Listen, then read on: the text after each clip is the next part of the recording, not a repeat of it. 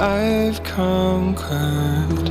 They started, now it's over. My power uncovered. Now I begin. Fates are mortals, only the brave know me. Fighting the unknown, siding with bravery. I will prevail. I cannot fail. I will prevail. I cannot fail.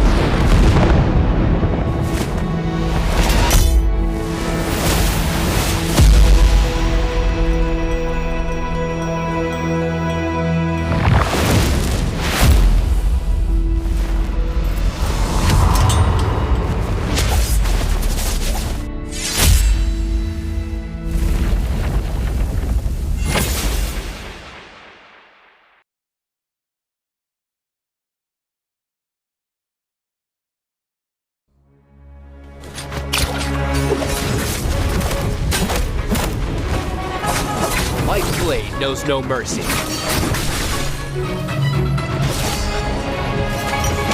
You or many, you will die all the same.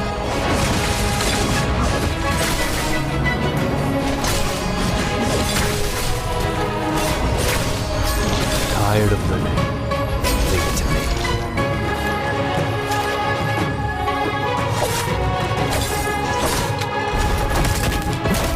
White blade knows no mercy. You shouldn't have come here.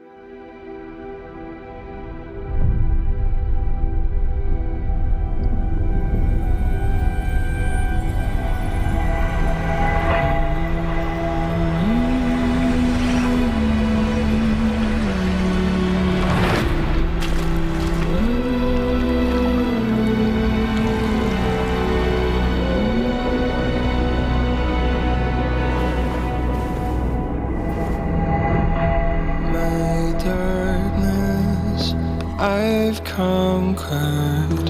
They started, now it's over. My power uncovered. Now I begin.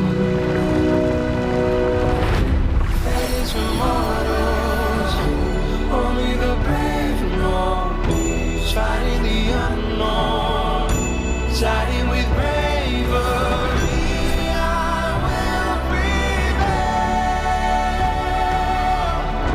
I cannot fail. I will prevail.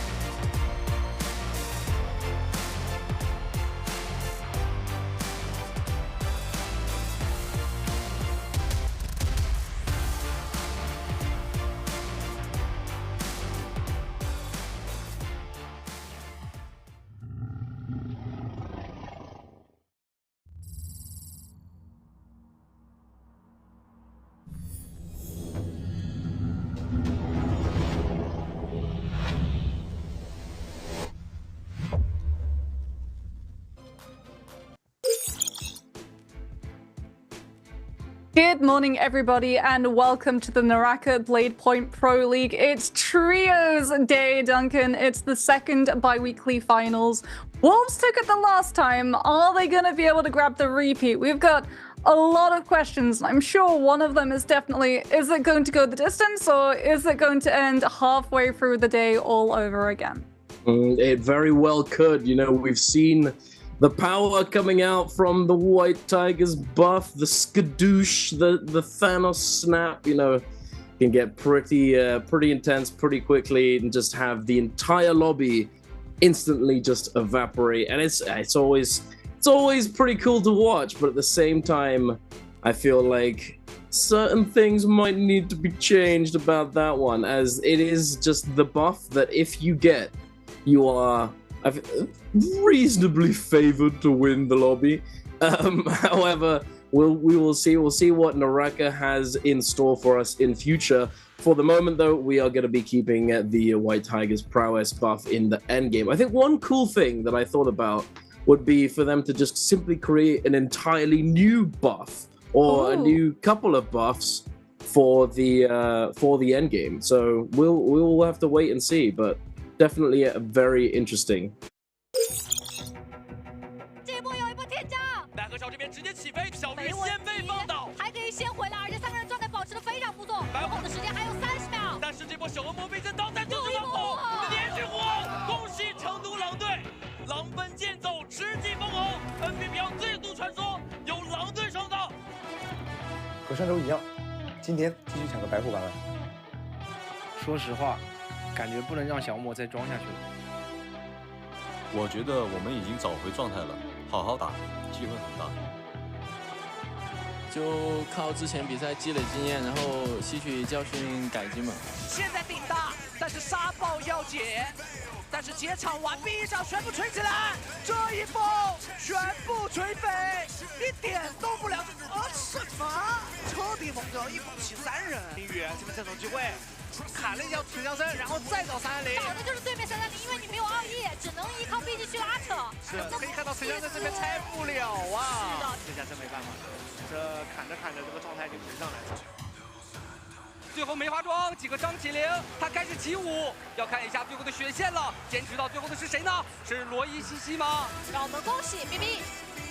但是可以看到场上的话，大招交了7、7、8、8了。白虎这个时间还有1分钟的，非常多。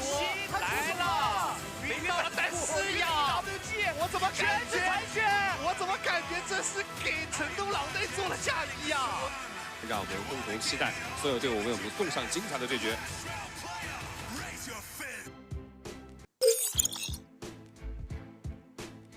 Well, you got to see it in action there in that VT. All of those yellow shockwaves just popping off because not only did Wolves use that snap to be able to get themselves the MVP last bi-weekly finals, they then recreated it. Duncan, we went from seeing GG being able to pull it off once the entire year, and I think now we've seen it a total of 6 times so far in the space of under 7 days. It is absolutely crazy that so many of these teams are going to be able to recreate that, but something that I really wanted to look at that caught my eye was something that the Alliance team said, that the fact that they are here and it's because of all of the hard work and effort that they've put in. And that's sort of the running storyline that we've had from a lot of these teams coming into the summer split, right? BBE not really coming through into the top 5, managing to properly pop off in the regular season, as well as Alliance, Wolves continuing to just increase and increase and increase in terms of their synergy and prowess, and also the likes of Bowder too.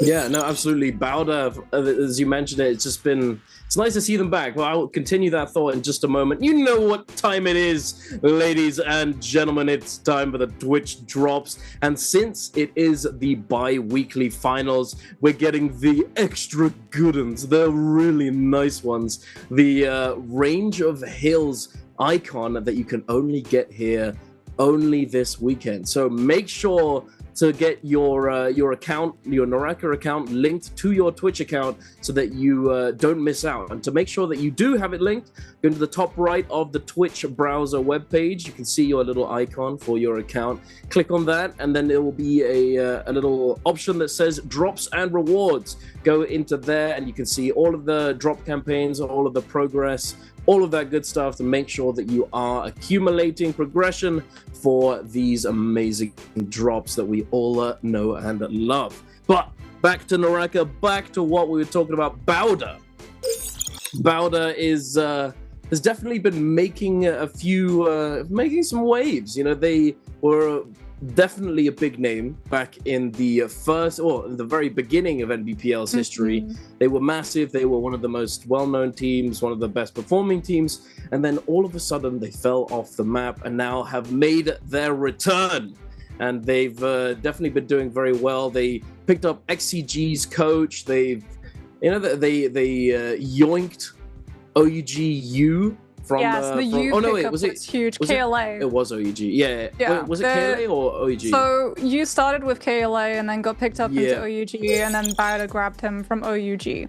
That was that's been Yu's journey in the NBPL, and he's one of these players that you have to watch out for, especially when the Sand Siphon comes into play. His Takeda is the best in trios, and in my opinion, it's not even close. Yeah, no, we've certainly come to a consensus that Yu is probably one of, if not the best Takeda in the league. But here we are taking a look at the standings. Before any actual gaming, we've got all of the points that are carried over from the group stages into the bi-weekly finals, and as you can see, OUG, GG, Alliance, Bowder, KLA, and WBG are all sitting in the top 6 bracket. It's very nice to see WBG there. Definitely very nice, as in the previous bi-weekly, they were so close, but sadly weren't able to make it. They weren't able to qualify into the finals with their Tianhai Valda Matari composition that they pulled out at the last minute. But this time, this bi-weekly, last Trios Day, they were popping off, doing extremely well. Definitely nice to see. They've made some adjustments going into this week, and it has certainly paid off. So let's have a look and see if they can continue with that momentum going forward in today's series. Yeah, WBG have had a very interesting time throughout their journey of the NARAKA esports scene. They started off incredibly strong, one of the best teams in the league, but that was back in, 2021, when Transformers was still top of the meta, and Tianhai had sort of fallen out of meta and then made a resurgence. We saw them play Sleepwalker on the Justina in the spring season this year, and that found a little bit of success. But now that the Spirit Wells have come through and Transformers has made somewhat of a comeback, they're definitely a powerhouse yet again, and we can have a look at some of the maps that we're going to be powering through, because it's going to be getting incredibly right off the rip, Dunk. We have 1, 2, 3 back-to-back increased Firefly spawn maps, which means if you're new to NARAKA, Fireflies are these consumables that you can pick up off the map, which immediately generate your rage. And when it's either a nighttime or a dusttime map, we get an increased amount of Fireflies, which means that even more of these players are going to be able to get their hands on the ultimates early on in the game. And when you have things like Siphon compositions, where when Zai uses her ultimate, she immediately gets a weapon, even if she doesn't start with one equipped, or Takeda is able to come through and utilize those fear and shoves to start pushing some plays into positions for his teams to be able to follow up on. Well, we're going to be seeing a lot of action very quickly, especially from some of the teams a little bit lower at the start of the day, because they have a couple of points to make up for. Absolutely. I think it's all but certain now that these Firefly maps, although originally we thought that it was just pure action all the way through, I think that it's a trend has occurred where it's very oogly off spawn. You know, the teams that are spawning on the Fireflies, on those squares on the map that allow them to immediately grab the Fireflies to get the ult. It gets very aggressive and very hectic off the start. However, as soon as that short phase ends, it all starts to calm down a little bit, you know. And on the daytime maps, that's not always the case, as it slowly builds, or it can be aggressive off spawn, but it's sort of slightly lower aggression and that carries forwards through the mid game. However, with the Fireflies, it gets really crazy off spawn and then dies down in the mid game. We go to Yang, and then it's just not too oogly. And then it picks up later on in the game. And I think that's just because a lot of teams, although they could have their ultimates, they have those resources available, they can't be sure whether or not a team that they run into is going to have their ultimates, as Fireflies inherently, you know, they mixes up and screws up the timing that you could have potentially practiced or know about on the non-Firefly days. So you can't actually be 100% sure if a team doesn't have their ultimates, as the timing gets all screwed up. But I do also think that it's partially due to the fact that on non-Firefly maps, certain teams are going to take a little bit of a slower start, you know, land somewhere else, get some loot, grab their resources, and then go and fight once they have a little bit of charge on their ults, and then it just slowly progresses. Whereas with Fireflies, it's just boom, off the start, instant ult, instantly just fully unleash, you know? Yeah. No, Fireflies are a powder keg with a very, very short fuse. But I mean, even on some Firefly maps, there are certain teams that we're sort of getting accustomed to seeing not really come through with all that many kills until the mid to late stages of the map. Like GG has always been a team that when you look at them and their success, you always think like, oh, they've come through with 22 kills. Surely they must have been killing people from the start all the way to the middle, all the way to the end game. But if you actually follow GG's perspective for the entire match, you see that they're actually a very slow team. They're not all that aggressive. They like landing where they always land. You know, on Morris, it's going to be Secret Tunnel. On Holoroth, it's always going to be Imperial. Now upon Padoria, we've gotten to see them since Koi Cup choose on to Twilight Pass. Is their chosen grounds of spot there? But for a lot of the time when they go for those locations, they're just dropping to be able to get their hands on things like Fireflies and start building up some of that loot scaling, especially if they're on the Sand Siphon with the Takeda V3. And it's actually up to the teams that drop on them to take up that challenge, given the fact that GG is an absolute powerhouse, the defending current champions of both the NARAKA BLADEPOINT Pro League and also Koi Cup as well. So land on them at your peril. They definitely know their drop spots inside and out. But then you have a look at some of these other teams, likes of KLA, OUG, and WVG, who sometimes end Wolves as well. We look at them, and before we've even seen the first realm of Yang spawn up, they're already over 11 kills, and you're just like, wow, this team has been fighting all the way from the start right up to the current. Yeah, absolutely. Some teams, it's just a sort of play style, and also it does tie into character choices and the team composition quite a lot. You know, certain compositions would rather take the time to scale up a little bit more in the mid game or in the early game, so that when the Realm of Yang rolls around, they are effectively scaled, and then they can essentially just get all their kills from going to Yang, and then they wait for the second Yang, etc. Unless, of course, they need to take fights to cleanse the Yang depletion, or if they just want to make use of the buff that they have, etc. You know, but some compositions, you know, off-spawn compositions, very aggressive comps that do well in the early game, and you could definitely look at it as they do well without resources. You know, for example, the Zai composition, as we've heard from the players themselves in an interview and multiple times, you know, we've heard it many times now, that this is kind of the budget comp, you know, where you can do well with few resources. You know, it's a team comp on a budget, but you can still make it work. You know, you can get the ramen noodles. You know, you don't have to go out and splash the cash. You're gonna do fine. It's gonna fill you up. You're gonna be chilling. You know, and it comes down to Zai, Matari, Zipping just having such good synergy, as Zai with the F3 can be used to engage, can be used for mobility, can be used to kite away, etc. And then you have the Matari ultimate that can reset the cooldown of that ability.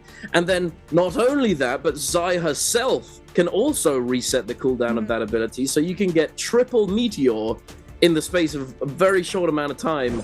But not only that, the Zipping also has her F ability cooldown reset when Matari ults. So you just have double the damage reduction, double the healing, triple the meteors, and it's very hard to stand up to. You know, it can be extremely difficult, even if you're relatively scaled. For this comp to fully commit onto you, it's very hard to survive. True, but I mean, it started with the Zipping, and then we saw everyone sort of pivot over to the Kurumi, simply because Kurumi has overshadowed Zip. a lot on that support role for the huge reason that a little while back, I say a little while back, it's been about a year, they changed the Kurumi F3. The Kurumi F3 used to only be a damage reduction, just like the F2 used to only be an attack boost. But they actually gave it the heal proc. So you get 50 heals per second, as well as a 20% damage reduction while the tether is active. But the second that tether snaps, you get a 90% damage reduction for 4 seconds afterwards, which allows you to face tank all of that damage. A lot of the time it's something like a Takeda ultimate comes through, or a Kylan ultimate is a little bit too early. The tether is going to be able to let the Zai face tank the full duration of a huge chunk of it. And one really big thing that Kurumi benefits over from the zipping is the ability to cleanse, both with the tether and also with that V2 armor circle. The fire cleanse getting pushed out every 1.5 seconds is really, really strong, because Zip, now that Flame's Breath and Rupture Gale is a combined cannon Soul Jade, and only purple rarity, a lot of the time, even when we see the Zip throw in her ultimate or the F, she's still not going to be able to heal her teammates fully up because of that fire tick, meaning that everyone takes 50% reduced effectiveness. So as a result, when we see all of these compositions get locked in, teams that are in the first phase are always going to prioritize the Kurumi over the zipping. And unfortunately for some of the teams in some of the later stages, this is the first 3 matches of a bi-weekly finals, which means that every single team starts with 0 hero points. So for every single person in Hero that is now 1 point more expensive, they are entirely unaffordable. Zai, Matari, and Kurumi are all barred out of play for the teams in Phase 2 and 3. Yeah, absolutely. However, it's I feel like that's not the biggest issue for a lot of teams, a lot of players, as although you're absolutely right, the Kurumi is much more of a presence now than the zipping. We've been seeing this Hardy Kylin zipping composition do extremely well as of late, ever since Kylin's introduction to the game. And I mean, we've seen it in competitive play. You've most likely experienced it in game. You know, as if you happen to play trios, don't get spread. It's BIWEEK2 what? are locking the Farriers. Oh yeah, the GG comp. Yeah, BIWEEK2 are locking the Tianhai Farrier Valda composition coming. Oh yeah, it's not Yueshan, sorry. It's not the GG comp. It's close. It's not the GG, it's the KLA. Wait, did KLA run this? I must have missed that one. But Tianhai Valda Farrier. We've seen JDG run Tianhai Takeda Kurumi, and we've also seen a couple of other teams running a couple of different variants. But WBG, actually, yeah, it was the WBG comp. The WBG comp ran Volda with Tianhai. Yeah, they did. Tianhai's gonna have to be V2 rather than V1 for the monks to stay in, otherwise I'm not sure how not going without a Kurumi is gonna be able to pan out. Yeah, I absolutely agree, and I think we've seen this this combination do pretty well. You know, in like WBG, although they were running the Matari as opposed to the Farrier, the duo pick of Tianhai and Valda does extremely well, not only just throughout the game, but in end game, in those heal-off scenarios, as you have two characters that can survive the storm and survive that heal-off situation with their ultimates. You know, Tianhai, he completely resets his health bar when he uses his ultimate, so he can use that to try and stay alive and make sure that they get the first place placement. But Valda, with her V2, is able to get a 2,200 health shield, which protects her from the storm damage, so she can use that any time and all but secure that first place placement, or at least draw in the final moments of the game. So it's definitely a pretty solid little duo that we have there in that team composition. However, the trouble is getting to that end game situation. Yeah. As looking at the rest of the teams, we have 4 Attack on Titan comps with the Tessa, Viper, Wuchen. They're going to be fiending and trying to prevent all these other teams from scaling up, going into that mid to end game. And then we have the Kylan compositions. And funnily enough, we only have the one Sand Siphon, but that is, as you said, the Kurumi got bought out and denied after the first round selection. So after that point, unless you want to run it with zipping, you're not going to be able to run it. And if you're going to be taking zipping, you might as well be playing the Hardy Kylin composition as it's pretty good. Let's just say that it's pretty good composition. But I feel look well at this. That, like, the Siphon over the Sand Siphon as well has more value early on in the round, given the fact that all of these teams are going to be running the Takeda ultimate that scales with all of the loot that your teammates collect, as opposed to, as we've talked about, the Zai just needing one set of purple armor, one purple weapon, and then you're good to go. So getting those online very early on, especially for a lot of kills that you're going to be looking for, is going to be paramount. As talking about looking for kills, we're going to be seeing Jail and OUG immediately going hand to hand, quite literally. It's the slap-off! One thing coming through with that Zip F is going to have a little bit of an advantage. However, SS has been the only one managing to get these hits in, and we are going to see the teammate come through. Rico was able to find a staff, will be able to take the Zip down. And OUG with a better landing will be able to find the first blood, as over in the meantime, outside the Trove, Stash rather, we're going to see OUG's other player, Jinyu, trying to get his hands on some Fireflies, but fall prey to the entire stack of JL, who were able to get their Hardy ultimate online already. First, TXJ was able to nab all of those consumables, and as a result gets a lovely little fly through to be able to take out a couple of players from OUG's side. Rika going to be staying behind to be able to find the res as TXJ goes for the overhold on those fist blades. Now in the 1 versus 1 against SS, who's going to be able to come out on top. Tap dodge to be able to get the second stage immediately out of the focus strike. Does get parried, however, by Rico. Combo breaker now coming on through to escape out of that horizontal follow-up punishment. But here comes TXJ yet again, camping the body from OUG's team so that they can't find their revive, all the while buying time for his players to start rotating over. VVV and Jinyu now appearing on the mini-map, and OUG have to make themselves scarce. They do indeed. WBG, they are coming in. They know that this specific spot is a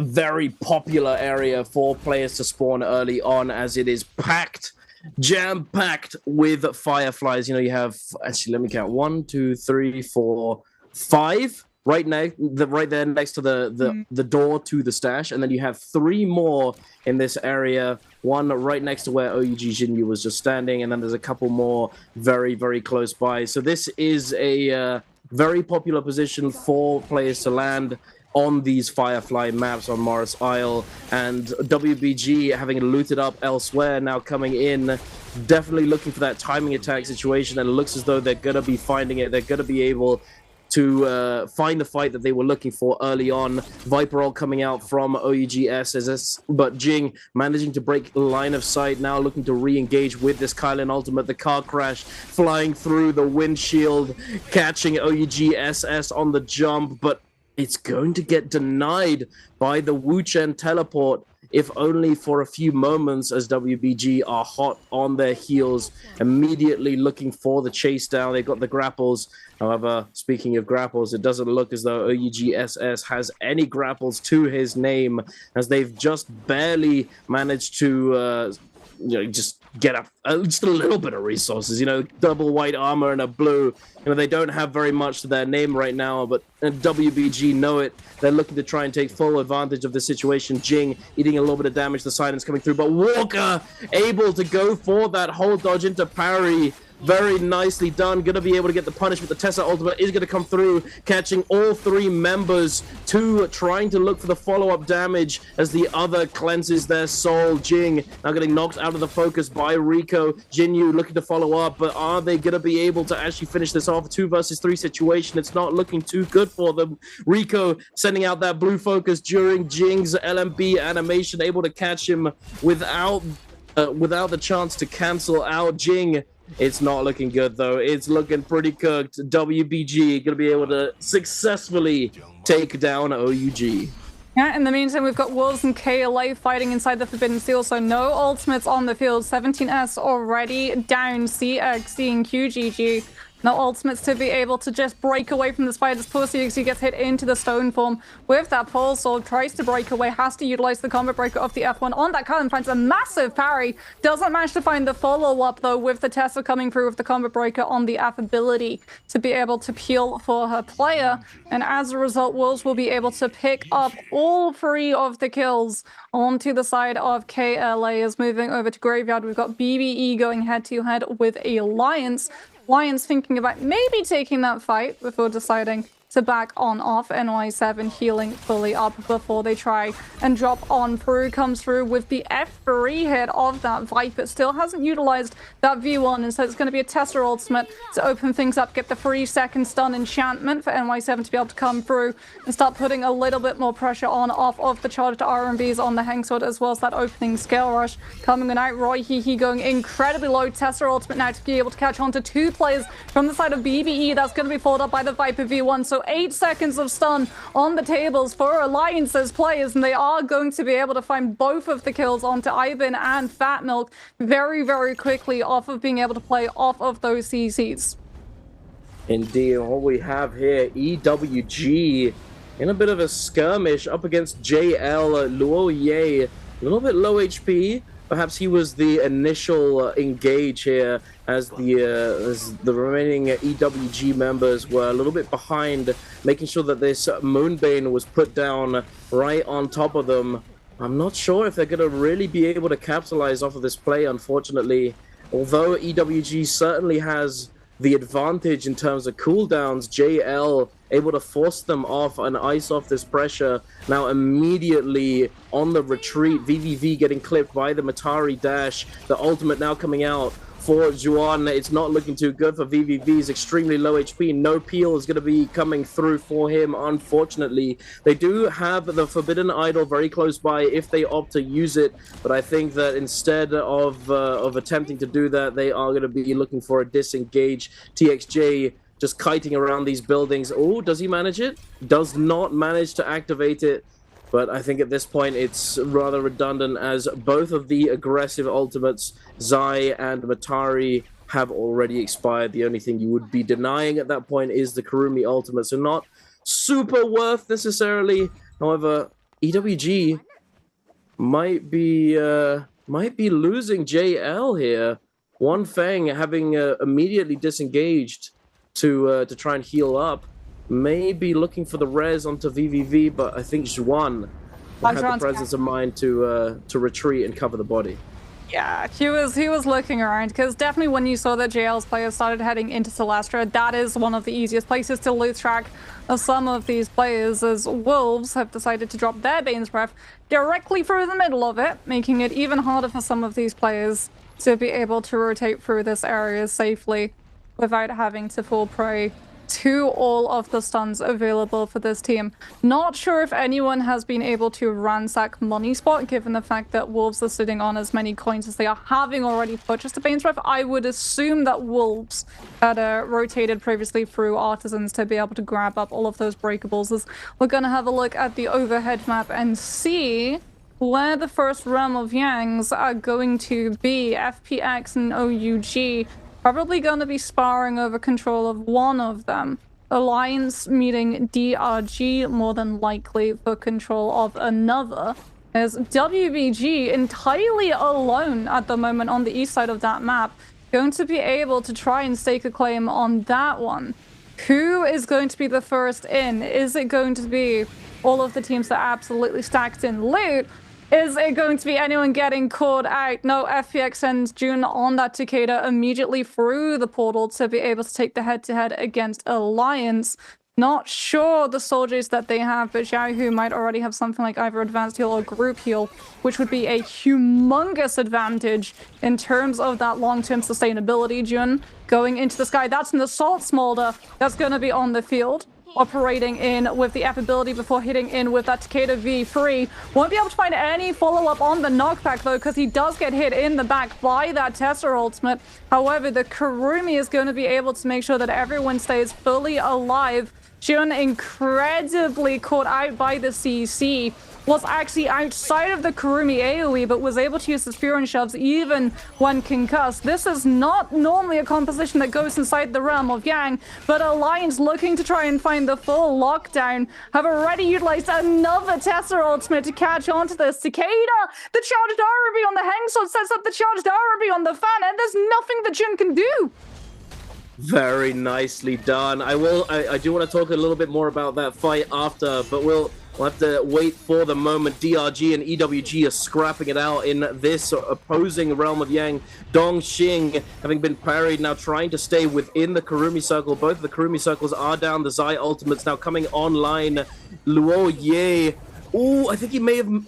I think the timing was a little bit scuffed there. He did end up getting hit by the fire tick, and now it's looking up for DRG. It is a 3 versus 1 situation for poor Cookie, the lone Kurumi. It's not looking too good for him, and now I mean, just send out the Matari ult just to top it all off, the icing on the cake. You had no chance, buddy. But good for DRG. They're going to be able to secure themselves a golden weapon for Dongxing. Going to be definitely doing quite a bit of damage with that Zai ultimate very, very early on. And this is exactly what you want for certain characters, such as the Zai, as your ultimate's damage scales off of the weapon rarity that you have in your hand when you use the ultimate, when you activate it. But now, back to Alliance, the winners of their Realm of Yang on the Viper composition. Very interesting decision from them to go into the Realm of Yang with this comp. They are taking the scrap up against Wolves. XEM taking a lot of damage. Nice 7 trying to lock him down, but getting stuck on this wall. Looks as though Bowder also making their way in, coming into the mix. And HQ trying desperately to disengage, but it's pretty difficult. They are going to be able to pick up the kill. However, the denial on the resurrection might be a bit too much to ask for. NY7 trying to support his teammates, but Yuma is going to go down regardless. No ultimates as the no ult zone is in play. It looks as though Bowder taking full advantage of the situation. Very nice execution, immediately pulling the trigger onto Alliance, able to lock them down. Thankfully, though, for Alliance, they are going to be making it out alive with all of their loot, regardless, as they did have that Vermilion Bird's Might. And also, on top of that, I'd like to add 14 kills! 14! Yeah, That's I told you. There are some teams that you just look and you're like, oh, they're already past 10. And it's not even past the second Realm of Yang. I mean, they are on a composition which is built for third partying and getting incredibly aggressive right off of the rip, as we are going to be seeing FPX going head-to-head with EWG. Jun trying to come on through and find these kills and cleanse that Yang depletion. Kurumi Armor Circle has gone out for both of these players. And you can see the cannon pressure coming on through, as Xiaohu is going to give the Temi that Kurumi to have it start going forward and playing aggressively, as Jun's going to play a little bit further back with that Takeda ultimate and the Furin shoves in case any of the teams of EWG try and put pressure on that support. Jun, however, will be able to find the kill onto Liuye, has one more shove to his name, grabs the Soul Bloom before another play can come through and nab it on out. As OUG are also in the area looking to be able to come through and third party. Wolves and DRG going head-to-head. Currently, Kakaishi going to be going a little bit low into the corruption tick damage, but Gem is about to get an absolute monstrous Viper V1, and that is going to be all of the kills. Pop, pop, pop goes the White Tiger's prowess. I really do think we need to rename it to White Wolves prowess at this point, because Wolves are just the best team at utilizing this buff. I thought you were gonna say wolves are the aggressors, or just as in the animal. And then I thought, but the tigers are pretty ferocious as well. But then I immediately clocked it that wolves has certainly been making a name for themselves as a very good utilizers of this buff. Yuma taking a little bit of damage there from the ballista. I'm not sure who exactly is on the ballista at the moment, but they're certainly trying to catch a little bit of damage, a little bit of poke on these teams rotating in from the storm. However, neither of them are going to be sticking around for very long. Alliance and Wolves both trying to make their way into the zone. The question is, are these teams going to be looking to go into the realm of Yang? And actually, back to that thought that I was that I had before, is that is I don't know. I mean, so as you said, you don't see this comp go into the realm of Yang, right? Yeah. However, is that perhaps the reason why they chose to go in? You know, these teams, they're preparing, they're prepping for the comps that typically do go into the realm of Yang. You know, they're doing their 3v3 practice in custom games, preparing for realm of Yang fights, etc.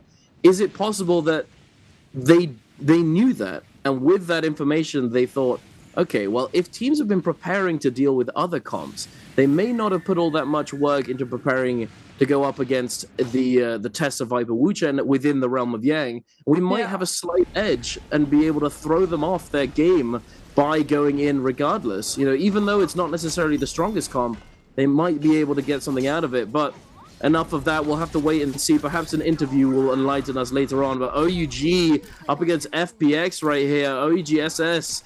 He's not been having the best time so far today, getting locked down. Now Rico able to come in and clutch save with the teleport, immediately taking them to safety. But Junks is on the chase, trying to catch them with these grapples. However, OUG did not stop to heal. No pit stops. We are immediately sprinting it away, trying to make it to these buildings so they can potentially kite, get a little bit of cover with this terrain. It looks as though Junks is going to be giving up the chase for the moment, getting that reset as his teammates needed a little bit of a chance to catch up with him. However, I do think that FPX still hungry, still want to take this fight. Even without the cooldowns available, they still want this. Kurumi ultimate is going to be coming online relatively soon. They might be able to find a good opener. The Tessa ultimate is going to come down onto Junks. He does have F1 active. The Kurumi trying to kite away, having been consolidated upon by two members. Junks, the parry's coming through. The Fana LMB is going to be sent out. Jin Yu gonna be getting a little bit of damage in the back. Junks, though, the third party coming through from JL. VVV out of nowhere, just the pile up. He's coming straight through. Where you going, son? I think he perhaps may have waited a little bit too long to send out this slash, but it's not gonna matter. Oh, but Xiao, he's gonna turn it around with the bonk. He's gonna be taking down VVV, equalizing this fight. Xiao now coming back, hopefully, I would assume, to try and help his team. Here we are. The ultimate is going to be coming through. One Feng is going to get that parry, following it up with the RMB on the Pulsar. Does have ultimate, one that zipping, so they are going to be able to sustain in this fight. TXJ trying to kite, trying to facilitate damage for his teammate Xiao, trying to kite away now. It's not looking as though they're going to be able to salvage this fight, and it's going to be a retreat angle for FPX. Getting all confused, getting all flustered. They might not be the most fortunate team in this instance, Duncan. Oh no! I said that LXM just kills Xiao in the kill feed. OUG have come back in, seen that JL used all of their ultimates in the fight prior, immediately open up with Jinyu and that Tessa ultimate. SS now going to be utilizing that Viper V1 to put the pressure onto TXJ. They have lost Jinyu, however, so that spacing is going to be trying to bring back their teammate as the charged RMB from this halberds. Look to be able to set up the silence follow-up from the F2, but SS isn't able to find it. And with GG now coming through into the same position, they're actually going to have to try and cut noise, hide behind the rock, hope that GG take JL's attention while they can get a little bit of a cheeky revive behind this other team's back. Looks like they might have been able to do just that, as I do see 3 players of OUG starting to move away behind the buildings, as GG apparently with the distraction that OUG needed to be able to live that one through. Poor GL just get caught between 3 different teams, all looking to come through in third party. Indeed, now we're jumping on over to WBG, who've managed to secure themselves a Draco Storm buff, looking to get very aggressive. QGG on KLA does seem to be the target as well. He's the last remaining member of his team trying to disengage. It looks as though he was able to access the shop just now and pick himself up a rebirth charm for one of his teammates. But the question is he going to be able to make it out alive? He is literally surrounded on all sides by 1 million players. Oh my goodness. Alliance, GG, OUG, Everybody is in this area, all of the players in the lobby, and sadly QGG is not going to be able to make it out alive and res his teammate. Very sad to see, but good effort. Alliance picking up another kill. How many are they on now? This is insane. They are absolutely stacked. This is... I think it's them approaching 16. I mean, that F3 on the Viper is just so good for the fast hit assassinations. If those players are low. Let's see. Let's do the thing that we're not... kills. I was right. It is. It's 16. I was going to say, let's do the thing that we're told in like day 1 of casting school never to do. Maths live on broadcast. But no, 5 plus 5 plus 6 is 16. Alliance coming through with so many kills, and that's rocketed them up to first place in the standings. This is something that a lot of the players have talked about in the interviews, the fact that only the last team standing now gets that kill score multiplier, so a lot of these teams are prioritizing kills as opposed to being the last ones alive. But if Alliance are the last team alive, Dunk, they may well put together 35 points in one game. Yeah. We've seen it happen as well, which is absolutely bonkers to think that it could happen again in the same season, as GG are going to be showing off everything that they have to show for themselves. I believe LXM did show off a little bit of jabbing a couple of moments ago, so keep your eye on that Viper. That's going to be a very fast follow-up off of the Viper ultimate to come on through, as WBG and OUG find themselves in a little bit of a bow off. No one really wanting to full commit. JL have spotted out the fact of all of these teams in the lobby very much outgearing them, as Alliance see the team decide to give a little bit of chase. Legendary armor on Yuma, 2 purples for the side of Revenge, but what you have to worry about is the legendary Hangsword that is attached to NY7's weapon bag right now. The charged RMB on that Hangsword comes out incredibly quickly, and we've already seen in the realm of Yang, they will use it to act as a springboard to follow up into charged RMB on Fan. The Leafers are a ballista shot putting pressure onto one of the players when they were trying to find the shop. Alliance see that come through, decide to utilize the Wuchen Windwall to be able to block the ranged projectiles to start to spend some of their coins and pick up some of those Soul Jades of Destiny. Try and control some more of their spacing, because all of these teams know you might only be sitting on 5 or so kills right now, but if you get your hands on that last Spirit Well and it's White Tigers, everything can change very, very quickly. So Soul Jades like Merciless Havoc and Aurora Burst are an absolute must. Oh, absolutely. They're so impactful, you know, not only for locking players down and keeping them in place for the teammates to follow up, but also just for sectioning off terrain and deterring aggression from other teams and other players, to be able to just lock down a little bit of real estate and call it home, plant your flag and just hold onto it, as it is very hard to siege certain weapon attacks from certain soldiers. As you said, Merciless Havoc covers so much space. Your Dragon Roar, Aurora Burst, Dreadful Whale. You know, we've got so many J's like this nowadays that are so unbelievably impactful. Taking a look here, though, JL look to be in a bit of a bad position. Only 2 members alive currently, and both of them have blue armor. VVV in a bit of trouble, forced to use that combo break to push these players away from him. Alliance trying to catch him. However, VVV has put himself in a good position to try and kite this out. However, as I say that, he's going to be making his way away from the tower. Quick tip, chat, if you're trying to run away from people, no matter how many, towers are your friends. They are extremely useful for these situations, as you're able to loop up and down all around, ring around the rosy and stay alive. But it looks as though VVV is going to try and max distance himself away from these players, going into the open with his ultimate, trying not to be forced to use these final slashes, as it will cost him his health. But oh my goodness, just absolute obliteration all out of nowhere. Alliance, DRG, everyone just immediately turning their gaze over to him, and he just gets exploded by these he led them away from TXJ, though. That was the big thing. He led them away, because initially the 2 players from JL were actually pretty close together, so that TXJ would be able to set up the Hardy ultimate and the cube escape for him. Unfortunately, that does mean that the Hardy had to expose himself. So immediately the Kylan goes through, pops the ultimate, paints himself a target, and as a result, TXJ gets to take advantage of everyone looking at the Kylan.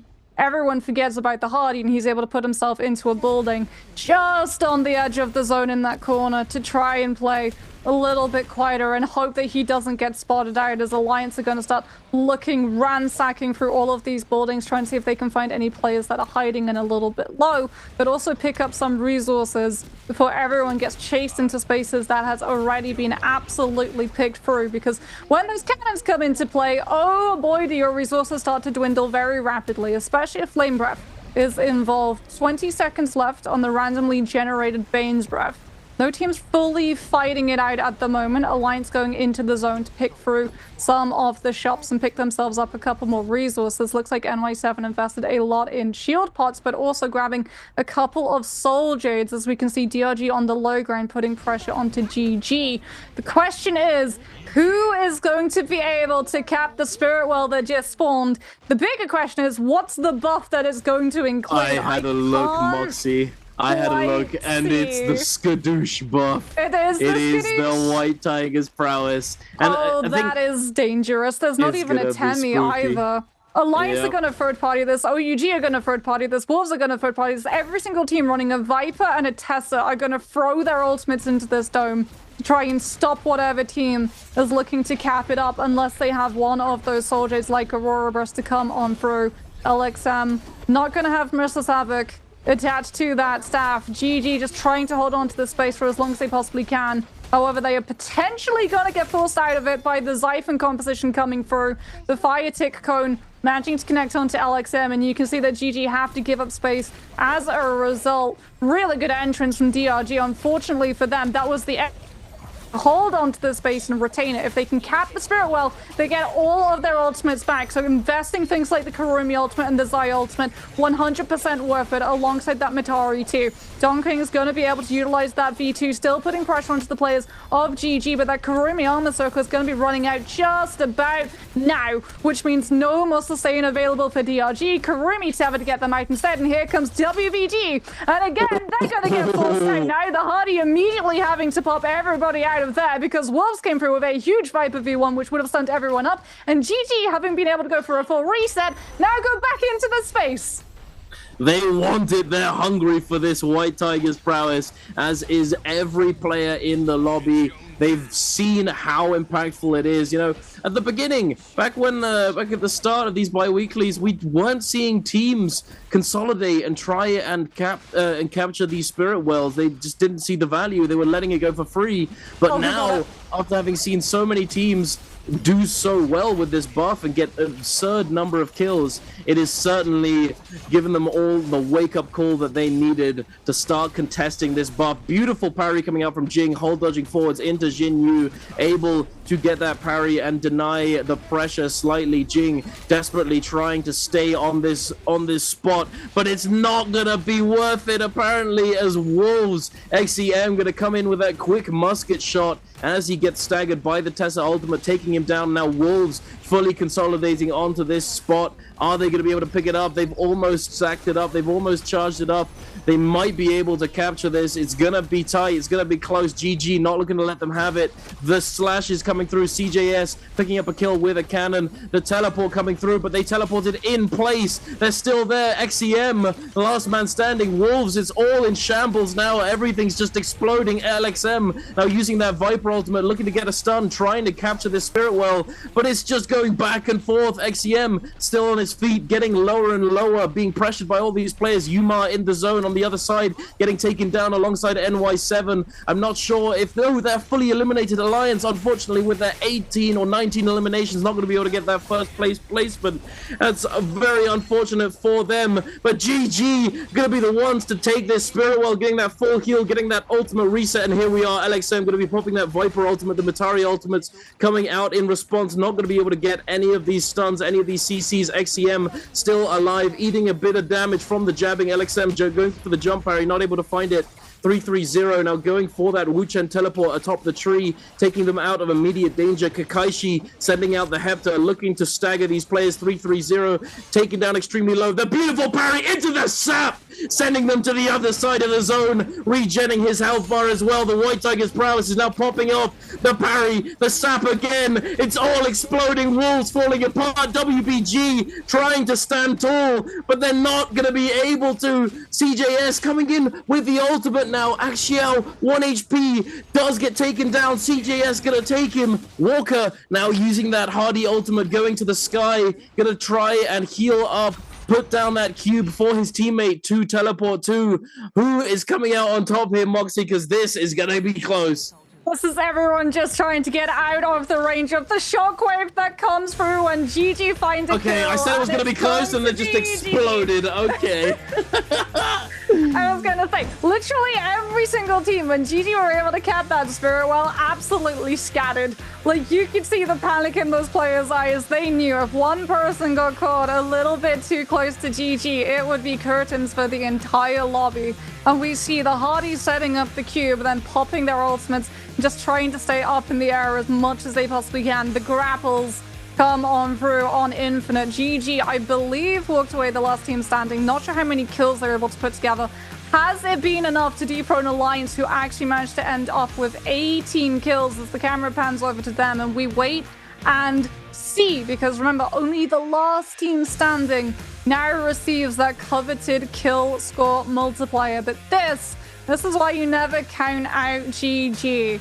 As we talked about a little bit before game number 1, GG are the kind of team that will come into those final zones and they'll only have around about 7 kills, and they'll walk away having been able to break a 20 bomb. They are so smart when it comes to controlling those final zones and waiting ever so patiently before they want to make their play. The second that we saw the Spirit Well come through, the second that we knew which buff that Spirit Well contained, GG saw dollar signs in their eyes, or I guess yuan if you're from CN. They knew so many of these teams would be contesting that space. So many teams would throw their ultimates in the hopes of being able to lock those places down, so that when they got the buff, the ultimates could come back through. And that meant that the third-party opportunity just kept circling back around. So GG, they went in, they forced other teams into action to burning their ultimates to force them out. They then utilized other teams with that Tesla Viper Wuchen composition coming through to make themselves scarce, give themselves a full reset, and then come back in again when all of the teams were down resources. But speaking about resources, you can get your hands on some pretty nifty ones if you can get this question correct. And I would hope that you can, chat, considering we just saw the 3 players hold up on the big old billboard. Which team won game number 1 today? Was it A, OUG? Was it B, KLA? Was it C, GG? Or was it D, Alliance? Get your answers into chat. And keep your eye on the whisper box, because you do not want to be the person who gets it right but misses the call. Indeed, you do not. So stick around. You will have time to get your snacks and drinks later. You have to be locked in if you want to get your hands on that Summer Split random gift. And although, actually, no, I will leave that little joke for later. I wanted to make a little joke, but it might spoil the answer for this question. So. But moving on, back to NARAKA. What a performance coming out from all of these teams. Alliance popping off, doing extremely well, but were they the ones who won? Who knows? You know, even though you saw right before the question popped up on the screen.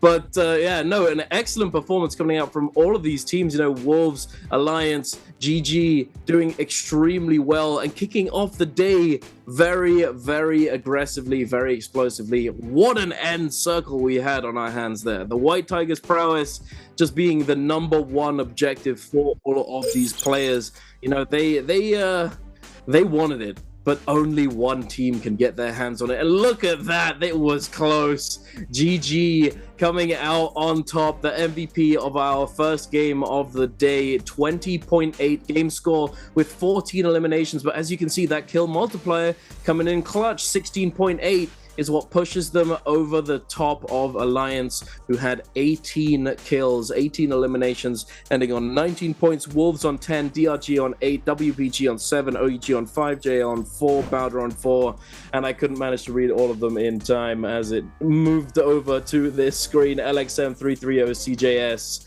Nothing too crazy, you know, decent damage numbers for sure, but nothing too explosive. However, the I'd healing... say the healing though, 30,000 for a Wuchen, that's because he had group heal advance yeah, heal. 100%. That is a group heal advance heal.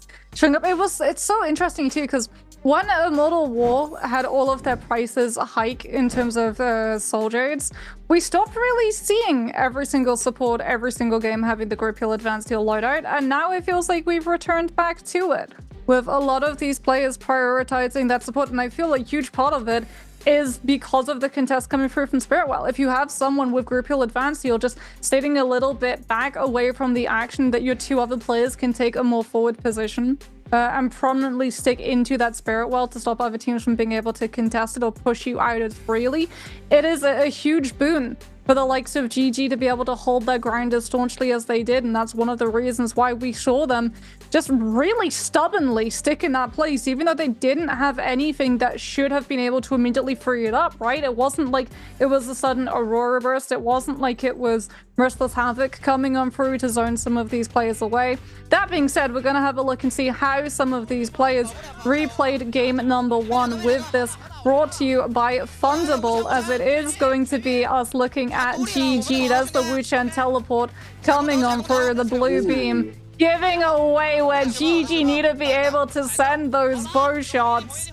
Absolutely beautiful stuff coming on through as Free-Free with the great sword in trio. The great sword gaming, let's go! I know you enjoyed this. Oh yes, indeed I did, Moxie. Very nice. You could hear it in my voice when we saw that sap come out from 330. Just boom, explosive. Very nice to see the great sword having a little bit of spotlight in NARAKA in general, as it is usually converted into a pulse sword.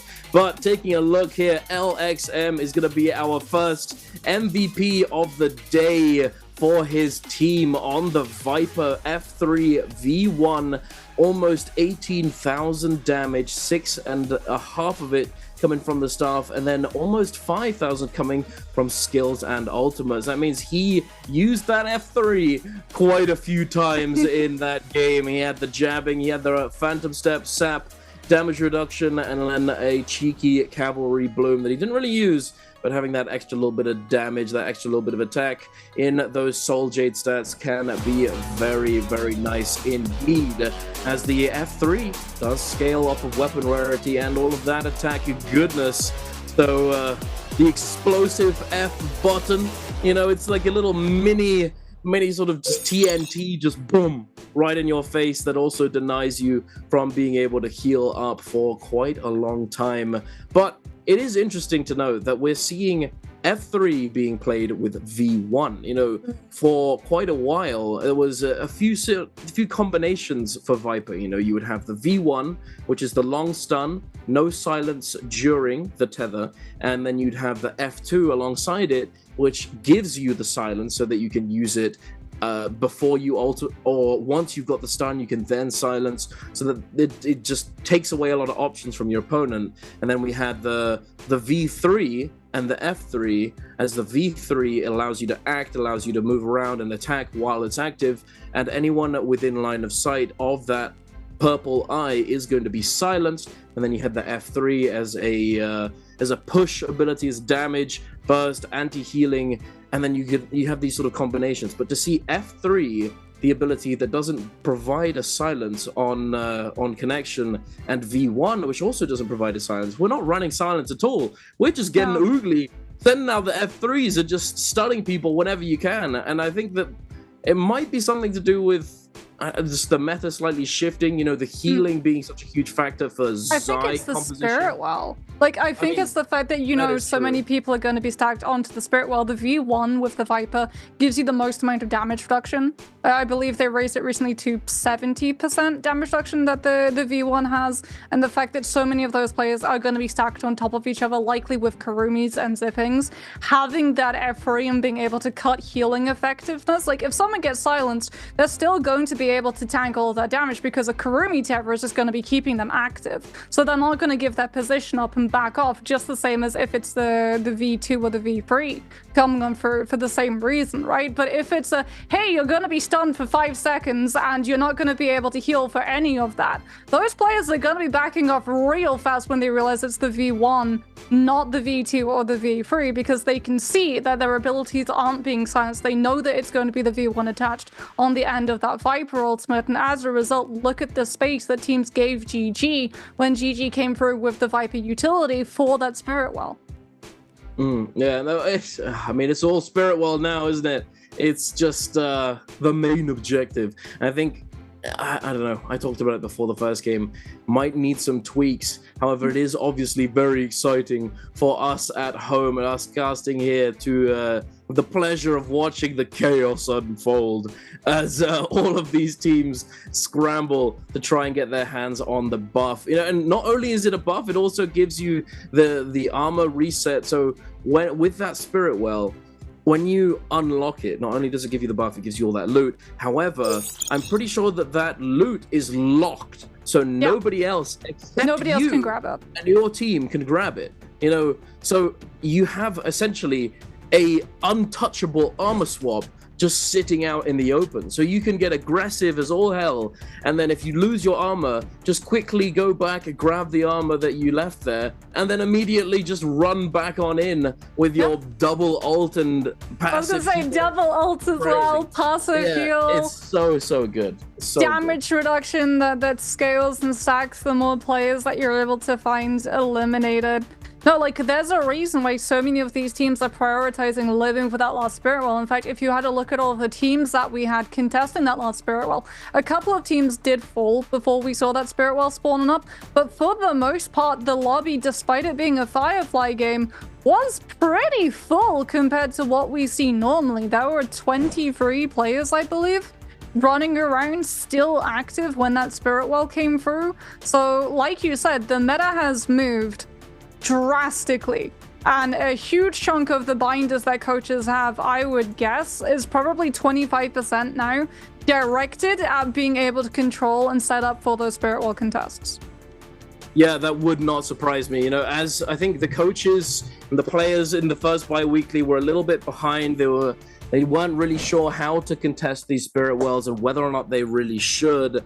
But as soon as it became evident that they were just guaranteed to be worth it, you know, and guaranteed to be something you don't want another team to get, immediately just every team scrambling to try and figure out the best way to play around the Spirit Well situation. You know, what's the best comp, what's the best strategy when looking to try and secure this. You know, if we go in first, we might just all die as we are the ones who get focused down first. Are we the ones who want to come in last? Do we want to go in like second and then dip out and then come back? You know, there's so many different strategies and so many different lines when it comes to securing the Spirit Well that it's not easy to figure out. No, not at all. And it's also something that's dependent hugely on the remaining players left in the lobby. You know, what comps are playing in they're still alive in the game. You know, is it Soul Jades from the teams that are contesting? Soul Jades. This is one of the things that I love about NARAKA and its BR aspect, its battle royale aspect, is that there's so many different possible situations. It's just an infinite timelines. It's just everything and anything can happen. Every Spirit Well is a snowflake. It is unique. You're never going to see two the same.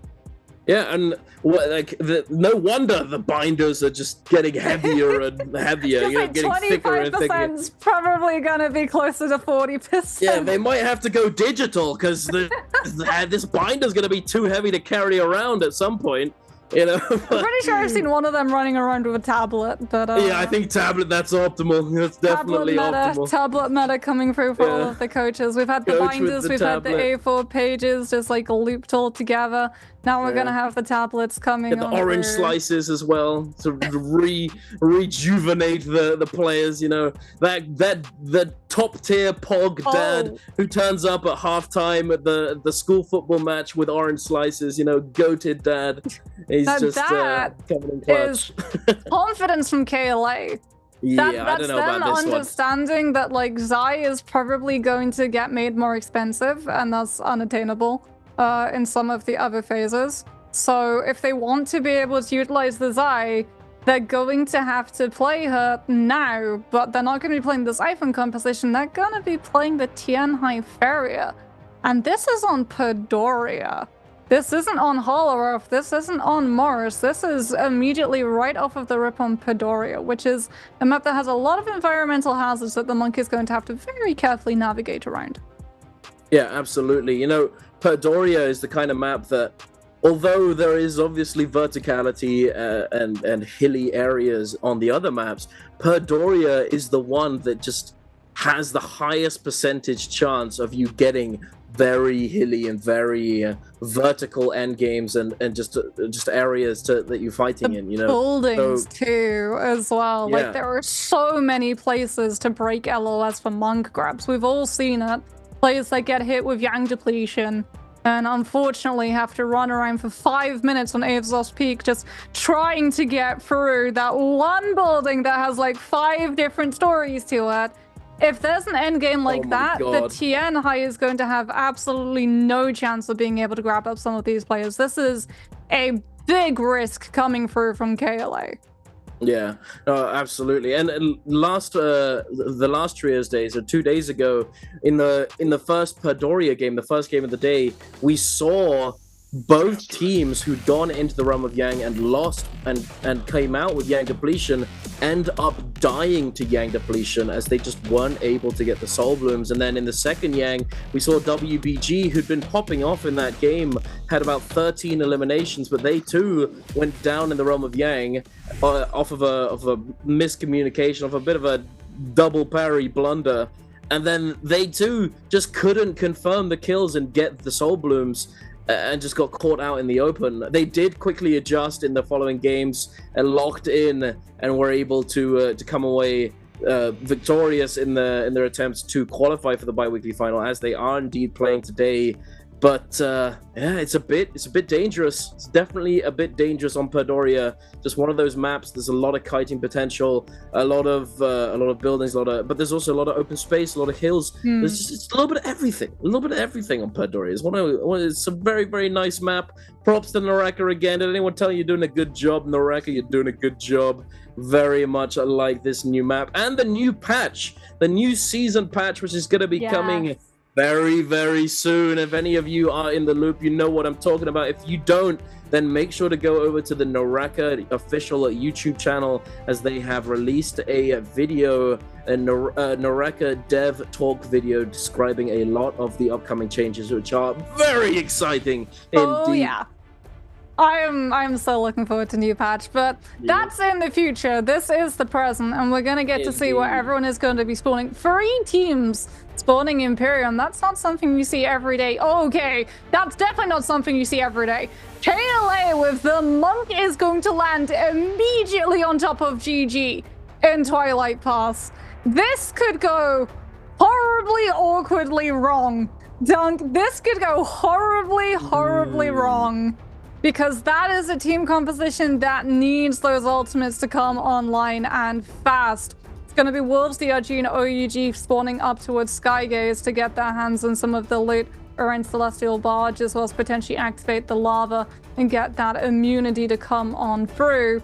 Who is going to be able to contest Bowder, though? Because Bowder are the only team dropping Arcadia, which means they're going to be able to loot through the surrounding area, pick up those Thunder Coins, and get their hands on a pretty free Vulpine Essence. In the meantime, we're going to be looking at GG to see whether or cannot. They run directly into KLA, who have to be incredibly careful with how they play this, because those jellyfish, when you hit them, that poison tick is absolutely no joke. You think the poison tick on Sunwings is punishing? You have not seen anything until you proc one of those bad boys.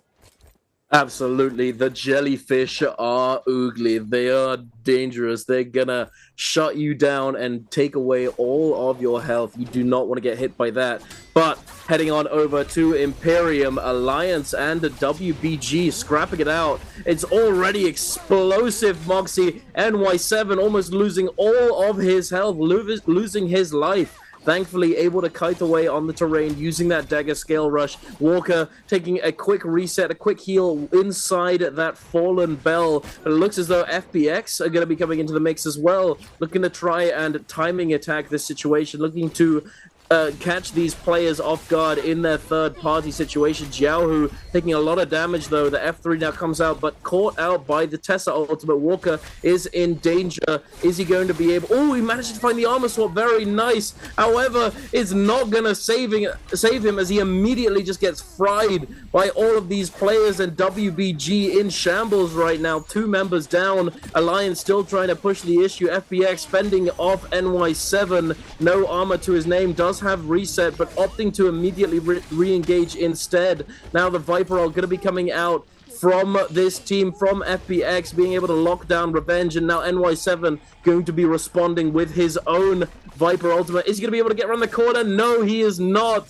Thankfully for FPX, he is able to break that line of sight just in time, and now Alliance have to retreat. They know that they have no chance of taking down FPX at this point, as they have no cooldowns available.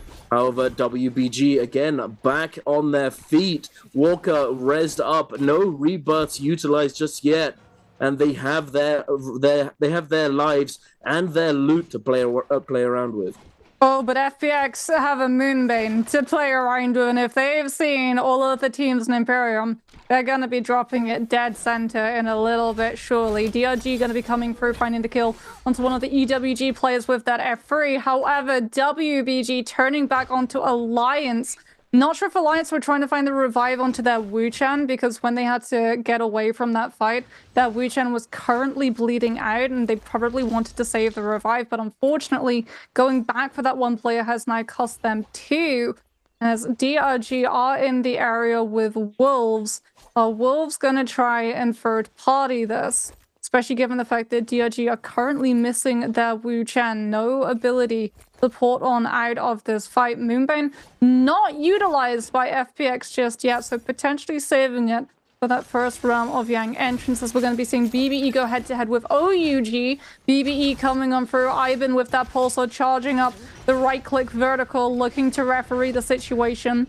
Gets the Wu-Chan shield wall. Put himself onto the rock and put some pressure onto OUG's SS inside the Hardy ultimate. He set the Q up directly behind BBE though, so as a result, BBE can't fully turn onto the Hardy, otherwise they risk getting flanked by one of the Hardy's teammates. Really smart stuff coming through from him. Ivan still with the charged vertical, wanting to try and find this damage and pressure. He's buying his team the spacing to be able to reset, as here comes JL with a third party.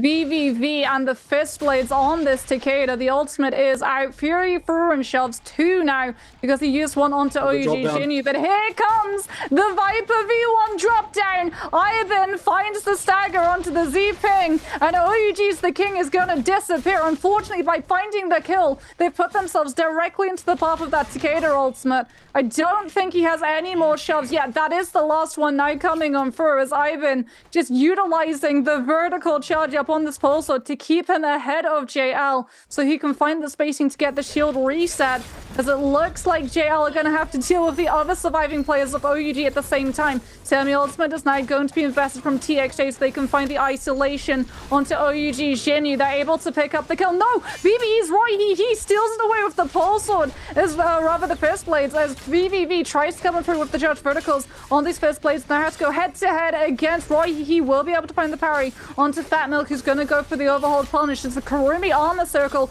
is put against the corner, trying to keep everyone from jail topped up and alive. Recast already going to be invested to keep everyone safe through the Tessa enchantment going on through, as it looks like we did see a Wuchen teleport come out as BBE take themselves out of the fight, looking for a full reset as OUG come back in.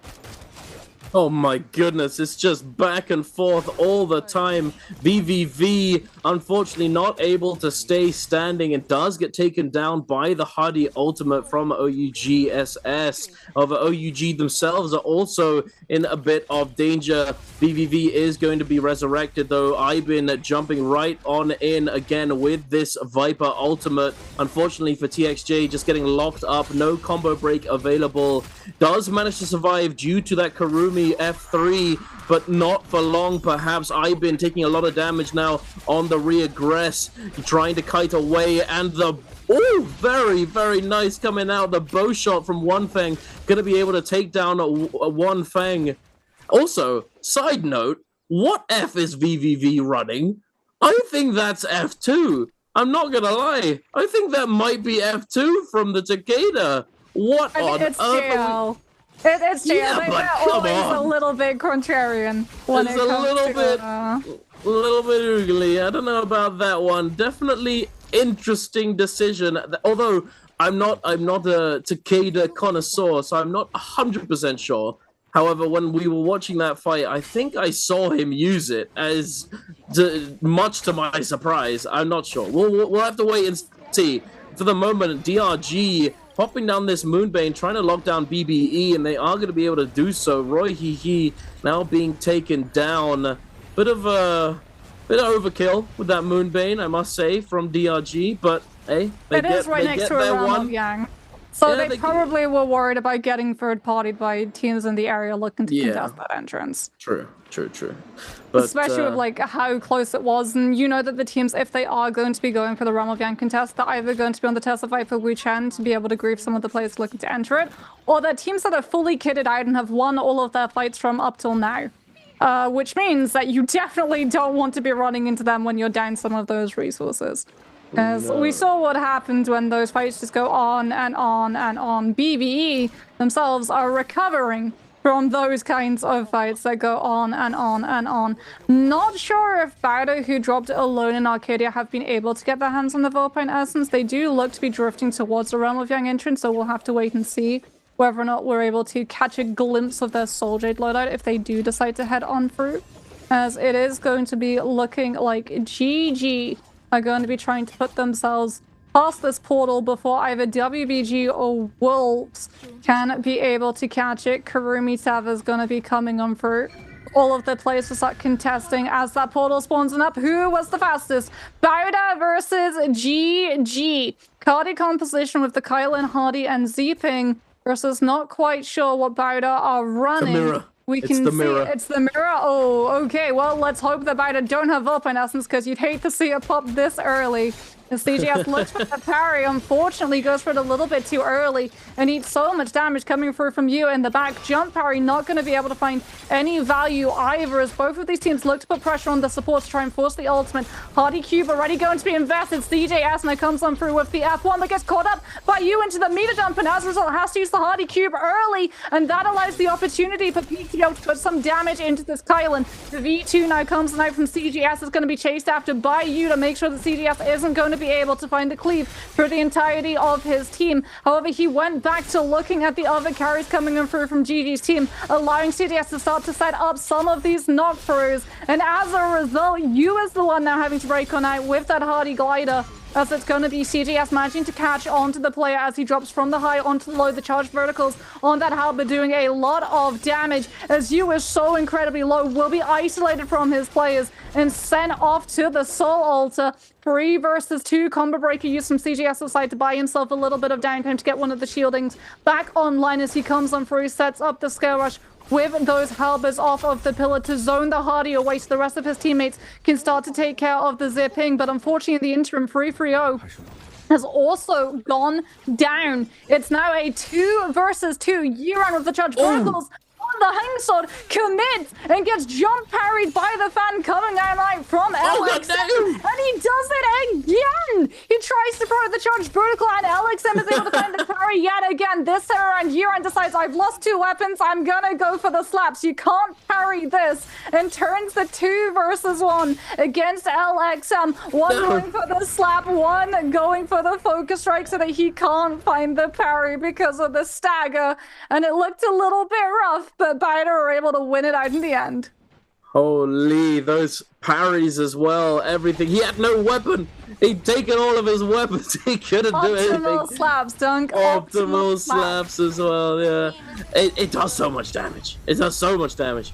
But enough of that. We'll see more slapping later on as EWG taking this fight against BBE. BBE able to teleport away with that Wu Chen ultimate. Roy Hee having been resurrected now. Zwan tempted to just fully engage, but instead is going to be going for that shield reset, getting one of those pots off rather quickly. Thankfully, Roy Hee was able to just cut line of sight and fully reset as well. Fat Milk now being the distraction, able to pull this team away from him and buy them a little bit of time. And it looks as though he may have actually lost them. Cutting noise inside the building, clutching to the ceiling. It looks as though Wolves taking full advantage of this situation, immediately engaging with that Zai ultimate with the F3. Were they able to get that Soul Bloom, though, is the question. I'm not too sure if they were. No, they couldn't. They weren't able to get their hands on it, and now Wolves still in a bit of a dire situation. Now looking to chase these players down. And Luo Ye from EWG running as far and wide as he can, but he's been immediately spotted out. And by the bell, I imagine Luo Ye trying to get away from this situation, able to get that Tessa ultimate down and lock up these players. But his GG Dagger's not coming through in time. And yeah, GG, they've sniffed out the fight. They smell it. They can smell the blood, and they are hungry. They need the Soul Blooms as well. They need to cleanse this, otherwise they too will be going down. A beautiful parry coming out from CJS again. This guy's a machine. Wolves now forced to use that Matari ultimate. ZK managing to grapple away with the dash as well. Full stealth, going to be max distancing here. GG trying to chase him down, but I think he is gone. He is out of there. There is no shot you are catching this guy once he puts that much distance between himself and them at this early on in the chase. Really bad for Wolves. Actually, no, they were able to cleanse 2 of their players from Yang depletion. It is just, yeah. Very nice, okay. You can see the lack of orange portrait. Yeah, I thought it was only the one, but they picked up another. Yeah, I thought it was too. They must have been able to pick up a straight Soul Bloom when they were running away from GG, because their Kurumi had Yang depletion, as well as we are going to see ZK still trying to hang on. Unfortunately for him, he has 1.5 minutes to be able to find the Soul Bloom. He is on the Matari, so the kiting is almost infinite as an opportunity, especially since he has the dagger, which is one of, alongside the fan, the fastest charging skill rush weapons that you can have in your back pocket. And as a result, GG have given up and turned their attention to a team that they'll be able to try to take on too. Unfortunately, it's going to be a little bit harder for them to be able to find the kills, because it is all of the ultimates online from JL. Temi ultimate to be able to isolate GG, Takeda to be able to put even more pressure onto CJS and make sure he isn't able to set up that stagger. Gets caught out in the wisp as he tries to drop down. Will be able to find the knock through onto JL's one thing. That is one kill that has gone the way of GG, but unfortunately no Soul Bloom picked up just yet, as they have to still look at taking out the other players. Wolves ZK came out of the woodwork trying to steal that Soul Bloom away, but gets caught up into the Dragon Slayers, into the Nezhas. GG have been able to cleanse one of their players, but I do believe that ZK might have actually been able to make off with the Soul Bloom from the fallen JL player. Dunk, he griefed GG before he went out, given the fact that they killed the Matari, but 2 of their players are still afflicted with Yang depletion. TXJ is going to get parried, utilizes the Temi combo breaker. will die, and GG are gifted with 5 seconds left a Soul Bloom so that they only lose one of their players to Yang depletion. What a bailout coming on through for GG to try to recover this from. Yeah, actually clutch coming out from GG. JL just not able to stay standing and lose 2 members. Now a lonely Takeda is going to be tasked with getting the rebirth charms for his teammates, or in fact perhaps not. No shot, right? GG, he's immediately coming through. This? They're gonna Surely get another they kill. see this. No, we don't get to see it. Oh well, we're going into the realm of Yang instead, and we've got Bowder going up against WBG. And this is Zai Siphon up against the Kylin Hardy. Walker going to the sky with that golden dagger, managing to clip one of the players, going for that F3, not finding the confirmation peak, and now getting grappled at the sky. He tries to follow up. Walker getting knocked down now, getting forced up against the pillar, constantly trying to tap dodge away. He manages to avoid most of the damage. Peak now getting caught out of the sky by the F3. The fire damage has been applied, not going to be healing as much. Does not manage to connect the next one though. The chains are coming through, and it looks as though Peak might get fully deaded here. It's not looking good for him. He does indeed go down. WBG are dictating the pace of this fight. Walker just running through them with this Zai ultimate. They're trying their best. Yu with that F1 going to be coming in and trying to delay the inevitable, but he is going to go down as well. And now the lonely Hardy in the sky. The bird is going to be caught, I imagine, getting it roasted for supper. Walker trying to catch him. The dagger flying through. Run goes back to the sky using that cube, charging up the blue, but not able to get anything from it. And there it is, the Matari dash to finish him off. And WBG are going to be taking the dub in their realm of Yang, getting themselves their hands on another golden dagger. You thought one was good, and now you got 2. What's better than 1 bag of crisps? 2 bags of crisps. And there we are. 2 with Assassin's Lunge, which Walker has. So keep your eye on that one. In the meantime, by the way, it should be noted that GG were able to take out both players from JL, both VVV who got rezzed and TXJ. So that is unfortunately JL knocked entirely out of this lobby, but it did mean that GG are now up to 5 kills in comparison to Alliance of 7. However, the team that are currently leading the lobby is all tied. Both WBG and DRG 1 away from hitting double digits coming on through, but WBG in a much healthier position than DRG, given the fact that DRG are currently missing, unfortunately, one of their players. As WBG, having won that realm of Yang, now get Mystic Might to carry on this aggression, as Alliance have been able to track down one of the players from DRG. Are they going to go for the full commitment? Looks like Donkey unfortunately had to just teleport out of the zone, but that immediately put him into the waiting arms of the 2 other players from Alliance. Really smart stuff from Alliance to send Yuma to flush that Wu Chen out, force the teleport, and allow the 2 players to see where the beacon was and jump on him immediately. As poor DRG, looks like they went for the play of splitting their 2 remaining teammates in the hopes of being able to live a little bit longer and potentially find a rebirth charm from one of the spirit wells or one of these shops, as it is going to be Alliance now visiting a shop themselves to pick up some supplies. Bowder having to scour the map in its entirety, just looking for a fight that they can take to get this Yang depletion away from them. Were they able to see any teams? I don't think they've been able to find a bounty scroll either, which is very unfortunate. The good news is that there is a player in the area. The bad news is only the one.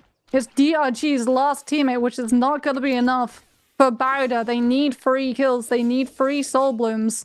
I'm not sure if Yu is even really wanted to take the fight on the player that spotted out. As GG out towards the middle of the map, trying to see whether or not they can find any of these teams that are desperately going to be looking for a fight that needs to happen with that Yang depletion. Pushing all the way to the sidelines. Looks like there is a Valiant challenge currently on the line. Bowder picked themselves up that one. Is GG gonna be keeping on the move, looking to see if they can find any players that are a little bit further back? I think it was actually GG that picked up a bounty on to Bowder, but I think it was done so that they just had a little bit more information. You know, although a bounty, although a bounty allows you to track a team that you could potentially go and take down, and get rewarded with some Darktide coins, it is also just pretty useful just to know where a team is. Bowder, they recognized they were very close to GG, the team that had the bounty on them, and tried to track them, but recognized that they were immediately to disengage. Shoot the bush! He's not gonna know. If they take a fight against FBX, they're not gonna realize that KLA are in the vicinity looking to third party in with a Tien High, Farrier, and Zai. Oh, the parry. Very nice coming out from you. Going to be able to delay this aggression. The Viper ultimate is going to be coming out, though. You now diving back in with this Kylin ultimate. Going to be looking to peel for Yeran. A huge cleave all the way through that entire team. FBX just getting bounced around within this indent on the ground here.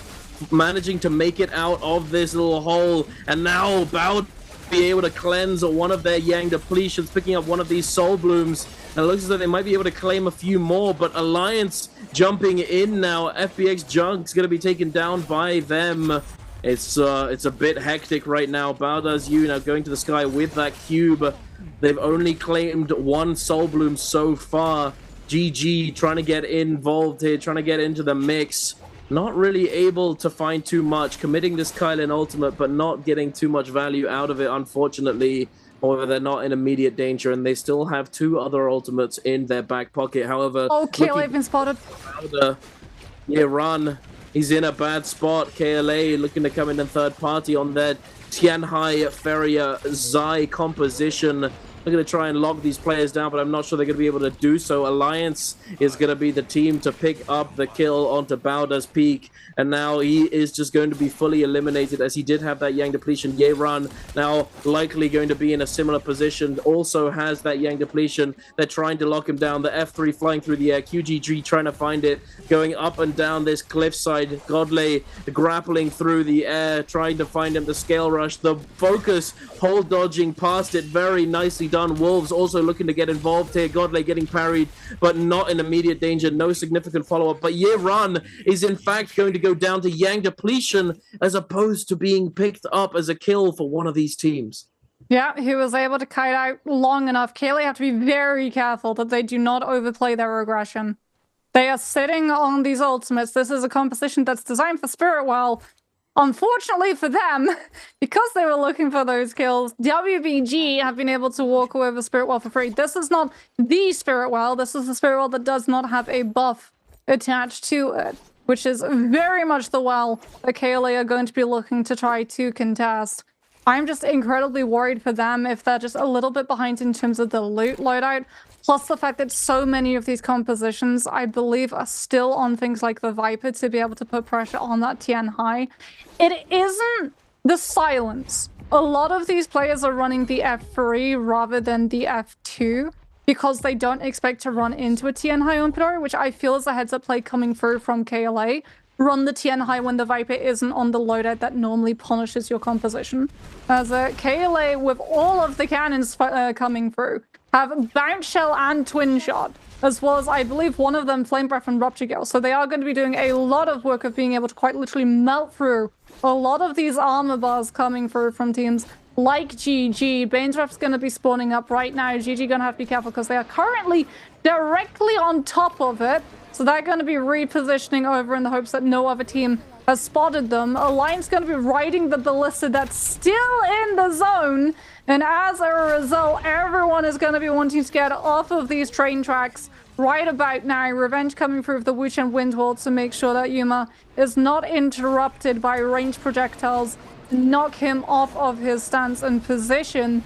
As it is going to be Alliance looking to try and find a lockdown. They've been able to find an isolated target of Bowder's You, and as a result, it is going to be immediate all-in Tessa ultimate combo break to make sure that he's not able to interact with the urn and cancel out that enchantment stun window. But unfortunately for Alliance, they did all of the work. They were the one that got 95% of the health bar down, but the rules of NARAKA mean that it only matters who the player is that gets that last percentage, and it isn't Alliance's WBG, and And in the meantime, Alliance actually abandoned their position. They murder goggled on the kill potential in front of them. And WBG see the free real estate and move directly through. And Alliance's game plan is now being turned against them. Sleepwalker getting hit by the fire proc, has to move away as Alliance showing on off with the Katana Soul Jades. Are we going to see them drop through onto a Spirit Well and try and find an attachment onto some of these players, or are KLA going to be able to make that move? 5 kills to their name, but crucially, they have the position that they desperately needed. Farrier V3 already in place, Godly jumping around, showing off the fact that there's a Tien Hai in play, and if he goes for the transformation, every single team on the outside of the zone cannot damage him with projectiles. They have to come in to a place where he's going to be able to still find grabs onto them if they want to be able to push him out. Indeed. I do think, though, that this composition might be extremely hard to siege on this Spirit Well, and they are looking very strong. No one is looking to contest this, and I think that considering that no one's contesting it heavily, it might be the case that it is simply just a Mystic Might buff here. As we've seen, we've seen it countless times, that if you see everyone in the lobby consolidating onto a Spirit Well, you know for sure that that's White Tiger's prowess. Yeah, if I think teams are not really going for it, you know? Yeah, if teams aren't going for it as Mystic, I think we're going to have to wait and see to get a proper feel of like whether or not this composition is going to be scary enough that teams don't want to lay siege to it, even if it is a White Tigers. If it is just a Mystic Might, I can see teams just being like, it's not worth the hassle. If they get it, they get it, and we'd rather not mutually destroy ourselves by having to overplay our aggression and our ultimates where everyone else in the lobby just turns on them afterwards. Indeed. It's looking as though they're just stalling this out continuously, as there's no real need to immediately capture the Spirit Well since they aren't being aggressed on. You know, they can delay the pickup of the Spirit Well, delay the pickup of the buff and the armor and everything, and the utilization of their ultimates, so that they can just snipe it and have it last all the way to the very end of this game. Godley taking out that cannon, looking to try and find a little bit of poke damage, not able to do so just yet, as this terrain is rather oogly. There's a lot of players up and down and all around, hiding behind all of these rocks. It's gonna be interesting to see exactly where the storm starts to close in on, and I think now would be the time, KLA. Now's the time. Come online with that Tien Hai ultimate and then pop that Spirit Well, because everyone's about to start moving closer and closer together. KLA, what are you doing? Get the ult online and use that Spirit Well, boys. What's going on? Wait, here we are, it's the Farrier mech first. Farrier mech first, interestingly. Yeah, they do Godly goes for the V3 first, not the Tien Hai ult. But they got the Spirit Well, though, so they now could literally just get 2 Farrier mechs out at one time, but instead they're going to be saving it for the moment. Godley now in this mech, the Viper ultimate is going to be stunning a couple of these players. Godley does get staggered in this mech, but he's not in immediate danger. The turret form now coming down. CJS also in a bit of a bad spot, trying to hit it around, using that fan, that scale rush to go to the sky. Godley now out of the mech. CXZ now taking his turn for the turret gaming. LXM getting knocked around 3-3-0 into the zone, but they are able to immediately get back on in. Godley saving his ultimate for later on, potentially going to be looking to use it for that heal off situation. Alliance looking to try and force the issue onto Godley, though. They recognize that there is a Tien Hai in the lobby and they do not want to allow him to get that full value from this ultimate. Godley now pulling out that cannon, responding with this aggression. They have full knowledge of where all of these teams are with this Mystic Might, and every single player is trying their best to stay on top of this rock formation. Oh my goodness, just staying on top of it. They're getting knocked into the zone, and now CXZ is going to pick up 2 kills onto Wolves here with this cannon. Walker taking a bit of damage, the poison splash coming through as well. QGG now going to immediately jump on him. Walker going to the sky with that F3, forced to use the ultimate, dropping down now 1 HP. Massive aggression coming out, does not care, just gonna get Oogly, get in there. Godley now coming online with this Tien Hai ultimate. He's gonna throw hands, Moxie. Let's see it. How many grabs is he gonna get?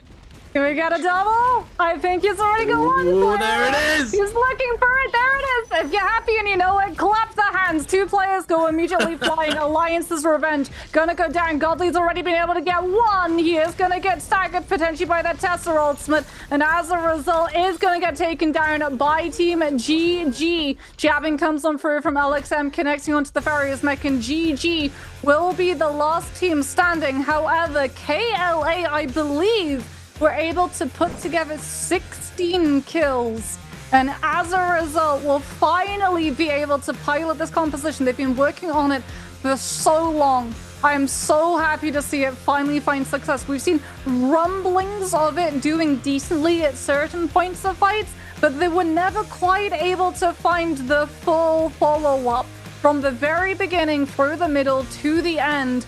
But they're able to find it, the perfect, just right level of aggression, level of defensiveness, that Goldilocks level of spot coming in from the composition, which, yeah, I really do feel 35% of the binders, as we've talked about, contributed to how these teams counter the Spirit Well. This is a composition that is fully based around utilizing that Spirit Well, stopping teams from being able to pick it up, and finding all of that late game momentum off of everything that you can pick up. You don't need to go into the realm of Yang. You don't need to get kills early. You don't get punished to having to all in your ultimates against teams by other players coming in third partying, because you know the sheer amount of scaling that you're going to be able to pick up from those late Spirit Wells is going to get your Tianhai legendary armor, is going to get your Farrier legendary armor, and we already know that Zayusin is a budget hero and only really needs something like a purple armor to properly get online. This composition has legs and hands, and I'm pretty sure it's here to stay for the rest of this meta. Yeah, well, we will have to see if more of these teams opt to pick up this strategy, as I don't know, though. I don't know if it will become a staple composition, as quite frankly, when we've seen it in the past, so far in these past 2 bi-weeklies, we've seen it a few times, and every single time it has flopped rather it's flopped pretty hard. It's just not done so well. However, hey, KLA able to pull it out of the bag, do pretty well with it. It might be simply just a small adjustment needed to be made by the teams opting to go for this composition, and all of a sudden it might be the new composition going in and going forward in this bi-weekly series. However, you know what time it is again, ladies and gentlemen. Answer for treasures. If you want to get your hands on a Summer Split random gift box, make sure to answer this question in the chat.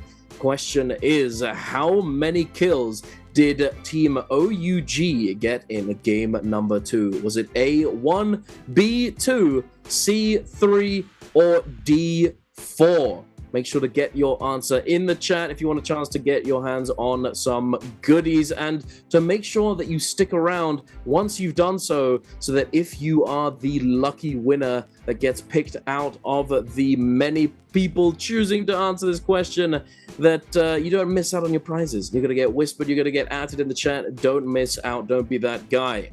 But back to NARAKA. Whew.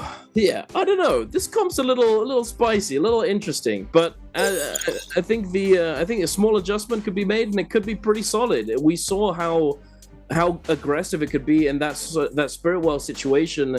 It performed very well, and you have the opportunity to potentially get double Farrier mechs on the field at any one time. But taking a look at the scoreboard off the back of that game, KLA in the lead, winning it out as MVP with 16 eliminations. Unfortunately, no team actually got the first place placement, so there was no kill multiplier being added to any of these, and or at least that's what it seems like, as I don't see another team with 2.5 ranking points. Wait, I'm not too sure what happened there, but we do have a draw effectively, but in terms of kills for the top 2 between a KLA and Alliance. However, KLA do come out on top with a couple extra points, 1.5, I think, in fact.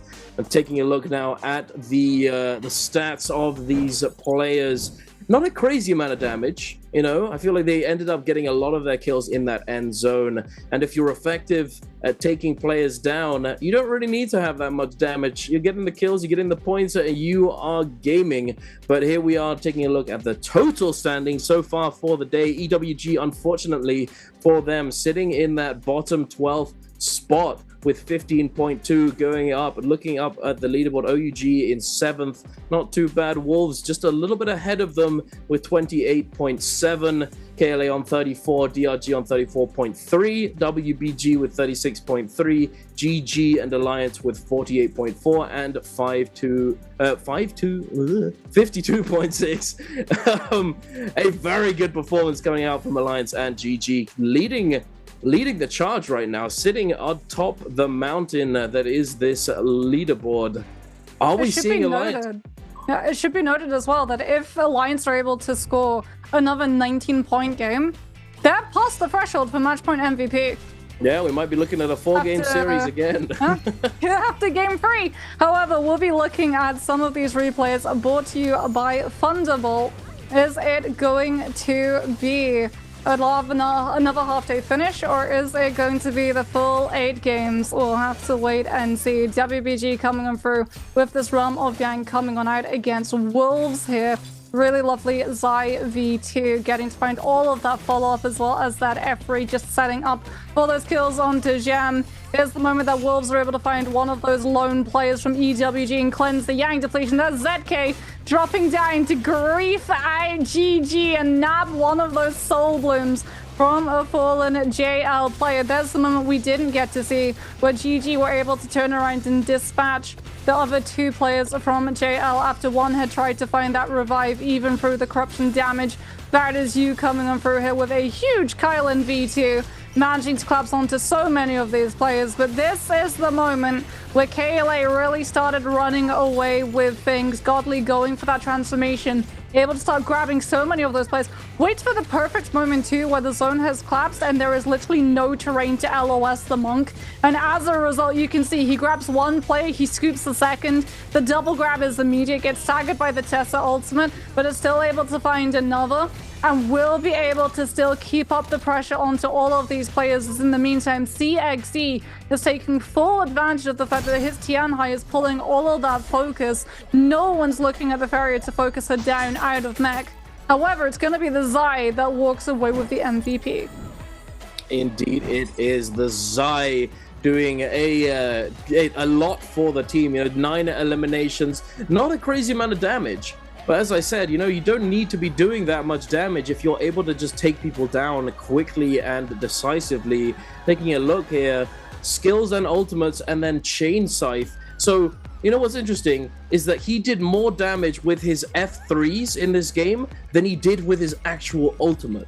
That's how crazy this ability really can be if you're able to consistently get it off and consistently confirm the hit on one or more people. Almost 5,000 damage. Having that Juggernaut in the back pocket as well, he was definitely doing quite a bit with those meteors.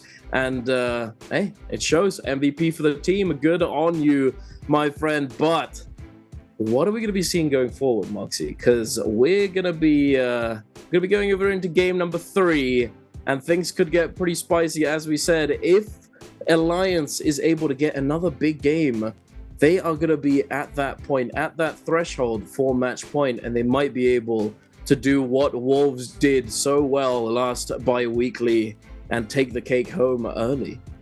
Yeah, I really hope for everyone in chat right now that you have been watching with your accounts linked to Twitch, because we might be wrapping this day a little bit early, which means the opportunity to grab your hands on the Rise of the Hill icons unfortunately goes up in smoke. That being said, we'll be seeing game number 3 on the other side of this break.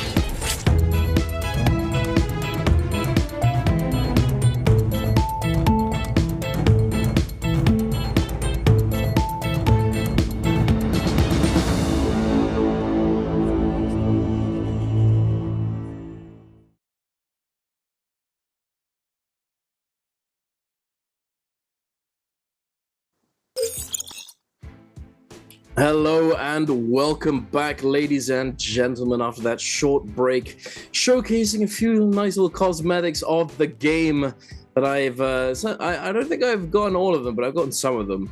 I know some of you have wailed out and gotten quite a few. There's going to be more coming in the new season as well, but enough of that. We're getting back to the NBPL bi-weekly final trios.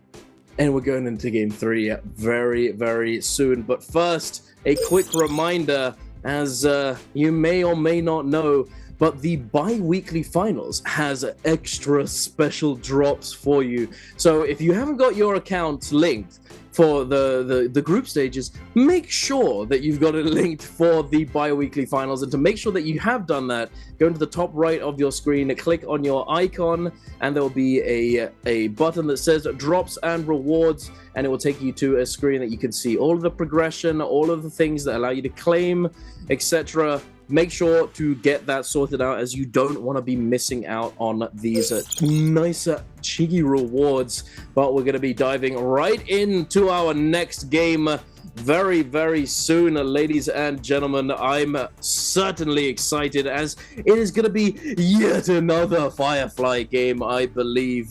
And, what are we going to see? Because we've seen quite a few different things today, Moxie. What do you think we're going to see? I mean, first of all, we need to see these teams contest Alliance. Like, if they let Alliance run away with another 19-point round, then Alliance is suddenly on matchpoint MVP heading into game number 4. I think Wolves are probably the team that are going to be able to contest that. There are two teams that I always see going for the full contest on teams that are ahead in terms of standings, and it is always both KLA and Wolves. So those are the two teams that I would expect are probably going to be the ones that try and hot drop onto Alliance and directly contest them. Teams like GG more than happy to just keep to their usual patterns, right? With it being Holoroth, it's going to be Imperial. BIWEEK2 in the recent past has been trying to actively contest GG more and more and more. Hasn't really been paying out for them, so we'll have to see whether or not they decide to go Imperial and try and take a fight immediately against GG again, or if they decide to further their vision and go to a different area of Holoroth heading on through. OUG and KLA, very known for going into Salvation Podium to be able to get their hands on that Morris Blessing, solve by being able to go underneath the podium, running around the walls, avoiding the phony roller, getting to see where the arrows on those walls point to know which direction to push the pillars. If you're new to NARAKA and you load into Holoroth, don't do what everyone did the first week that map dropped, where you're just there for the entire round, just hitting a pillar and being like, maybe this one's north, maybe that one's east, that one's south, and that one's west.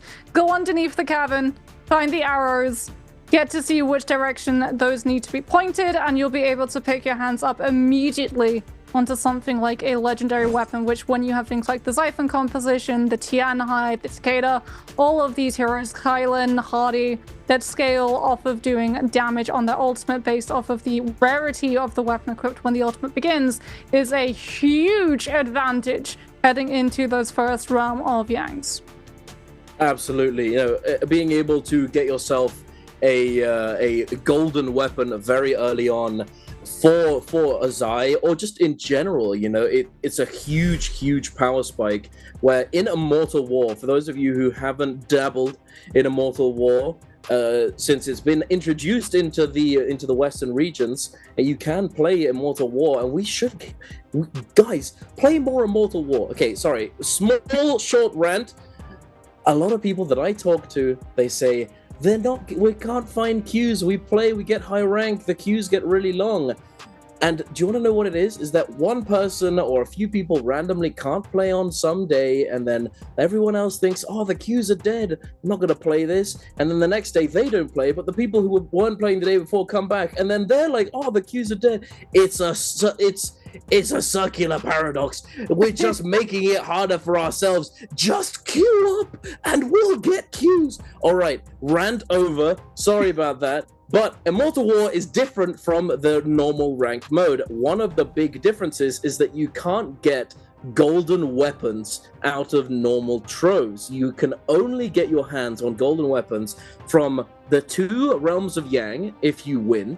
You can get it from Holoroth Salvation Podium, the puzzle that we were just talking about. You can get them from the late game the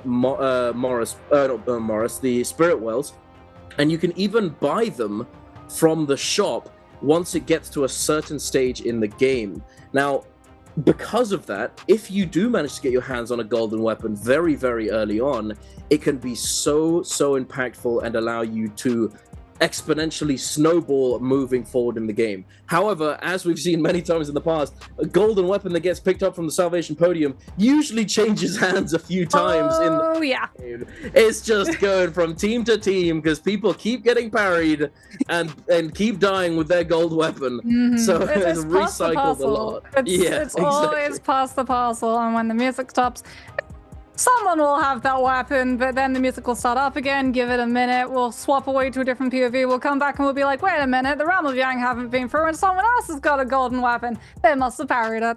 So it's one of the reasons why a lot of these teams, actually, when they do get legendary loot, a lot of the time, especially if Takeda is in play, they store it in their weapon bag, especially if Takedas are in play and they have their Fs active, because you do not want to lose your weapon to a Takeda with his F ability active.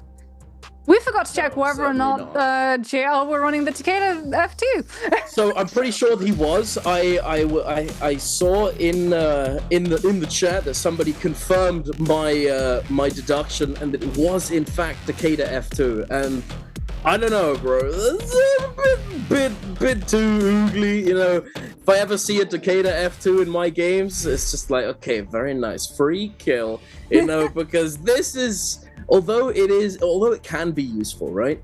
It's the kind of thing that it's very hard to make use out of, especially in trios when there's so much going on, that because the ability doesn't have focus armor attached to it, it means that it can be interrupted by a light attack. You know, any light attack that happens to come your way when you use that ability it's just going to cut your ability short and you're going to get 0 value. The cooldown's relatively short, however, if like actually getting value out of it is not easy. So definitely a bit of a limit test, a bit of an experimentation coming out there. But I mean, we can respect the experimentation. You know, who knows? Maybe it's good. Like I said, they're always the ones that like run a little bit different in terms of aren't they the ones that run F2 Kylin as well? Yes, VVV is the Kylin. There are 2 Kylins. Jing runs it and VVV runs it. But it was started by VVV, and even before this summer season started, I was watching his scrims from his POV. I was like, that's an F2 Kylin.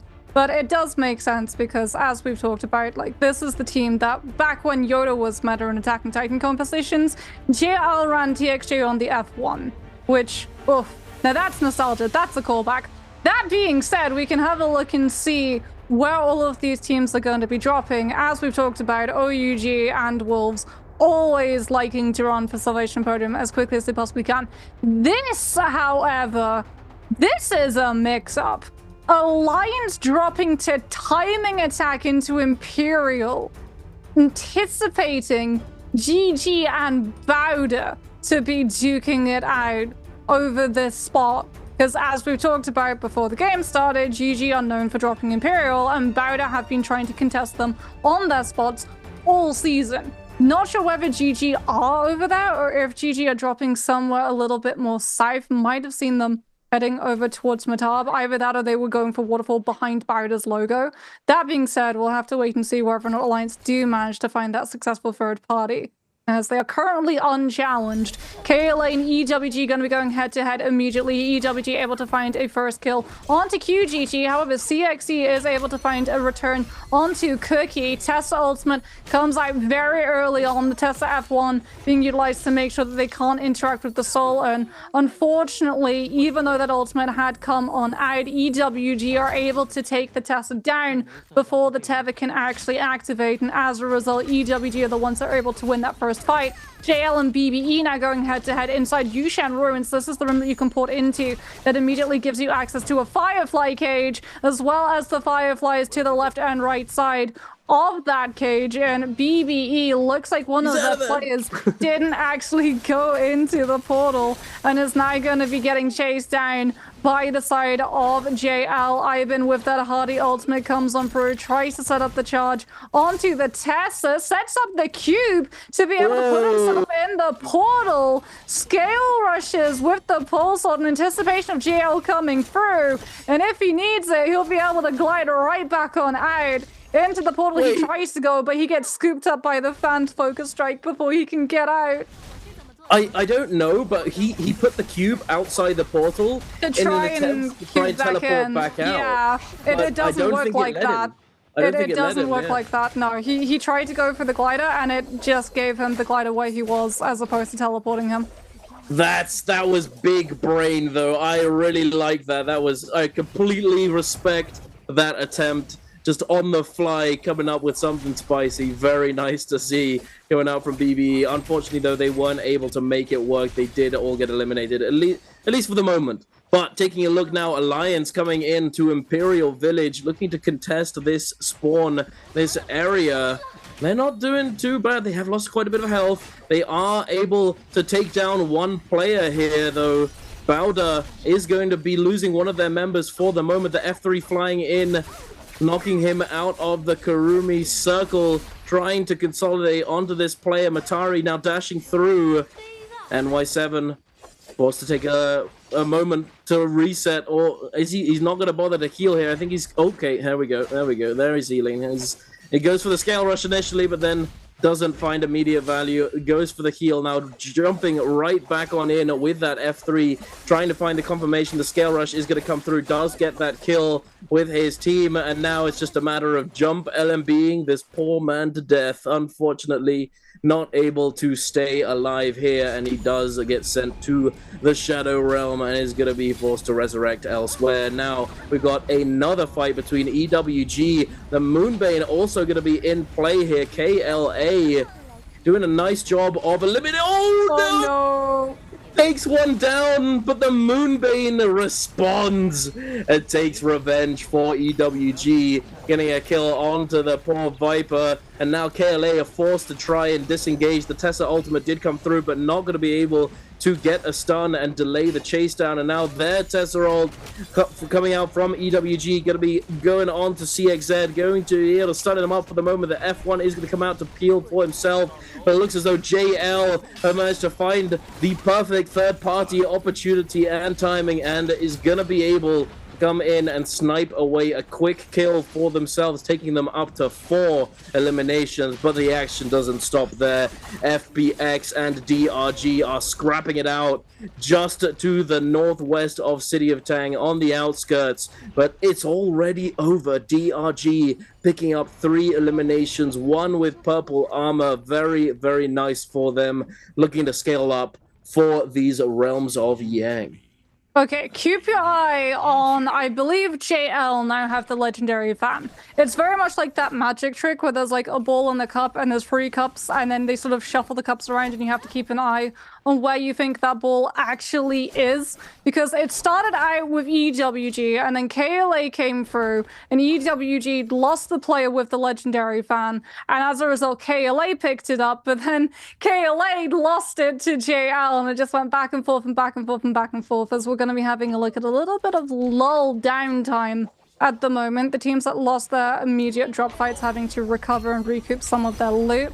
The teams that haven't going towards those shops to pick up some resources, as well as soldiers for the Realm of Yang entrances. As WBG is actually going to lose the longsword, was a little bit too close when he tries to throw out that charged vertical and loses the weapon and gets hit into by that stagger. Backs on off incredibly low, goes for the hit of the F ability, trying to buy himself the knockback and zoning to get the players off of his back, but goes down in the attempt. Teleport from the Wu Chen will be popped. I think they just managed, yeah, there's 3 health bars moving. So the 2 players were able to very quickly get hands on top of that body, hop into the portal up towards ruins. EWG are going to try and chase. The Tester ultimate coming on through, catching onto them as they come through from that portal. Xuan will be able to come through with that Viper V1, catching onto their players as the Tester enchantment pops on up.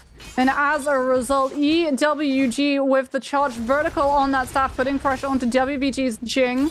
Now comes on through, but gets parried by Jing with the pole sword before Zhuang can find the lockdown on the teammate. However, huge parry comes on out from the Viper. Dragon Slayers into Narcas, cleaving up absolutely everybody on the side of WBG. And off of the back of that one, they're able to find the turnaround and the spacing to be able to pick up their fallen teammate. As on the other side of the map, GG are going to be going head-to-head with Wolves. CGS coming on through with those fist blades. Jam also holding onto the fist blades, holding the focus strike so he can't get cancelled by the grapple to come through. ZK gonna put himself onto the ballista. CGS chases down with the Zaya free. No ballista fire shots coming through to GG's players unprotected today. Jam is gonna open things up with the Viper V1 now coming on out to try and force GG out of this Karumi armor circle. ZK back onto the ballista as well, is going to be able to keep up the pressure of the Tesla ultimate.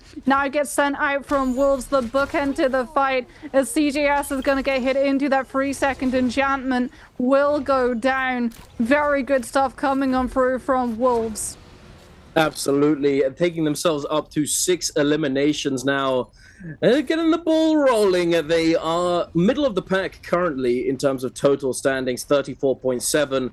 But if they manage to translate this 6-kill early game into a big kill end game situation, they may be able to rocket up that leaderboard and potentially look to contest that match point threshold sooner rather than later. But for the moment, Alliance seems to be the only team who are really in contention to actually get to that point, and they've definitely done a pretty solid job so far in this game. 3 eliminations, got the purple armor on the Zai. As we said, the budget composition only needs 1 purple armor for that Zai to really be effective and really come online. They have the purple weapons as well, and it looks as though they're going to be jumping into this Realm of Yang immediately. Alliance going to be going up against Bowder in the mirror matchup as well. They do have a slight loot advantage in terms of the armor. They have 1 purple armor as opposed to Bowder's 0. And this might be, depending on how this plays out, this might be the difference maker. NY7 finding that F3 drop down, but immediately responded to by Yeran. Yeran also doing exactly the same thing. Now the Matari ultimate is going to be coming through. The F3 is reset. Yeran now jumped, immediately bounced around, also being forced to use the ultimates. And look at that, Yeran has been eliminated. NY7 and co able to lock him down even inside the Karumi circle. Not going to be able to survive this one, and Alliance going to be taking their Realm of Yang win straight to the bank and getting themselves their hands on a golden weapon. But it's not over yet. Wolves are up against BBE. Roy Hee with a beautiful jump parry. The 90-degree jump parry immediately mitigated by the Tesla ultimate, and now a parry coming through onto BBE instead. BBE, Roy Hee using that ultimate just in time to save himself. Wolves also, they're on the Viper composition. Again, we're seeing Viper go into the Realm of Yang, and now the V1 is going to be popped. Roy Hee is going to get stunned up by this Tessa enchantment, but they aren't going to be able to get that Viper ultimate confirmation, unfortunately. However, I'm not sure it's going to matter too much, as Wolves are still a man up on BBE. Roy Hee is down for the count, at least for the moment. And they're trying to kite this out. Fat Milk, no zipping ultimate, no armor. XCM with the overhold. He does avoid it. Fat Milk, though, he's getting consolidated on NHQ, and XCM are going to be able to take him down. ZK, now in a bit of a dire situation, does lose his life there in the 1 versus 1 against Ibin. Ibin just going crazy right now, sending out these pulse sword RMBs, chunking out XCM while the teammate chases him down. NHQ trying to prevent him from getting that reset, allowing his teammate to get the reset himself. And Wolves stabilizing, no panic here, are going to be able to win the Realm of Yang. Alliance, on the meantime, going to be looking to contest the Spirit Well from coming on through. Karumi Tether comes on out from Bowder's use that he can get aggressive. NY7 is going to reposition onto the sidelines of this fight as that legendary greatsword is now going to come through with that V2 to put the pressure onto the players of EWG, catching them into that fire tick cone. Has to be careful that he doesn't get hit into by that Viper ultimate. Breaks LOS before coming back in with the F3 reset. That burning his ultimate allowed him, and we're still going into this fight. Tester ultimate is going to be able to catch on to the Zion. As a result, NY7 will remove himself from the position so that that 3-second enchantment doesn't lead to any follow-up damage before turning back into the fight with that Zai V2 still active, as well as Vermilion Birdsmite for the next 50 seconds. However, here comes WBG, this time with that Viper V1, trying to catch on to all of the players that they possibly can. The Spirit Well, such an easy picking spot for this Tesla Viper Witch-End composition to come through. Guaranteed to find an entrance in the third party to be able to take place into. Alliance now missing their Matari, missing their support. 20 seconds left. NY7 has to die fast if he wants to be able to come back through with his teammates. He might just try and stand still. He's gonna surely go packing just before Vermilion Birdsmite can run out. That could have been devastating if that Zai lived a little bit longer. DRG are going to be able to hound him down and come through with that kill off of the Kylan ultimate setup. Now it's going to be DRG Zip, however, on the back foot, getting hunted on out. Yiran has spotted him, comes on through with the burn effect on that Zai ultimate to put even more pressure and stop the Zip from having that sustainability effectiveness. 50% cut in effectiveness if affected by that fire tick, and Bowden know that Dongqing is incredibly low, incredibly vulnerable, and they are full committing to this chase. In the meantime, you can see the other player from DRG very quickly just behind them, trying to see if he can find a flank, as Alliance had actually utilized that Vermilion Birdsmite to come right back into the same space that they went down. They know that there's a fight still going on to Plumed, and they want a piece of all of that action. They want all of the kills to be able to come through and follow up on all of these players who were still fighting it out. As a result, they've been able to take down BBE's Roy He and still have the Matari and the Zip ultimate active for this team. All it took was NY7's Zai V2 and a great sort of legendary scaling. Let's see it, big dog. Give me that great sword charge. RMB looking to consolidate onto that player. The Matari ultimate is going to come through, though. I think they are, in fact, going to be going for the reset as they recognize there are plenty of other players in the vicinity looking to vulture this fight, looking to try and jump in with the third party at the opportune moment. So they have the presence of mind to disengage as DRG make their way into the fray. BBE as well, also still in this fight. They're still in the situation. It looks as though that BBE, they did lose Roy He. Roy He went down, and I think what he must have had the chance to get himself a Soul Bloom as he was resurrected. I doubt they were able to get themselves a Rebirth Charm and res him that way. But instead, he did get himself a Soul Bloom, so he is going to be staying on his feet. However, 40 seconds essentially left on the clock for this Yang depletion. BBE either need to fully disengage and look to try and buy back their teammates once they do go down, or full commit in this fight. It looks as though they're going to be getting aggressive. Ibin getting juggled now by the dual halberds, trying to consolidate, trying to stay with his teammates and trying to lock down FPX here, but it's not being made easy. 20 seconds and counting. OUG looking to come in and snipe him down. Ibin is going to be eliminated. No Soul Bloom for him. He is going to be dead for good unless he gets resurrected later on. FPX now having the aggression turned onto them. Fat Milk still in the fray is going to be eliminated by OUG now, and OUG with the opportune moment being able to find it and come in and pick up a couple kills for themselves, taking themselves up to 5 eliminations. Also, quick side note, Golden Fist Blades for OUG SS. Going to be doing a lot of damage with those Fist Blades and with the ultimate. Interestingly, though, the Kurumi is in fact the player who has been given the purple armor in this situation.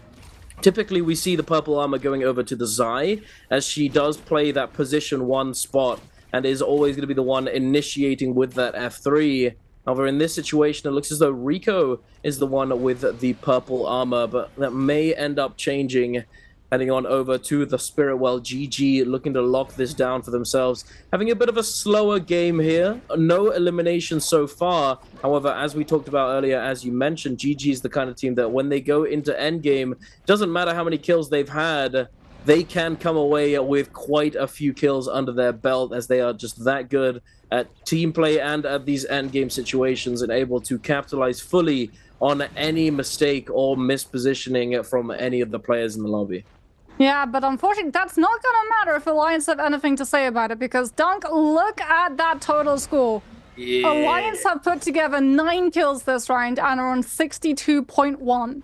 Not only that, they went into the second Realm of Yang and got it for free, entirely uncontested. So now they've got Mystic Might and they are hunting for teams that are going to be down players, looking to try to find some form of recovery, or play it a little bit quieter. Teams like BBE, who unfortunately have only that Kylan, as Roy He was able to hide himself away inside the purple bushes. Ivan got focused down by OUG, who have currently rotated over towards Imperial. Alliance also going to be headed in that direction after first stopping off at a shop and picking up some of those resources.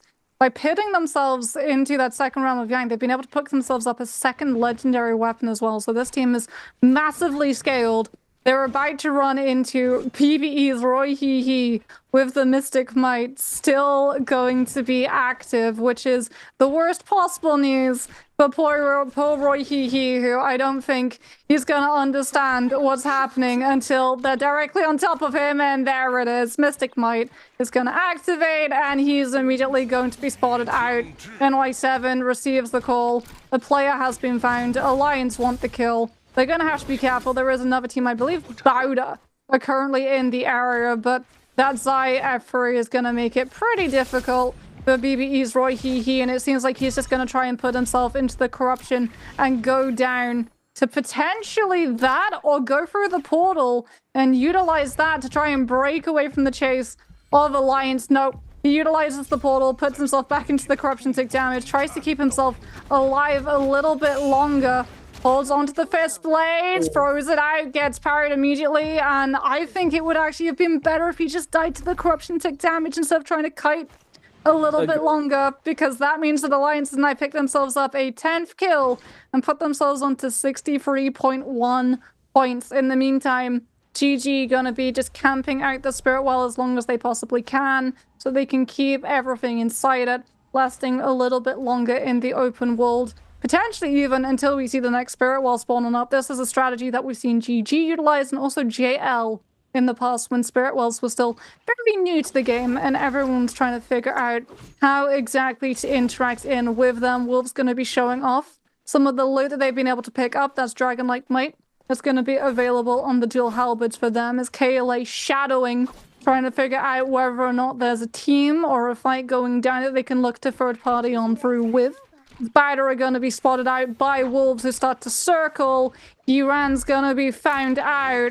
There are only 2 players alive for Bauda. Looks like they've called it for a split to try. No, they haven't. They've actually stacked that Karumi and Zaya playing together. The F3, unfortunately, already going to be invested. Wolves waiting for that one to have finished on up before looking to take this fight. GM charges up. The meter dump gets interrupted. Uran's on top of it, able to find the interruption before he can hit the golden stage focus with the Zaya V2 coming on through. But Uran's ultimate is about to burn on out.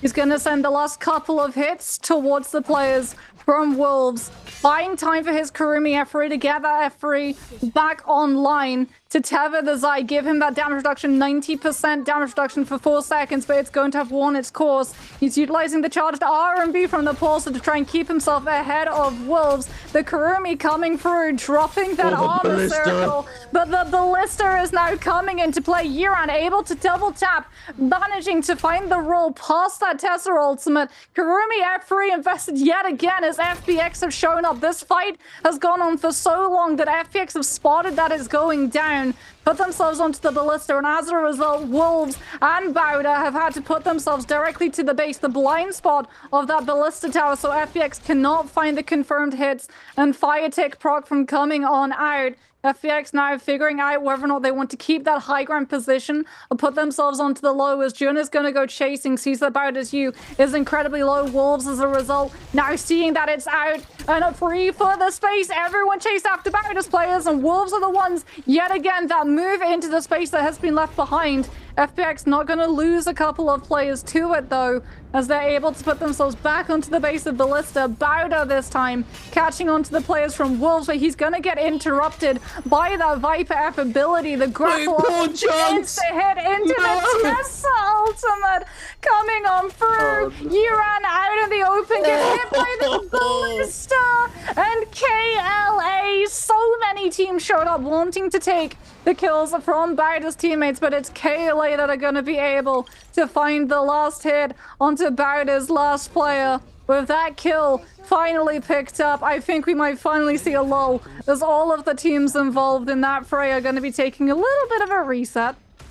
Yes, I would have to agree, although OUG just playing footsies, you know, they're sort of dipping their toe into this skirmish, seeing if they can find themselves an opening without risking all that much. OUG, they're going to be very dangerous with these golden fist blades as well. They could find an entry here, but I don't think that we're going to be seeing too much action taking place, as the storm, the zone, is going to be moving in 5 seconds and counting.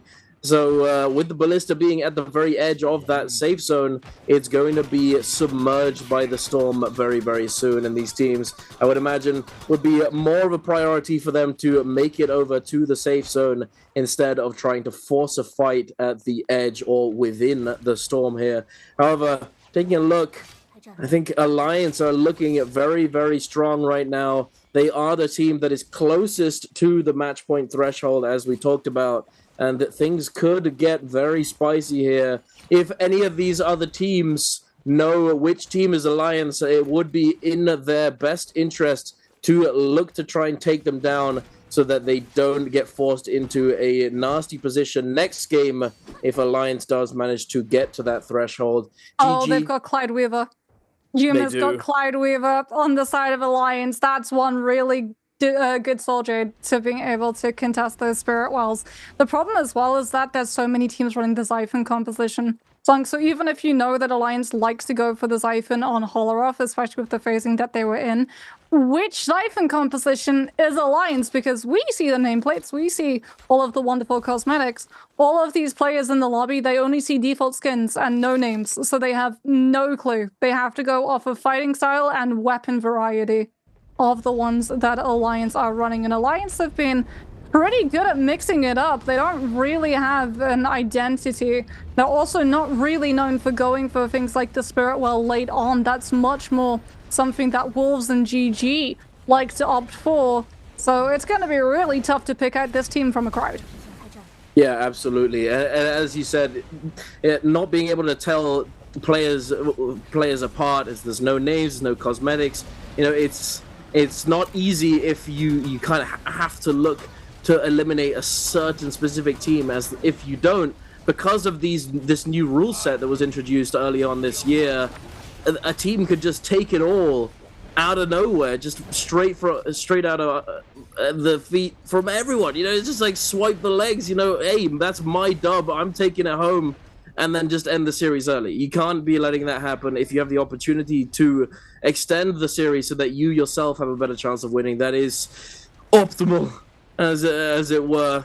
But as you said, I think this kind of stage of the game, we're going into that lull period where the Moonbane prevents not too much aggression. Some does obviously take place, but not all that much aggression taking place here, as the Moonbane does prevent you from moving around as freely as you would want to. But now that the Moonbane has disappeared, we are going to be seeing some of these teams getting a bit closer together. KLA, CXZ, and caught out of position a little bit, forced to use that F there to disengage. And now Alliance, in fact, are going to be forcing the issue onto this Spirit Well initially and trying to get the ball rolling. They do have the resources to do exactly that. The Cloud Weaver, as you said, extremely useful.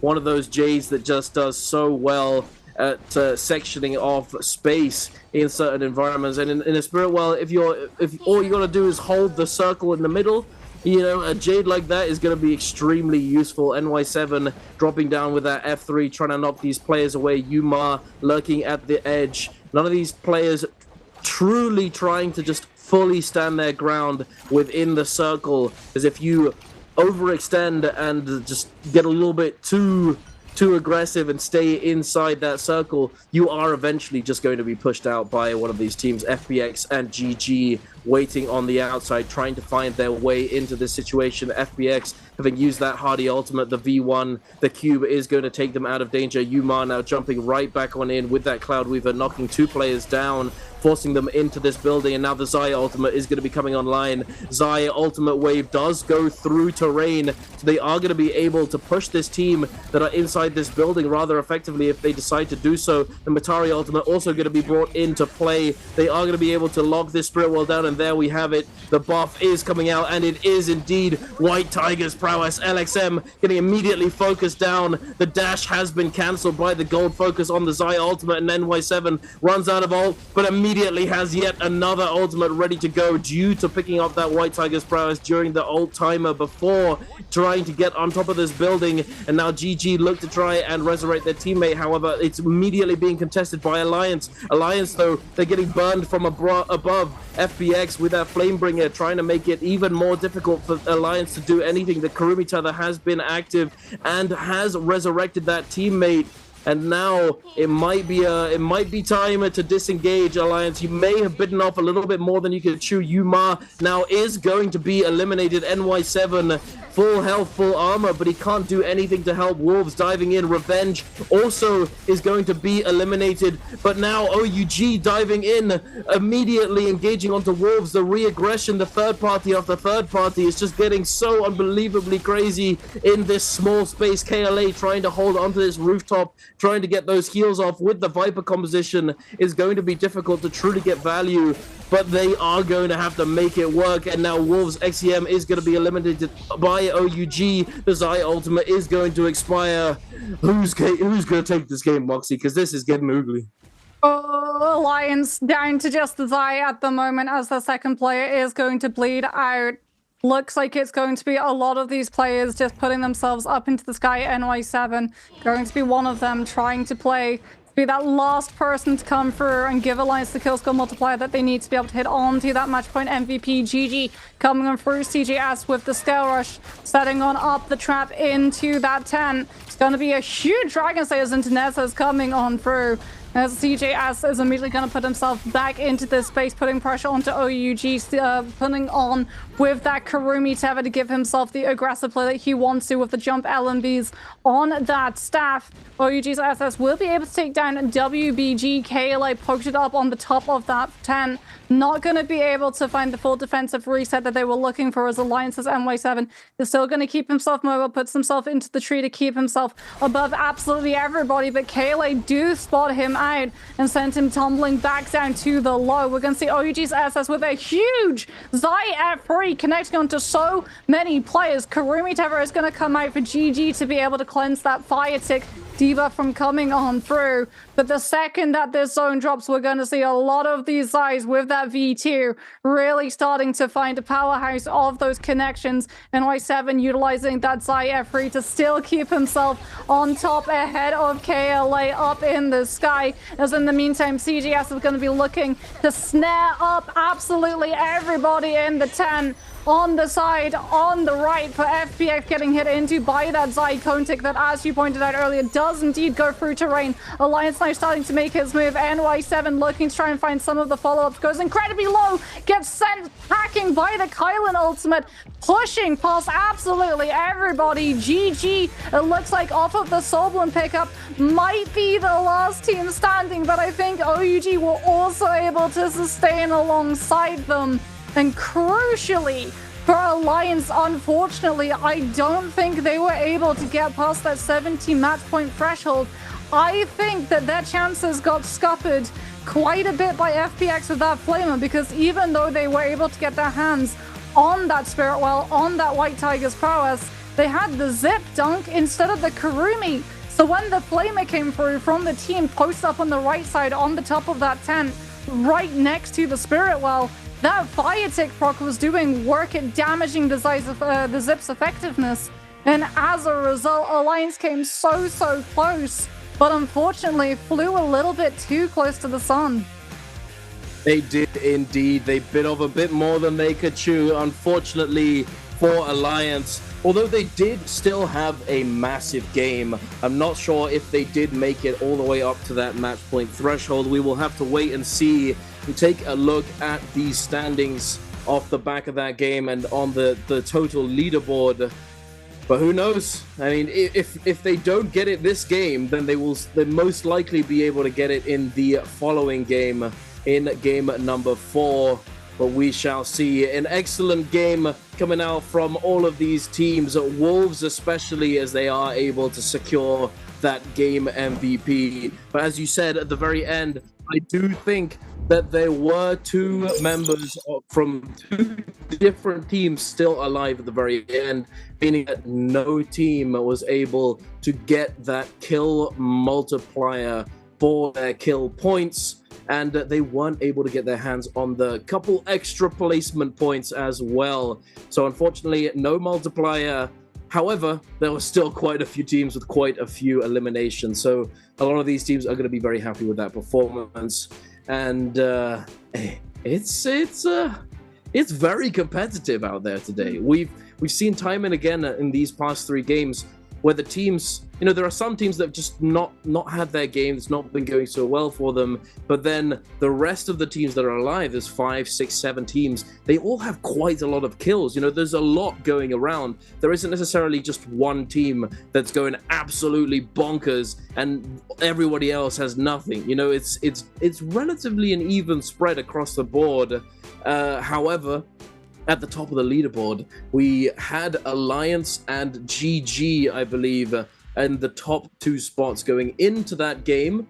So we're going to have to see if another team is able to come in and snipe away one of those 2 spots, if GG and Alliance were able to hold on to it. I do imagine, though, that Alliance has maintained their first place positioning, as they had a pretty solid game. But who knows if they've reached the match point threshold. And we're going to be going over to non-Firefly maps as well in game number 4. So things are going to be changing. The tempo is going to be switched up a little bit. And I want to see how these teams are going to adjust moving forward. Yeah, I am a little bit concerned though, because when we saw how Alliance played that game, like they were dropping on Bowder. They were intent on taking a fight against them early on. They didn't drop directly onto Bowder, so they figured that Bowder would probably be fighting GG. So you can tell that Alliance, they've done their homework. They're looking to try and come in for those timing attacks and third party. What's really concerning is that Alliance have changed up their game plan. None of the other teams changed up theirs to stop Alliance from having a really good game. And that was my main worry when it was the fact that it's Alliance who are this close to MVP. Because as we talked about, right, some teams have really revealing strategies that you know, even like without needing the coach binder. This is how they're going to play. This is where they're going to drop. This is where they're going to rotate to. This is the weapon loader that they're going to have. This is the comfort composition that they're going to have. This is the Realm of Yang fight that they're going to take. This is where they go if they have Yang. Alliance don't have that. And Alliance's unpredictability-ness is really making it very hard for a lot of these other teams to try and contest them and stop them from picking up early game momentum. And with Alliance picking up a game score of 12.5, that's not enough. That is not enough to be able to breach the match point eligibility. They needed 19. They needed, if memory served, they needed 18.5. So they're still going to be 6 points away from walking with that MVP eligibility, which does mean that we're guaranteed to go at least one other game. However, what's going to be concerning for Alliance is the fact that a lot of the teams who've been hot on their heels in terms of those standings had a pretty pop-off game on that Holoroth. The likes of Wolves and GG both scored decently, so they're going to be catching up very quickly. Oh yeah, absolutely. And here, taking a look at Wolves' stats for the game. Again, not too much damage, but we're still seeing those kills being put on the board. And it just speaks to how precise and effective they are at eliminating players quickly without giving them the chance to get resets and heal up. And it also speaks to the fact that there isn't that much of a poke game going on in those late game situations. The Moonbane prevents a lot of that from taking place. But here we are taking a look at the bottom 6. BBE unfortunately has now moved down to 12th position. However, it's not by much, so they could certainly make their way back up the leaderboard. But taking a look here at the top 6, Alliance still holding strong in first place, 65.1. GG in second, down by just over 10 points with 54.9. Wolves on 44.7. That 16-point game definitely being extremely impactful for them to claw their way up the leaderboard. OUG in 4th, KLA in 5th, and DRG in 6th position here. Now we're going to take a quick look at some of the replays from that game. Wolves fighting it out over here in the desert, close to this ballista. The Viper ultimate coming through onto this Karumi.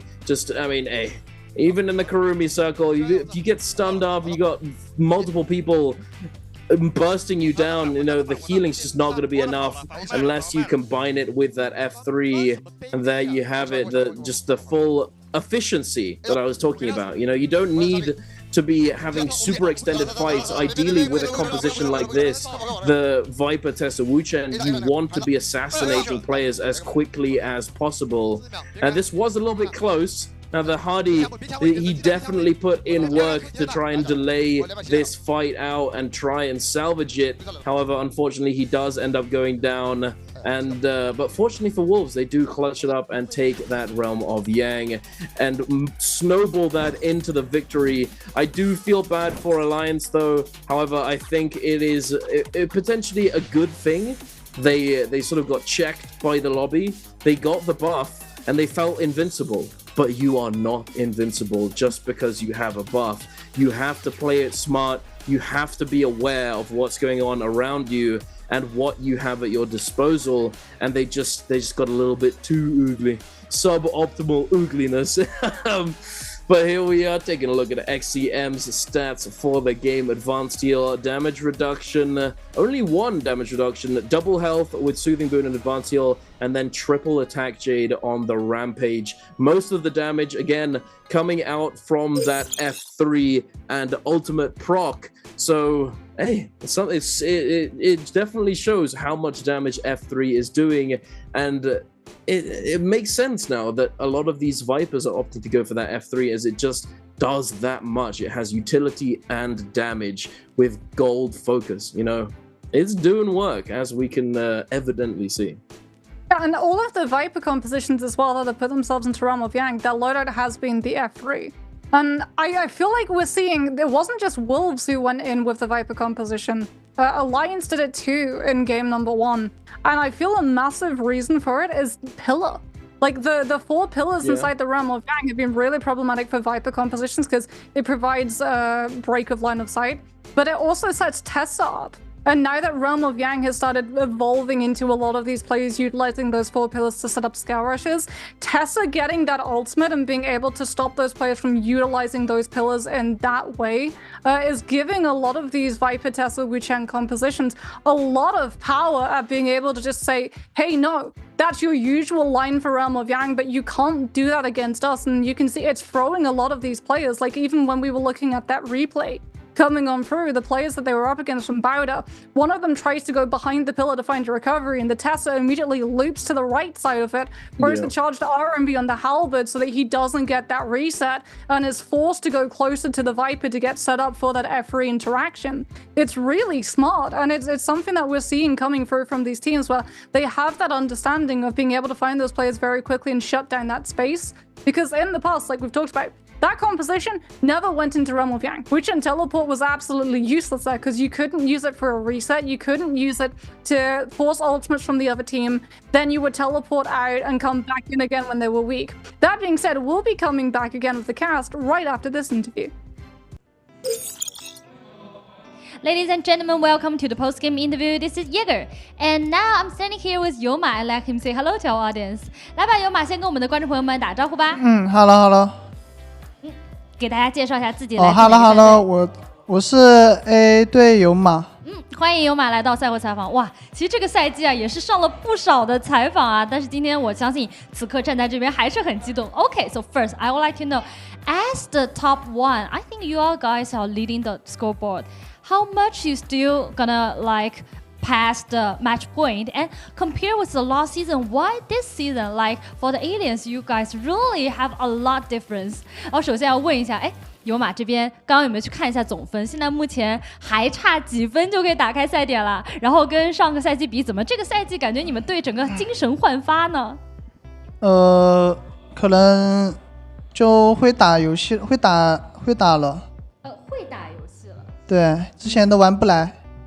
这个会打游戏具体是表现在，比如说是就很多方面没有那么多失误了。不管做什么。Okay, so now in the matches, I think we're like more familiar with NARAKA. It's like in the past, although we are good at playing games, but we can find the important point now in the game. And for like this season, we just practice a lot, and we are more familiar with the hero and like their skills, and that's why we are more good at matches right now. Okay, let's move on to the next part. Answer for treasure. 好，来看一下我们今天的抽奖问答环节，题目是什么呢？ Okay, so we are going to have the question on the screen. Okay, and we can have the question. And if you know the answer, just please type them on the chat box. Okay, and please don't leave the screen room. And because after our player counting 3, 2, 1, we will take a screenshot. And lucky guy, maybe you be whispered. Okay, let's see today's question. How many kills did Team Aliens get in Game 3?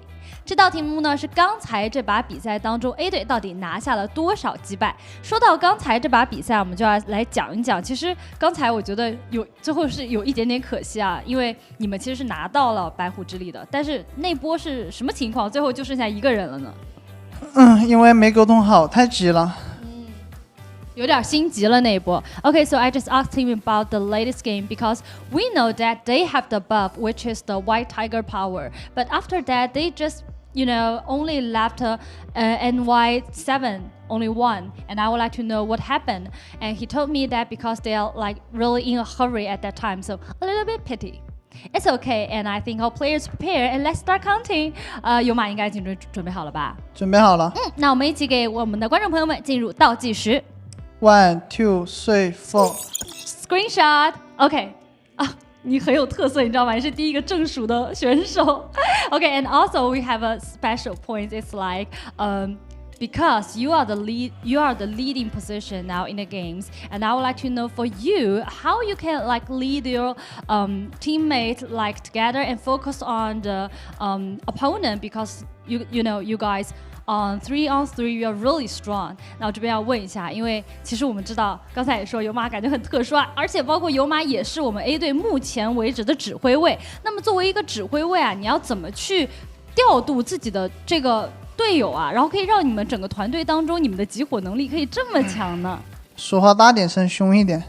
这秘诀就是说话大一点声。刚刚在场馆里面喊的那几个有你的声音吗？应该有吧。Okay, 那下次我们一定要注意听一下了。Okay, so for me, my secret power is like I'm really shouting loud when in the games. And if you are on the venue, maybe you can listen that you can hear my voice. 好，真的尤马真的太可爱了，我们也是恭喜你们目前战队真的是遥遥领先啊！不知道今天几把能结束，也要祝你们接下来好运，好不好？期待一个你们的周冠。Okay, we would like to say good luck to aliens and cheer up. And because today is a bi-weekly and we are looking forward to the rest of the game. And thank you for today's interview. We will take a break and be right back later.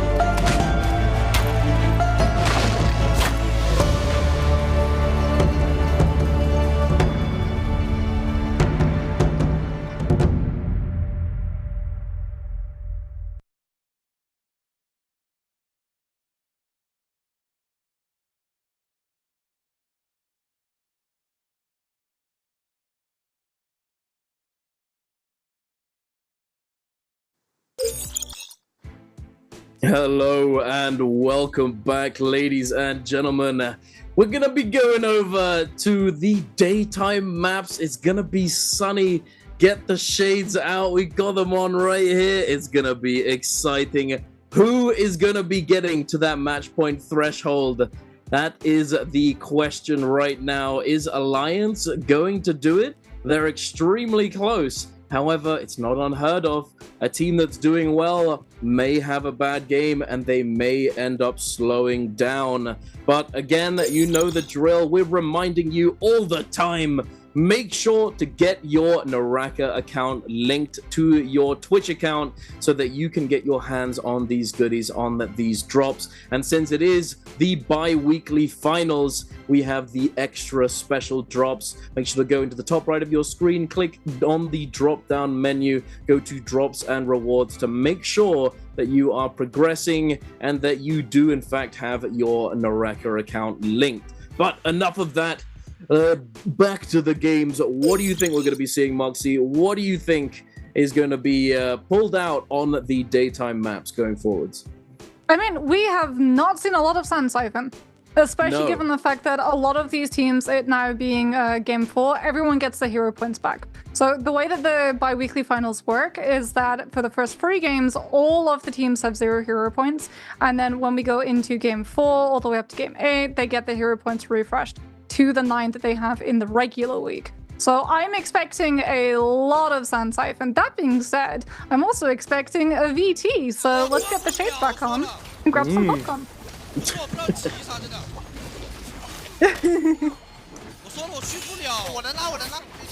Oh. Wait, how does he die here? This is not this is the beginning of the end for Alliance, unfortunately. They do get taken down here. It's it is what it is, you know. A little bit too over aggressive, a little bit too greedy. It is what it is, you know. It happens to the best of us. You know, you're feeling yourself. You got the buff. Let's go crazy. If we get 2, 3, maybe 4 kills, the entire lobby's gone. But unfortunately, they just weren't fully aware of their surroundings at the time. They got the 1 kill, tried to snowball, but unfortunately it just wasn't to be, and they got cut down. They got their wings clipped as they fell to pieces, unfortunately. However, you know, the stronger teams, one of the most important aspects of competing is mentality and maintaining good and calm mental. Don't let it get to you, otherwise you will fall apart. And a team is only as strong as its weakest link. So all 3 members of each team need to be locked in, otherwise things could go awry. But yeah, back to what you were saying before, we haven't seen too much Sand Siphon, and I think moving forwards into these daytime games, we will likely end up seeing quite a bit more Sand Siphon, which also makes quite a lot of sense, considering that, as we talked about earlier with the Firefly maps, it kicks off very, very hectic. There's a lot of fights going on at the very beginning with the Fireflies in play, etc. However, you know, on a daytime map, there's no Fireflies to necessarily pick up immediately. You can take a fight off drop. You can look to try and take a fight early on. However, a lot of teams, especially Sand Siphon composition, although they can fight off drop, they would much prefer taking a slightly more passive drop, looting up, and trying to scale as quickly as possible. As you may or may not know, Takeda, with the 3rd variation of his ultimate, his V3, his ultimate scales depending on the weapon rarities and how many weapons you and your teammates have in your inventory. And the higher rarity and the more weapons you have, the higher the grade of the ultimate. And it goes from common to epic to legendary. And now with the common, you have 3 shoves that have the base range and width of the shove. And then at purple, it gets a little bit wider, and you also get another charge, so you get 4 shoves. But then when it gets to the legendary state, it becomes much, much bigger. The length, it goes much further, and it's very wide, but it also, if you catch somebody with the shove, it not only pushes them back, but then it drags them back in at the end of the animation, allowing you to more effectively follow up on the Takeda, which is just it's so much more powerful, and it's one of the big win conditions for this composition. Yeah, it's the power scaling spike that you see happen for teams that are able to, with that Sun Siphon composition, win the Realm of Yang. Because like you said, when you have that yellow tier, the legendary tier of the V3 Takeda, the follow-up into something like a Spear for Dragon Slayers, or even Heartstopper was a big thing a couple of patches back. A lot of Takedas would run the Spear of Heartstopper to be able to get the silence effect on someone after they got staggered by the Furin shoves. Then we saw Staff come through. Halberds was a big one with the charged RMB and the range on that. But the fan was when we really started seeing that follow-up on the Takeda Furin shoves in the trios, the charged RMB, the fact that it grabs those players, it can catch them at a distance, and it grabs them in again at the tail end for another follow-up Furin shove. It is absolutely brutal if you get sent into the washing machine of Furin shove into fan charge RMB, into Furin shove into fan charge RMB. Rinse and repeat until that player is unfortunately very, very wrung out.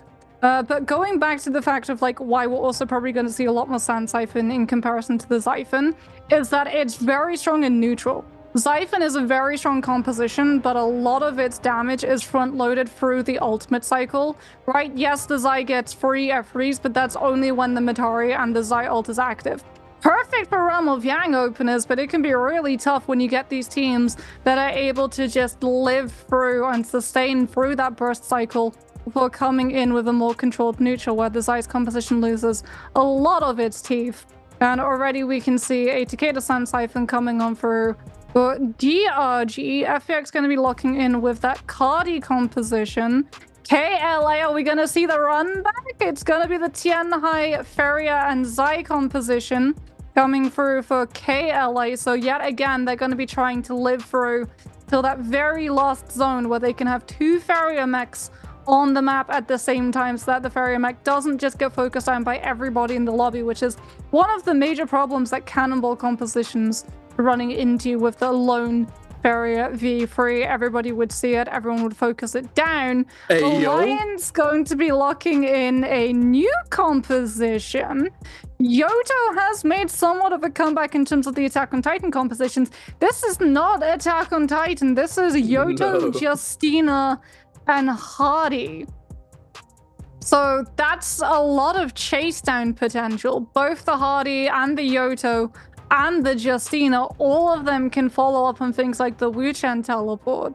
What I'm really worried about is the fact that Yoto's ultimate has long been criticized for it being one of the easiest ults for Kurumi F3 to just face tank through.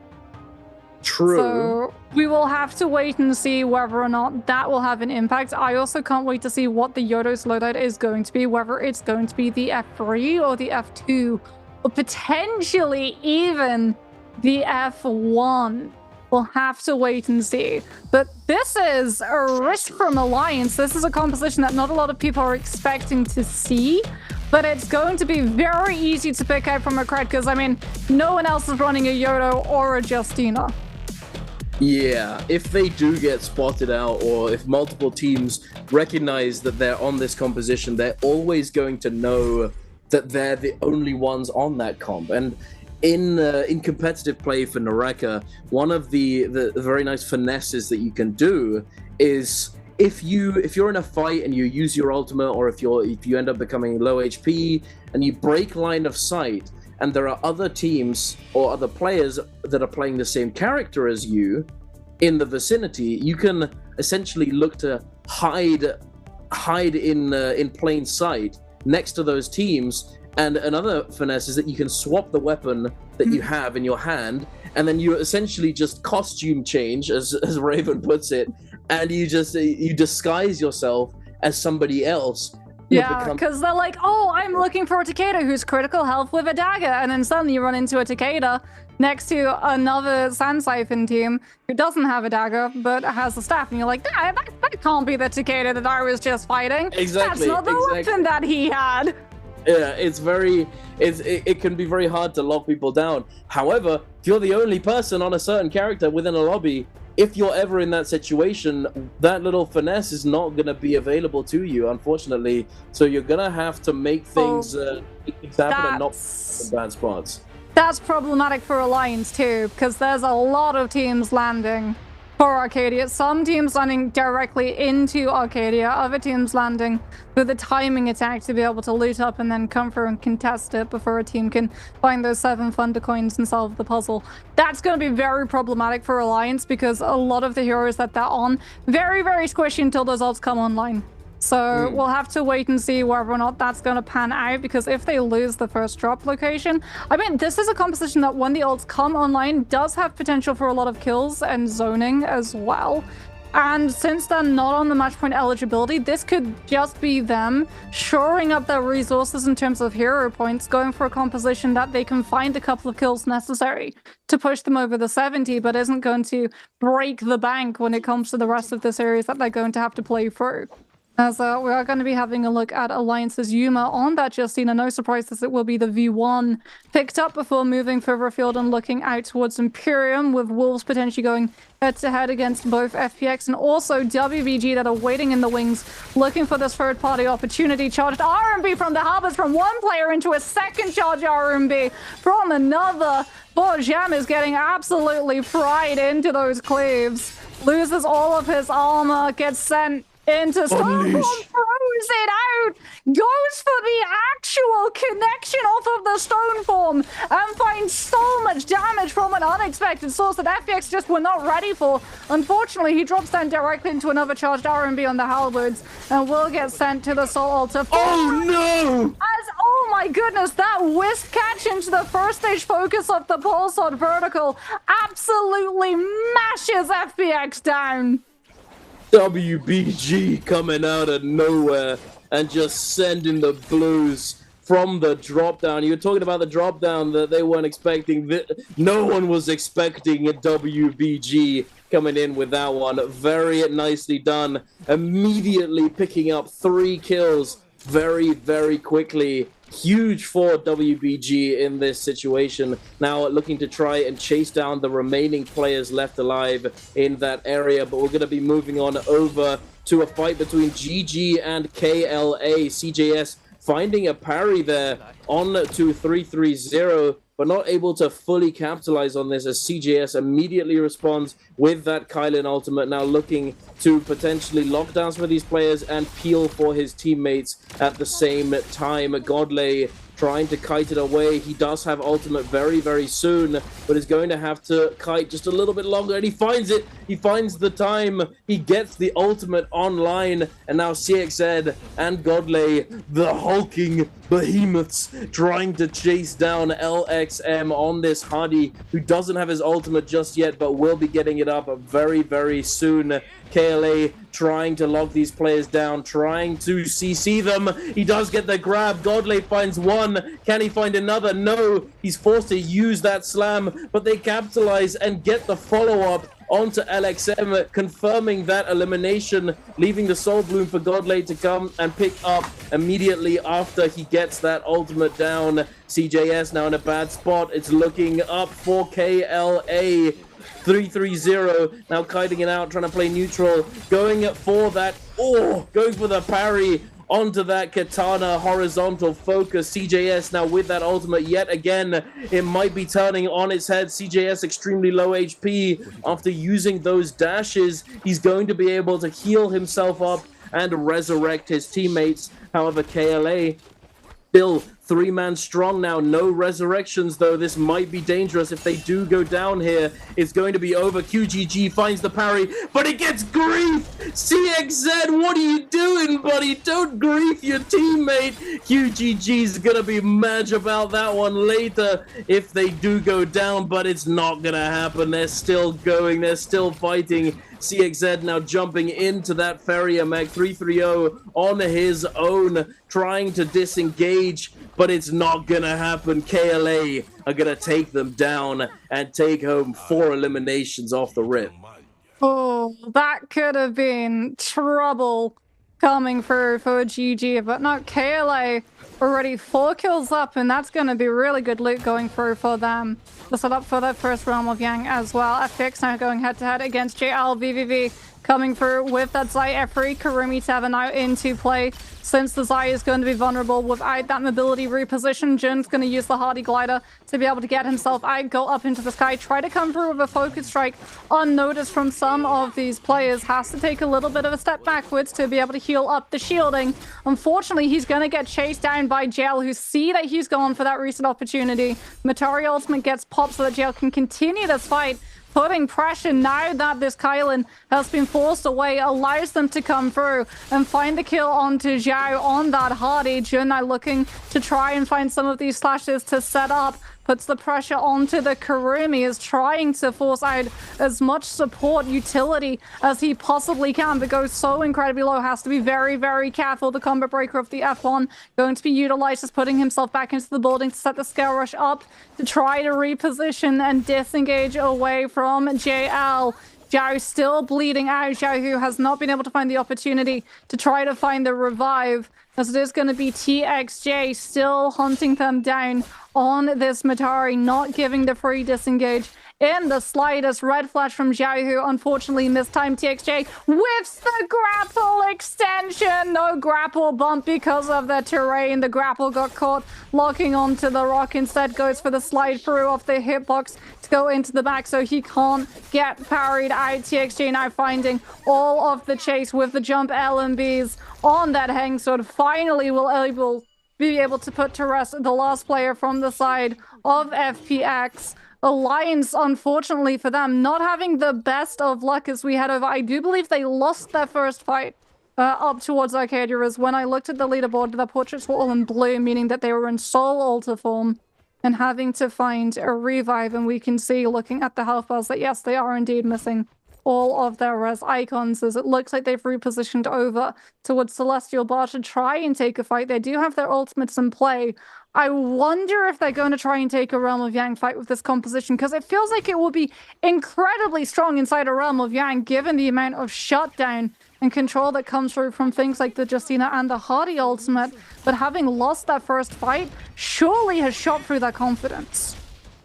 I will say, I completely agree, especially considering that it's off the back of the previous game where they blundered and essentially just they went down when they had the buff. They could have potentially taken it all there and gotten to match point, and it's huge mental damage. You might think that I'm memeing, but it's not a meme. Mental damage is a thing. It is to be considered with care. EWG, though, they are consolidating extremely well onto NHQ, and they do take him down. The blistering edge to follow up, and now it's just exploding. Luo Ye using that Zai ultimate to great effect. Wolves ZK now being taken down. He does have a rebirth available, however NHQ does not, and neither does XEM, so he's definitely going to have to full disengage, as he doesn't want to be going down and forcing his teammate to resurrect 2 people as opposed to just the 1. Now, moving back over to Alliance's perspective, they are lurking at the edge of the zone, waiting in a bush, and it looks as though they are definitely going to be going into the Realm of Yang. And I agree, I think this is definitely a Realm of Yang comp. It could do extremely well. And also, something to note is that we're still not seeing that much Sand Siphon. We're still not seeing that many Tumult. Tumult being one of those characters that does shut down literally all 3 of these characters. All 3 of these characters do get shut down by Tumult. I wonder if teams are saving it for the MVP round, because Temi ultimate is the best at controlling Spirit Well. It shuts down Kylan ultimate. It shuts down Vipers and Tess's if they want to look for the third party. It forces Hardy into having to use a lot of his mobility to get out. That being said, I do believe this is going to be Sand Siphon versus Alliance's composition coming on for... No, that's a Hardy. And a Takeda. This is WVG. So this is WVG coming in with an unorthodox composition. And as a result, Alliance are going to have an unorthodox situation to It's going to be the Justina V1. Still got 4 dashes available to Yuma. Utilizing NY7's cube to get away, setting up the dashes. But the Takeda Furin shoves makes it very hard for him to be able to find the dash through. Temi ultimate as well going to be invested. So that the Justina has to use one of those dashes to go straight on up. Yodo ultimate now is going to get thrown. Putting all of the pressure onto the Takeda. Setting up for the Justina to find the follow-through dash to be able to freeze the hyper carry. Unfortunately, I believe that's all of their ultimates burned, and Alliance are yet to be able to find a kill. Going back into neutral, this pivots immediately into the favor of the Sand Siphon composition. The Kurumi Tava means that they're not going to be able to find a kill. The jump horizontal, or rather the jump verticals off of the Spear is going to be able to set up the follow-through coming on out of that Temi. And this is really problematic for Alliance right now, Dunk. This was a composition that was engineered for a Realm of Yang, but they ran up against the composition that had the Kurumi, and as a result, WBG just sustained through all of that front-loaded burst damage when the ults were active, and as soon as it swung into neutral, Temi with the crowd control, Takeda being able to make sure that you get punished if you throw the focus strikes, that wasn't really a whole lot Alliance could do. They've now got Yang depletion, not a single kill to their name, and as a result, even though they are tantalizingly close to that 70-point threshold, they might not even MVP eligible this round.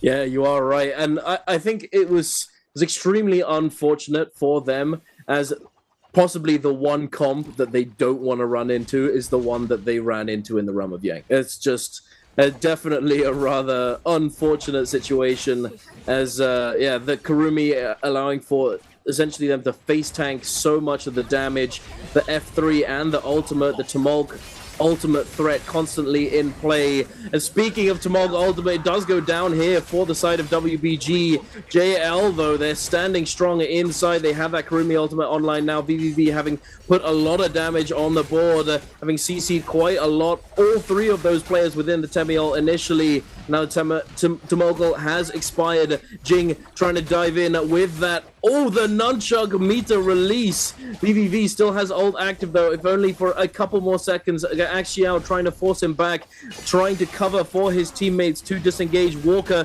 still in the fray, no HP. He does go down, though. VVV now looking to try and disengage for a moment, get a reset, stabilize the fight, and then come right back on in, try and assist his teammates. The parry does come through, but the charged F2 from the Matari is going to mitigate the follow-up. VVV now goes the jump parry, but no need. It doesn't matter. Hit him in the back with those fist blades and take him down. JL is going to find 3 eliminations, and now moving right on over to Alliance, a team that unfortunately did go down in the Realm of Yang. It looks as though they've used all 3 of those ultimates, perhaps only some of the Hardy ult, as they used it for the cube function. However, they do have that no ult zone, the Forbidden Idol, to play around here, and this tower that they can utilize to kite around and look for a better opportunity to re-engage in this fight. Yuma going to the very top along with the rest of his teammates. BBE diving in, it seems. KLA also in the mix. QGG does have ult available, trying to stay hidden, but his teammate has been taken down. Godley has been eliminated within that Forbidden Idol zone. Now QGG in a bad spot, does have his ultimate forced out now into the F3, trying to go sky high, trying to apply pressure backwards so that he doesn't just get immediately bursted down and chased down by Alliance. They are trying to stabilize. Yuma covering for his team. BBE also looking for this reset. They don't need to get too aggressive quickly. And yeah, Bowder going to be coming in. Moxie, what is going on here? Yuma with that parry does find it, but not much damage. Is Alliance going to survive here? Oh, it's not just Bowder. It's every team in the area. DRG are here, Bowder are here, Alliance are here, GG are here. So many teams currently in Alliance as a result going to put themselves on top of the ballista. Unfortunately, you will be able to because he won.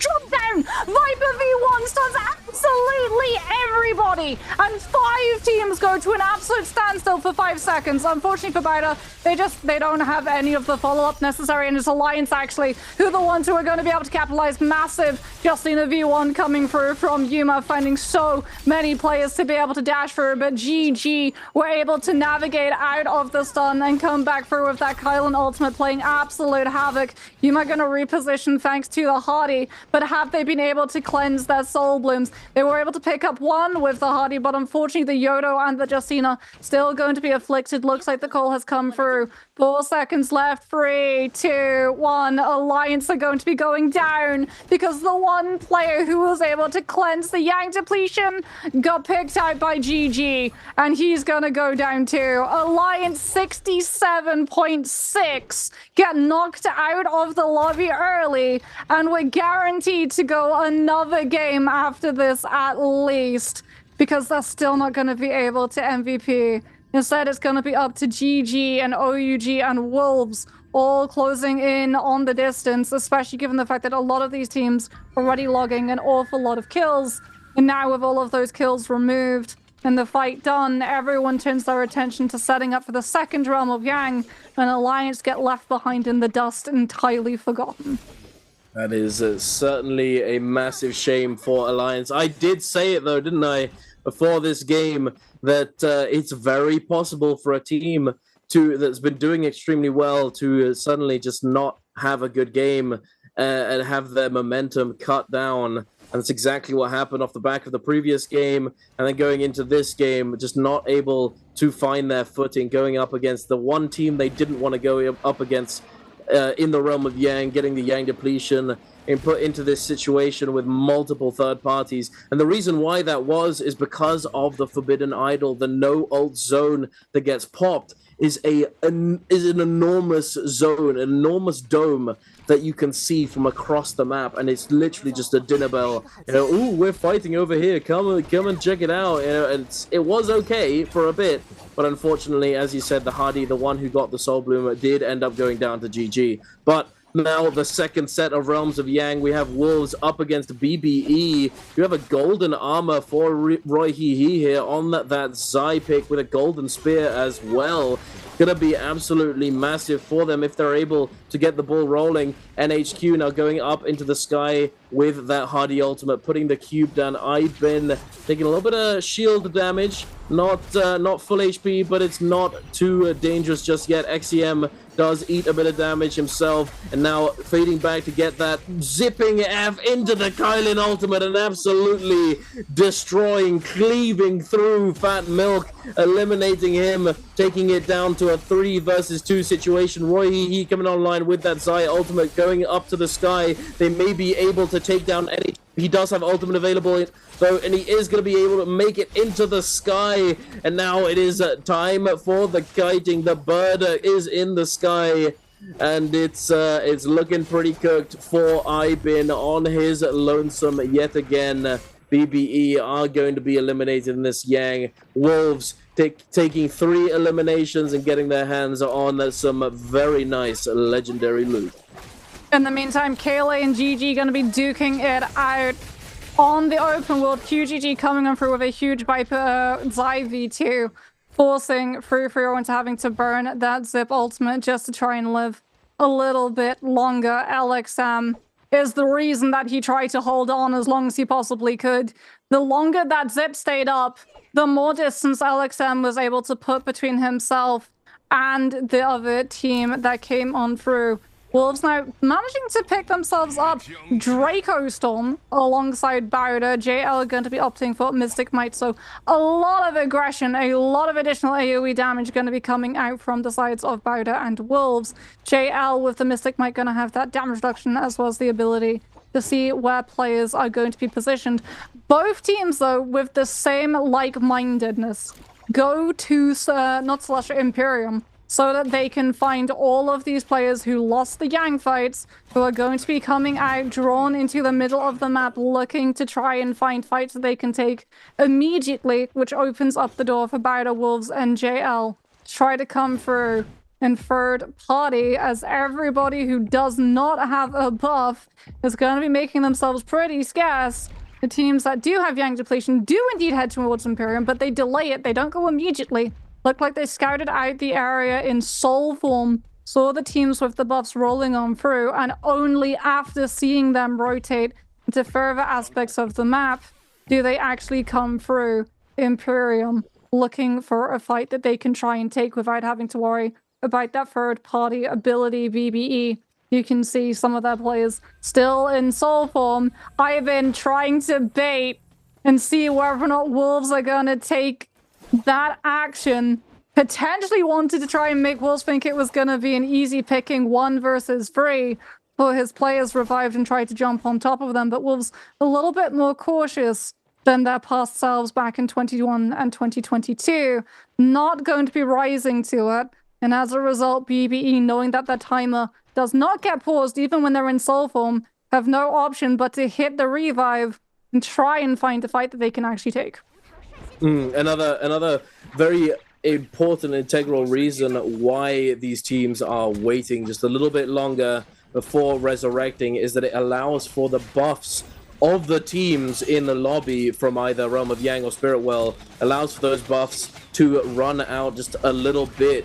And it is definitely a smart move. If you can mitigate some of that buff, it's going to be extremely useful in trying to take them down afterwards. But WBG, the Realm of Yang depletion, the scrap off here over at the edge of Imperium. It was looking really bad for WBG initially. Walker was literally on a pixel of health, but somehow manages to stay alive. The Kurumi keeping him topped up, and now it's not looking too good for BBE. They have lost one of their members, and they only have the Kurumi and the Matari left on their feet, both with Yang depletion. WBG, though, in a dire spot. Unfortunately for them, they get third-partied in this situation.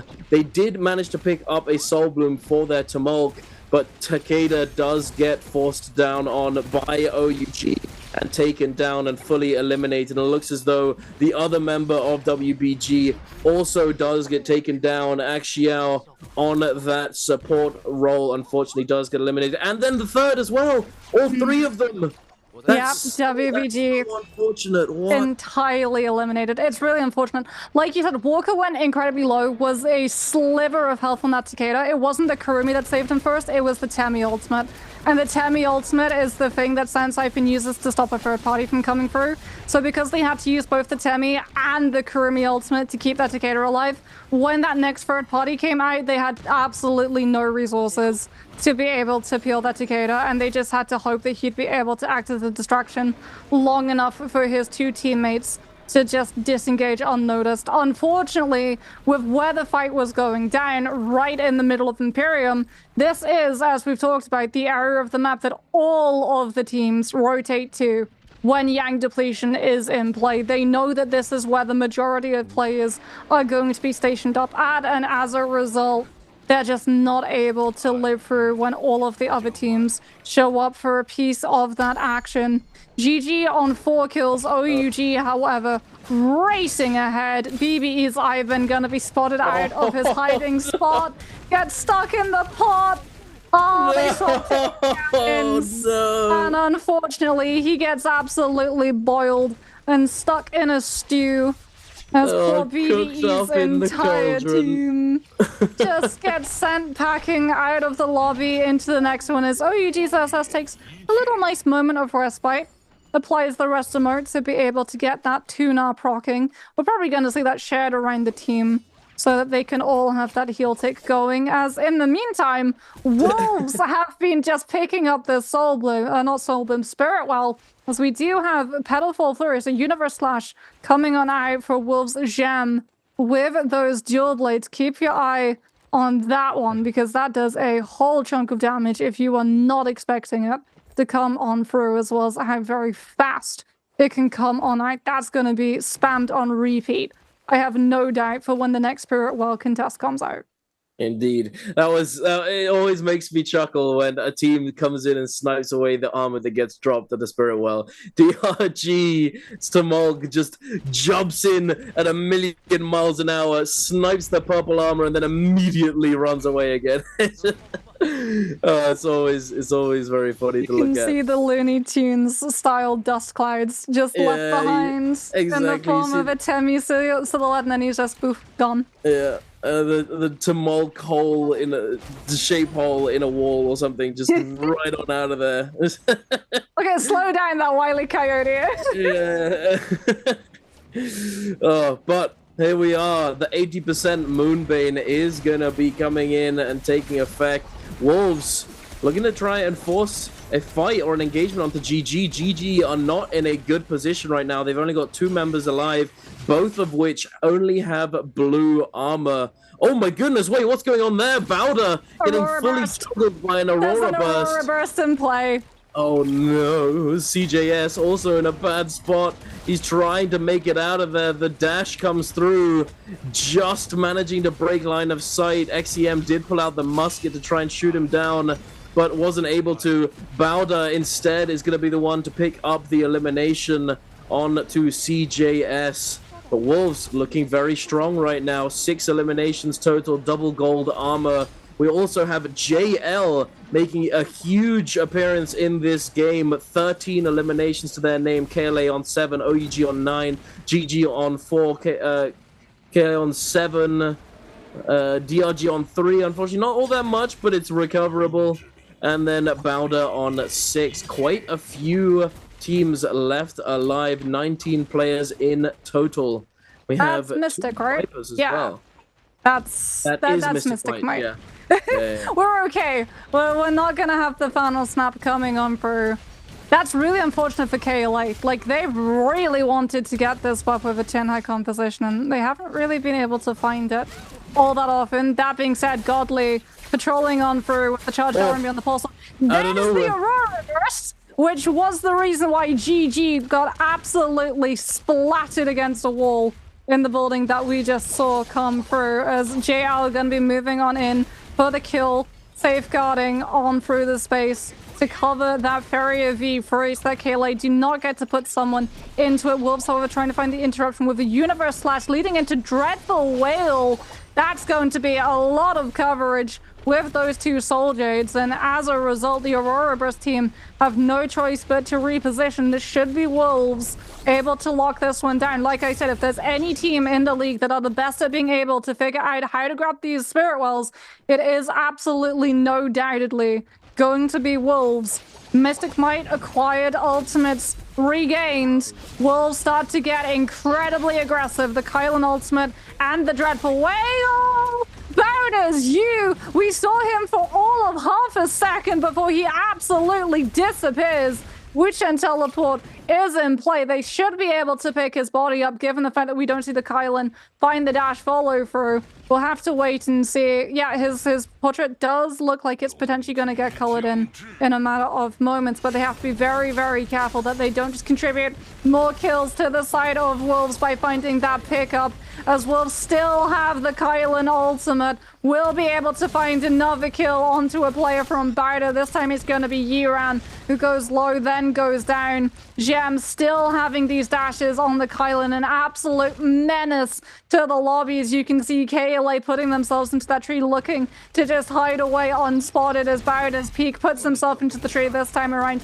Uses that Tessa ultimate to just chase the Kylan from being able to find that follow-up. KLA's Godly into the Farrier V3. Chasing the Kylan a little bit further away so that Wolves are forced more into the middle of the map at the mercy of all of the other teams in the area. But even through that all, they're still able to keep an eye on where that last player from Bowder went and pick up the kill. KLA's Godly still in this make, utilizing the cannon shots, trying to just push some of these players into that corruption 6 damage, as well as give his team the opportunity of holding onto this high ground and finding a little bit of reset points, as everybody does their best to not be the vulnerable ones that Wolves turn on to next, given the fact that Mystic Might is still going to be in play for the next minute and Zep's not able to find the drop down Viper V1. Instead, aggressively gets punished with the Temi Wisp, goes so incredibly low. The Wuchen teleport has to be called in, but the beacon gives away where exactly OUG ran off to, and SS doesn't have the ultimate to be able to tank the damage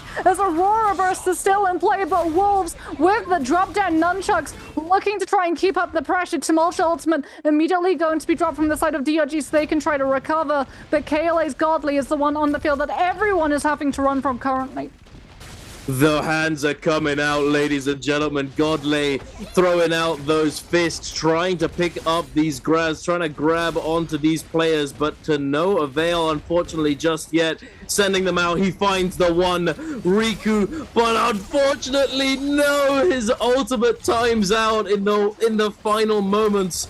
However, Rico does go down to Wolves. Wolves looking extremely strong right now. All three of them topped up, still holding on to quite a lot of their shield. XEM trying to tap dodge, roll away. He is getting forced onto now by JL. TXJ gonna be able to pick up the kill onto XEM. The Zai ultimate is online, ladies and gentlemen. NHQ also gonna be taken down. No ultimate usage coming out from NHQ as well, unfortunately. Just not able to find the time to use it. DRG standing strong. KLA on top of the tree in the sky, trying to stay as inconspicuous as possible, staying out of immediate danger. DRG, Dongxing about to unleash the Takeda ultimate. Here it is, and it's time to send those fan RMBs. One Feng gets pushed into the zone, but the Kurumi circle is going to save him for the moment. The absolute chaos that is ensuing at the moment is absurd. Dongxing sending out those focus attacks, trying to find as much value as he can. His teammates trying to stay within the storm, in the safe zone. The F1's going to come through, and TXJ is going to stay alive until the last second with a lot of HP and a lot of smiles and a lot of kills, having picked up 10 eliminations at the very, very end. What a performance coming out. It's the poison splash dunk. Because, like, that Sand Siphon, when DRG still had that Cicada ultimate, they only had 4 kills. But what they could have done was ruin JL's scoreline by being the last team standing and getting the kill score multiplier. But JL loses a player, I'm not sure who it is, but the second that death goes through, we just see the poison splash pop, and immediately DRG's health just absolutely tanks. So indeed. It is huge. Poison splash is one of those clutch soul jades that when it comes into play, it ruins your final circle. DRG are not going to be happy about that one, but JL, all of the smiles for that team, because they came through with something like 17 to 18 kills and last team standing, so they get the kill score multiplier.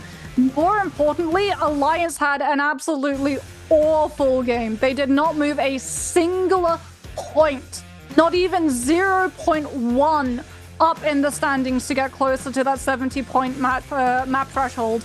And as a result, JL, who are lagging behind, are going to rocket up the standings because of that kill score multiplier that they were able to achieve.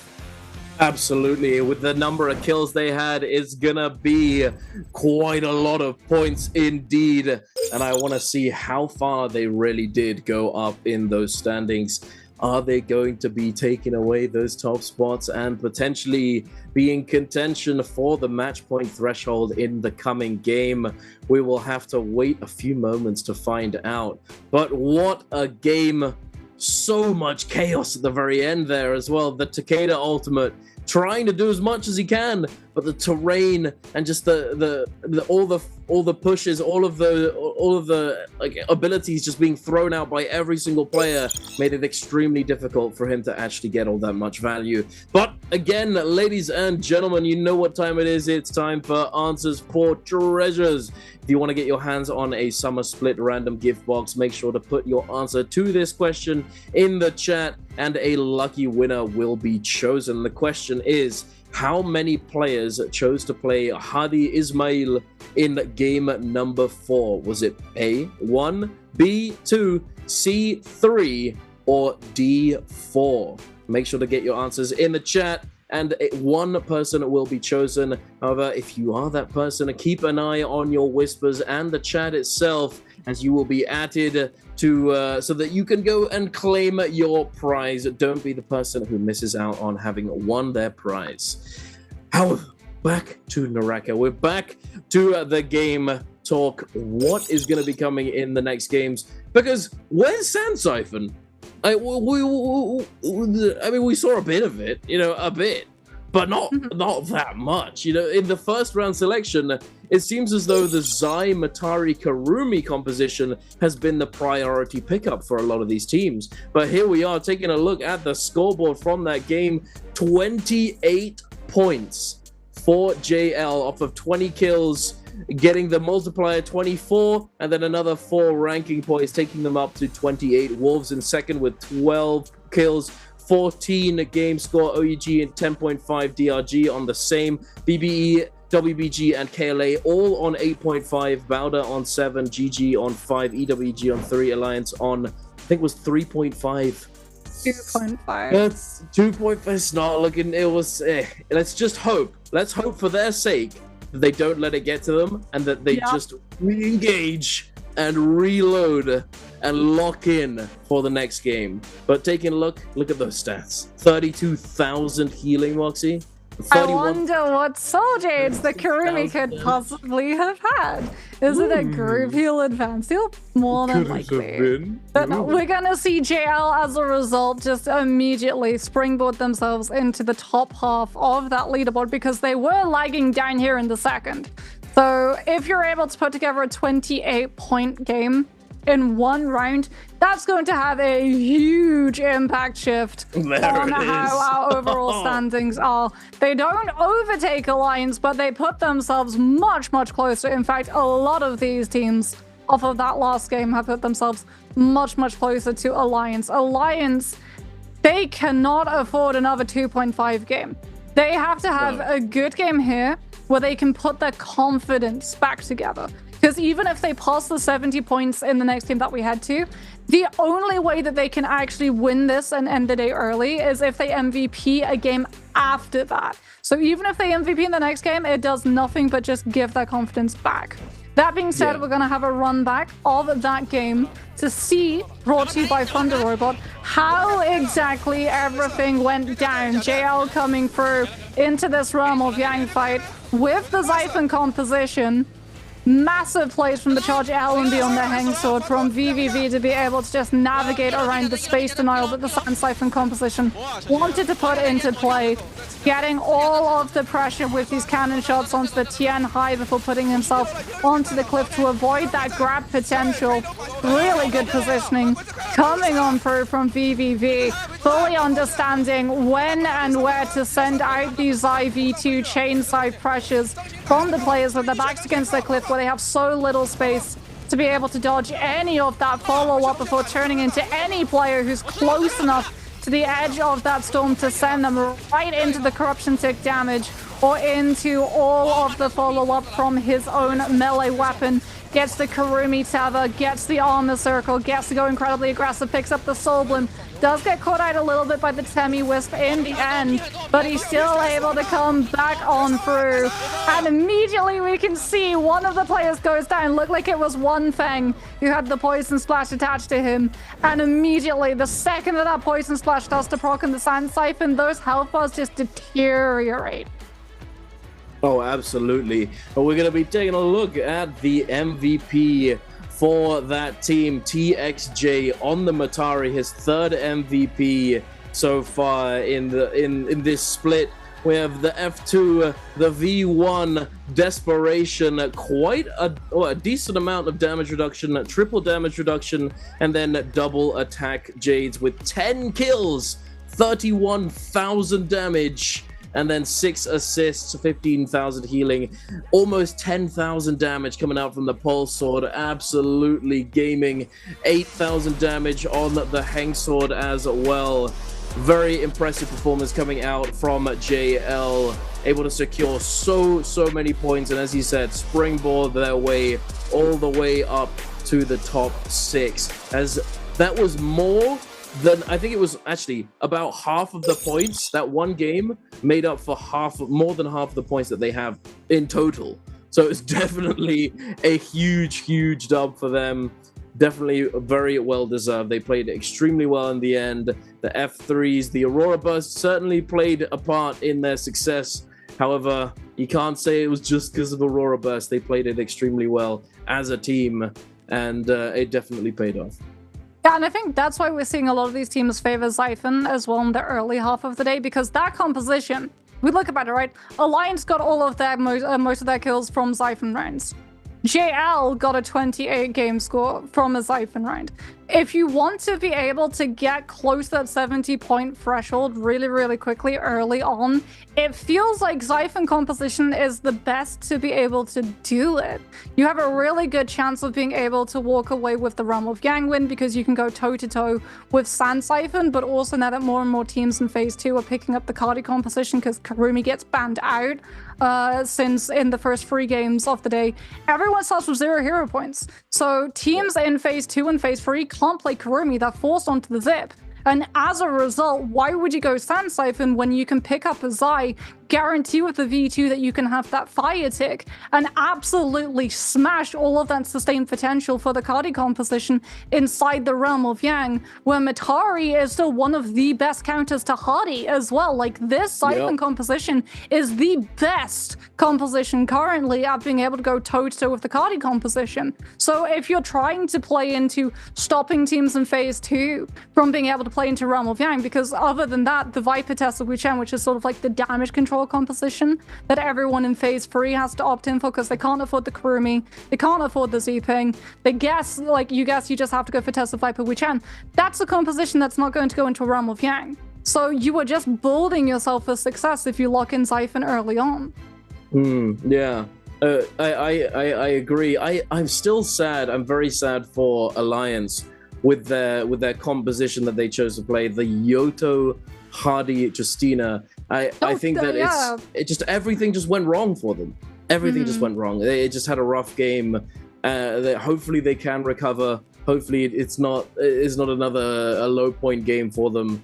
Although it would be rather hard to get less than 3 points, which is what they would need to get to not get to the threshold for match point. Still, it would be a boost to their mental, as you said earlier, to get their confidence back after a couple blunders, you know. But I do think that comp that they were experimenting with could have value. It's just that it needs to not go up against Tumult, because the Tumult pressure with the ultimate that he can use at any time, really, and then the Karumi that just essentially allows her and one of her teammates to face tank so much damage. You know, we literally saw what you predicted, that the Yoto ultimate just got completely mitigated by the Karumi F3. Completely. It did no damage. Yeah, I've been that dunk. When I started NARAKA, I was a Yoto man. Believe me, I know the pain of running Yoto and trying to ult and that Karumi F3 Teva being up. Like, I've tried to play Yoto, I've tried to play her in Showdown, I've tried to play her in PvP. No. As much as I would love to see it, I just, when that F3 Teva is active, you're never going to be able to confirm the kills. Like, the one thing that you're going to be able to do with that Yoto ultimate is force the F3. The problem is that they didn't use the V3 from the Yoto to force the Teva. They were trying to find the kill. They needed to stagger the ultimate side a little bit more, but Sand Xiphon just has the answer because, hey, Justina ults. Well, we're just going to Temi ultimate so that the Justina has to use one of those dashes to get out of the Temi ultimate, and she can't dash through into our players who are on the other side. Oh, Karumi is separated and potentially catchable by the Hardy. Well, Karumi is just going to be able to teleport and tether to someone, or use the armor recast circle. The fact that she can recast her ultimate once during that duration, so even if she gets knocked out of it by the Hardy triple charge golden strike on his V2, she's still not going to be able to receive no sustainability. She just gets to tank through the entire thing. And then even if you are able to find any form of CC or lockdown, even on the Takeda, the fact that he can still use those Furin shoves and impact and either peel for himself or his teammate, like there is no way that you're ever going to be able to find an isolated, easy to pin down target against a Sand Siphon with a Kurumi comp. I think what in that realm of Yang, if my memory serves me correctly, what happened was the Kurumi ultimate got used early. The Justina used ultimate relatively early too. I think we saw the cube come out initially as well. Yeah. I think that the problem may have been in that specific scenario was that they opened up with the Justina ultimate as opposed not the Yoto. Yeah, I think the Yoto ultimate not only would have also done the same thing as forcing out the Kurumi ultimate and potentially even the Tumulk ultimate, and then essentially you have the cube to get out of there as well. You can cancel the Yoto ultimate. Obviously, you don't keep like a huge amount of rage, but you can always cancel it. Some is still better than 0 though. Yeah, exactly. So I think because they opted to go for the Justina ult initially, I think it's a bit of a difficult scenario though, because if you force out those cooldowns and you've used the Yoto ult, you're then in a situation where you have Justina ult to match Takeda ultimate, and I feel like Takeda does pretty well into Justina in that if she does get freezes, it's somewhat irrelevant as he can shove them all back. So that's the problem with this matchup, is that you need to try and force out multiple ultimates from the Sand Siphon composition without committing too much yourself. Play the kite angle, look to get the Hardy cube back online again, and then re-engage once you've used them, and also once the Tumulk ultimate has gone down, once you've forced out the Takeda ultimate, perhaps using that Justina ult, as if you dash through multiple people, you get extra dashes, etc. It's winnable, but it has to be played and executed so well in that matchup for it to be successful. Yeah, and I mean, it's sort of like with the benefits of Sand Siphon, right? Because winning the Realm of Yang, it's the same level of reward, but so many things have to go correctly, as opposed to Sand Siphon, where even if like you lose one person, as long as it's not the Kurumi, you can still find the Tava, you can still find the revive. We see it all of the time. When a player goes down, but it's not the Kurumi, and she just puts herself onto a pillar, attaches the Tava, brings the player up, immediately casts Armor Circle directly on top of the brought back players so that they can just instantly get all of that armor back, and they just pick up again like nothing has happened. And you've probably had to burn through a good 2 ultimates to be able to guarantee that kill. Like, Kurumi is so strong at the moment, and to everyone who's playing NARAKA, if you do have the opportunity to play intros with communication, I really do urge you to learn Kurumi, because the amount of tech that is available for Kurumi, there's a very low skill floor for Kurumi, but the skill ceiling is almost infinite. Like, the amount of stuff that you can do, either baiting with the teleport or even using the recast animation to go for an immediate parry to catch players unawares. Like, Kurumi is such a fun hero. She's extremely she's extremely good, and as time's gone on, they have adjusted her kit, and she's become more able to do certain things and have certain finesses available to her. Like if she casts her ultimate at a specific timing, or if she uses the recast, which didn't always exist, she can activate the gold focus frames of that cast animation, and let's say someone's releasing a multi-hit focus attack, she can immediately press parry once that animation is over, still being in gold focus, and have a gold focus protected parry on startup, allowing her to all but secure a parry on a multi-hit focus attack. Yeah, we've seen it so many times in the Realm of Yang too, and it never ever stops taking my breath away. When I see that Kurumi's being able to just perfect pixel timing that recast into parry, I'm like, sheesh. Yes, indeed. Oh, they're doing it. They're doing it, Moxie. WBG are pulling out the Volda Matari Tianhai composition. I really hope that we get to see this composition all the way through, because this is an endgame composition.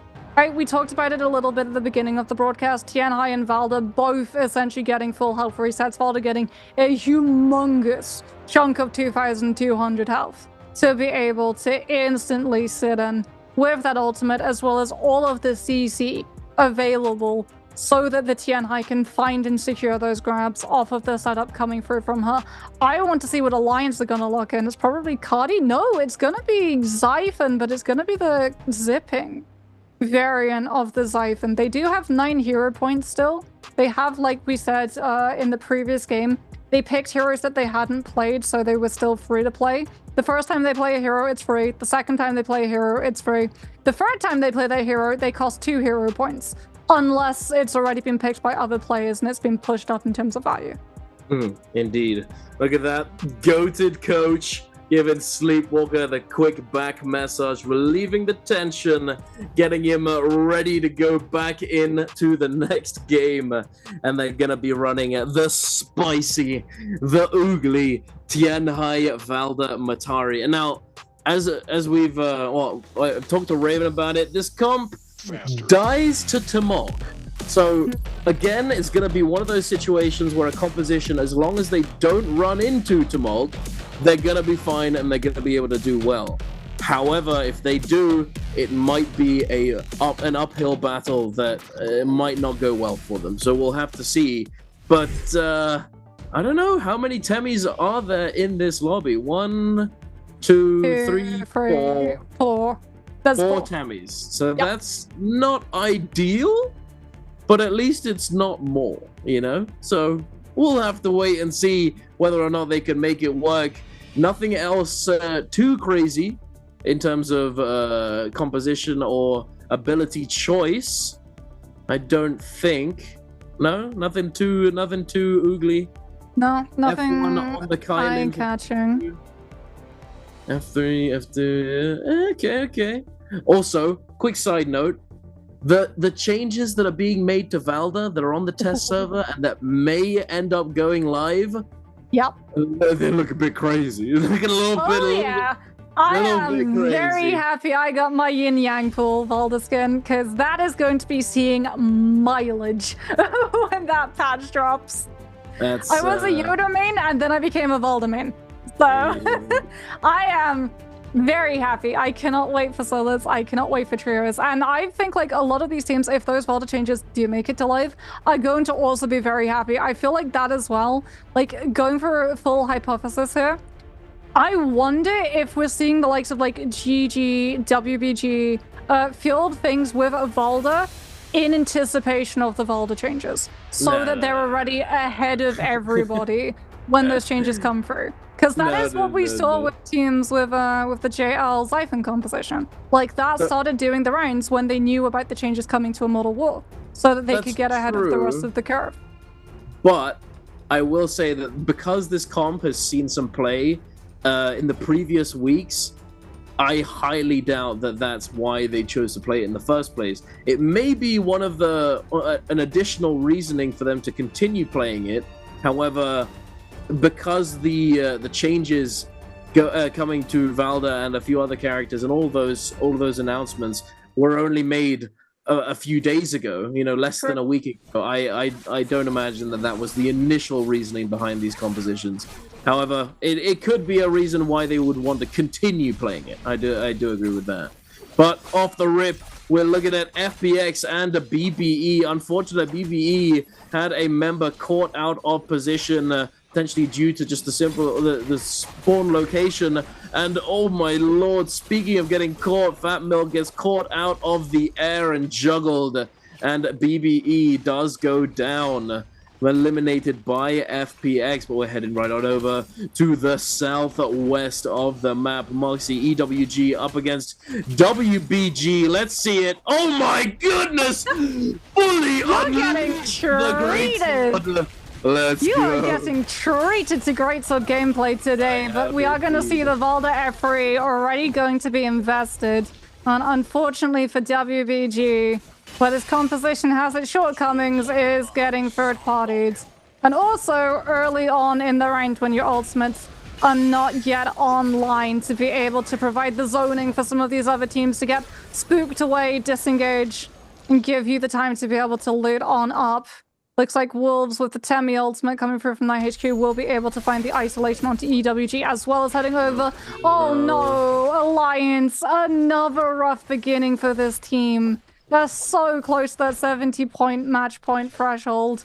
But Dunk, it really has They've not rezzed been as well. the greatest second half of the day. Because, yeah, they've utilized their revives. They're just trying to get a couple more kills, but they're sending out the focus strikes. They get hit by the Tessa ultimate. NY7 is going to go down. Yuma is going to get removed. It's all falling apart for Alliance. I think one of their players is still in soul form.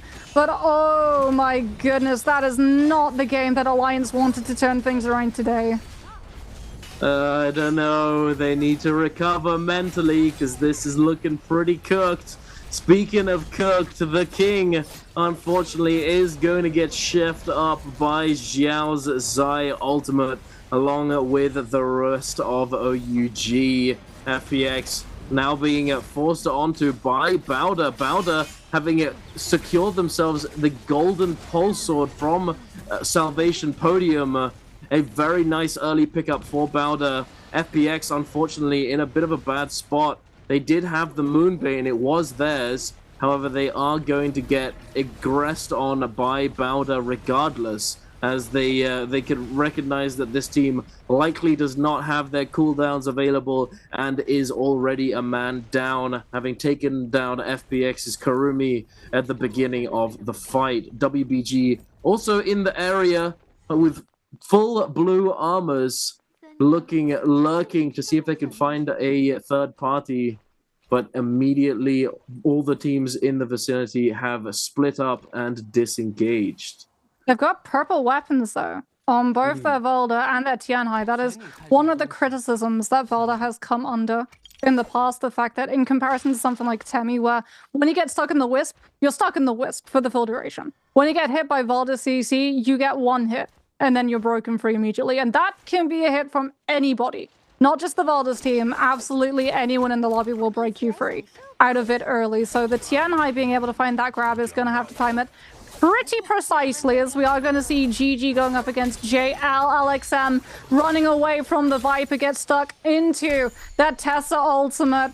Tev is going to be hitting in just now. JL immediately collapsing on top of him with the first stage focus of that vertical spear hit coming on for Wuchen teleport immediately coming out of Free-Free-O's pocket. As a result, as JL's TXJ chases down Free-Free-O, tries to find the Viper stun, manages to find it. Free-Free-O wanted to break LOS behind that tree, but TXJ just able to thread it right on through. VVV now, however, is the one getting stuck into by the Tester enchantment. GG not going to be able to find the punishment. However, they've bought themselves the recovery space. That Tester ultimate was threatening enough that JL invested the Wuchen teleport, and LXM now is actually the one in control of this, given the fact that he held on to that Viper V1. They are going to be able to utilize that windowsill and break away from the LOS. LXM not able to find the follow-up or the forward chase down from Free-Free-O, who wanted to put pressure on with the charge verticals on the fan if that stun had been successful. Instead now moves on through, putting pressure onto the Wu Chen, is putting himself into a 2 versus 1, trying to find the lockdown. Doesn't manage to get hit by that Tester ultimate, will be able to dodge it just in time, but does lose a massive chunk of his health and shielding for it. Can't afford to go for the reset, however, as this time GG throw out that Tester ultimate, catching onto JL's One Fang. LXM's going to keep himself right next to that Wu Chen, so he's not going to be able to get away from any of the stun follow through, as GG now are the ones starting to go a little bit too low. Both CJS and the Viper far too close to death, and the Wu Chen teleport comes back online again, and another fight reset is had for GG, as this time time, JL understanding that they have the better engagement and disengagement if the fight picks up a second time, with that Witch and teleport coming back online for JL's One Fang in a matter of moments, looking to keep applying the pressure. GG, as a result, going to be kiting back to that Forbidden Seal. No ultimates allowed. JL not going to be having the advantage that they were looking for if they start to go a little bit too low. LXM opening out with a hit of that Viper. F is going to get hit by the following silence over coming through from the other team, but the 2 versus 1, the spacing from GG is perfect. However, the shot vertical on the pulse sword fully committed from the side of the Wu Chen. LXM going so incredible. My lord!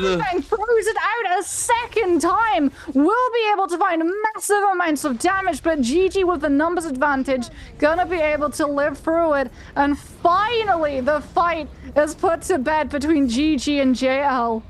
That was so well played from GG. Insane. Actually insanely well played. Although I think they had slight advantage in terms of armor, but still, that was really nicely done. Punished the mispositioning, had their one teammate stall in the 1 versus 2, not get taken too low, immediately covering for each other whenever someone was low, and then immediately punishing the mistake of sending a focus in the other direction when there's somebody behind them waiting with a focus charge. You know, so well played. Very nicely done by GG, able to just win in the straight up neutral 3v3 no ult fight. Definitely a pat on the back for GG right now. Unfortunately for JL, though, they had their momentum cut down, having had 6 eliminations leading up to this point. Now forced to go and resurrect themselves elsewhere and look to recover their game.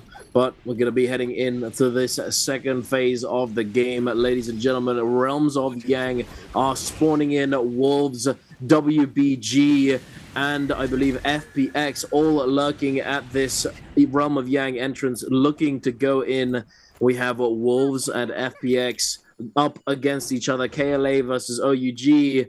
And Bowder versus, I couldn't see that last one. WBG.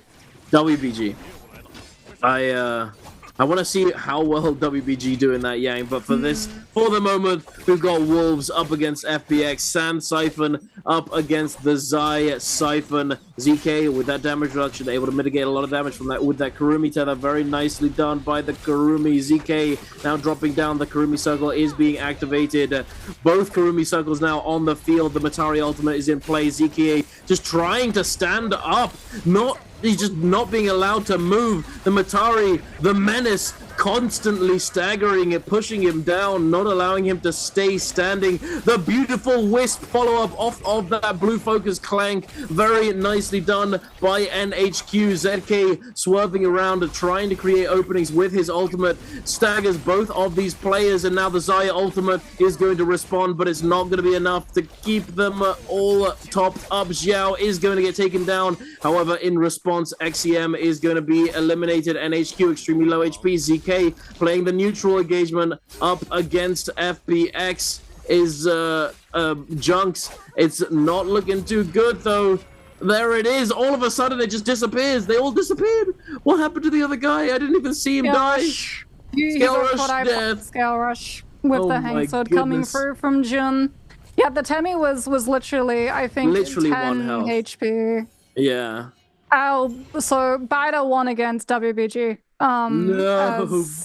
As a heads up, Alliance look like they went to a Spirit Well as they picked themselves up a Draco Storm. I believe they also have a bounty out onto Bowder, as GG going to be trying to figure out if they can third party some of these engagements, looking towards the outer edges of the zone. Alliance still have not moved in terms of standings. They haven't been able to put together a kill.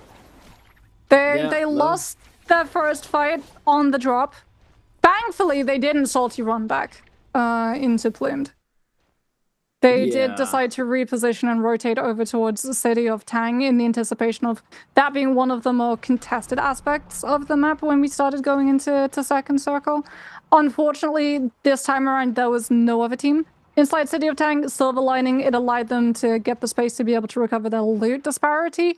Unfortunately, though, they're really not looking for loot.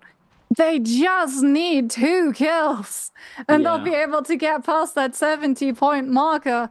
But now they're going to be looking for those kills while there are teams running around with Vermilion Bird's Might, weapons scaled off of a successful Realm of Yang, and teams that have Yang depletion that are going to be forced to take a fight, and as a result are going to be rotating to places that have things like bounty scrolls and putting them on teams nearby. Teams that unfortunately just find themselves with one. Alliance have a bounty placed against themselves by OUG, as we're going to be seeing WBG immediately rezzing directly on top of Wolves. So this fight is going to be getting incredibly aggressive incredibly quickly, as no one wants that third-party opportunity.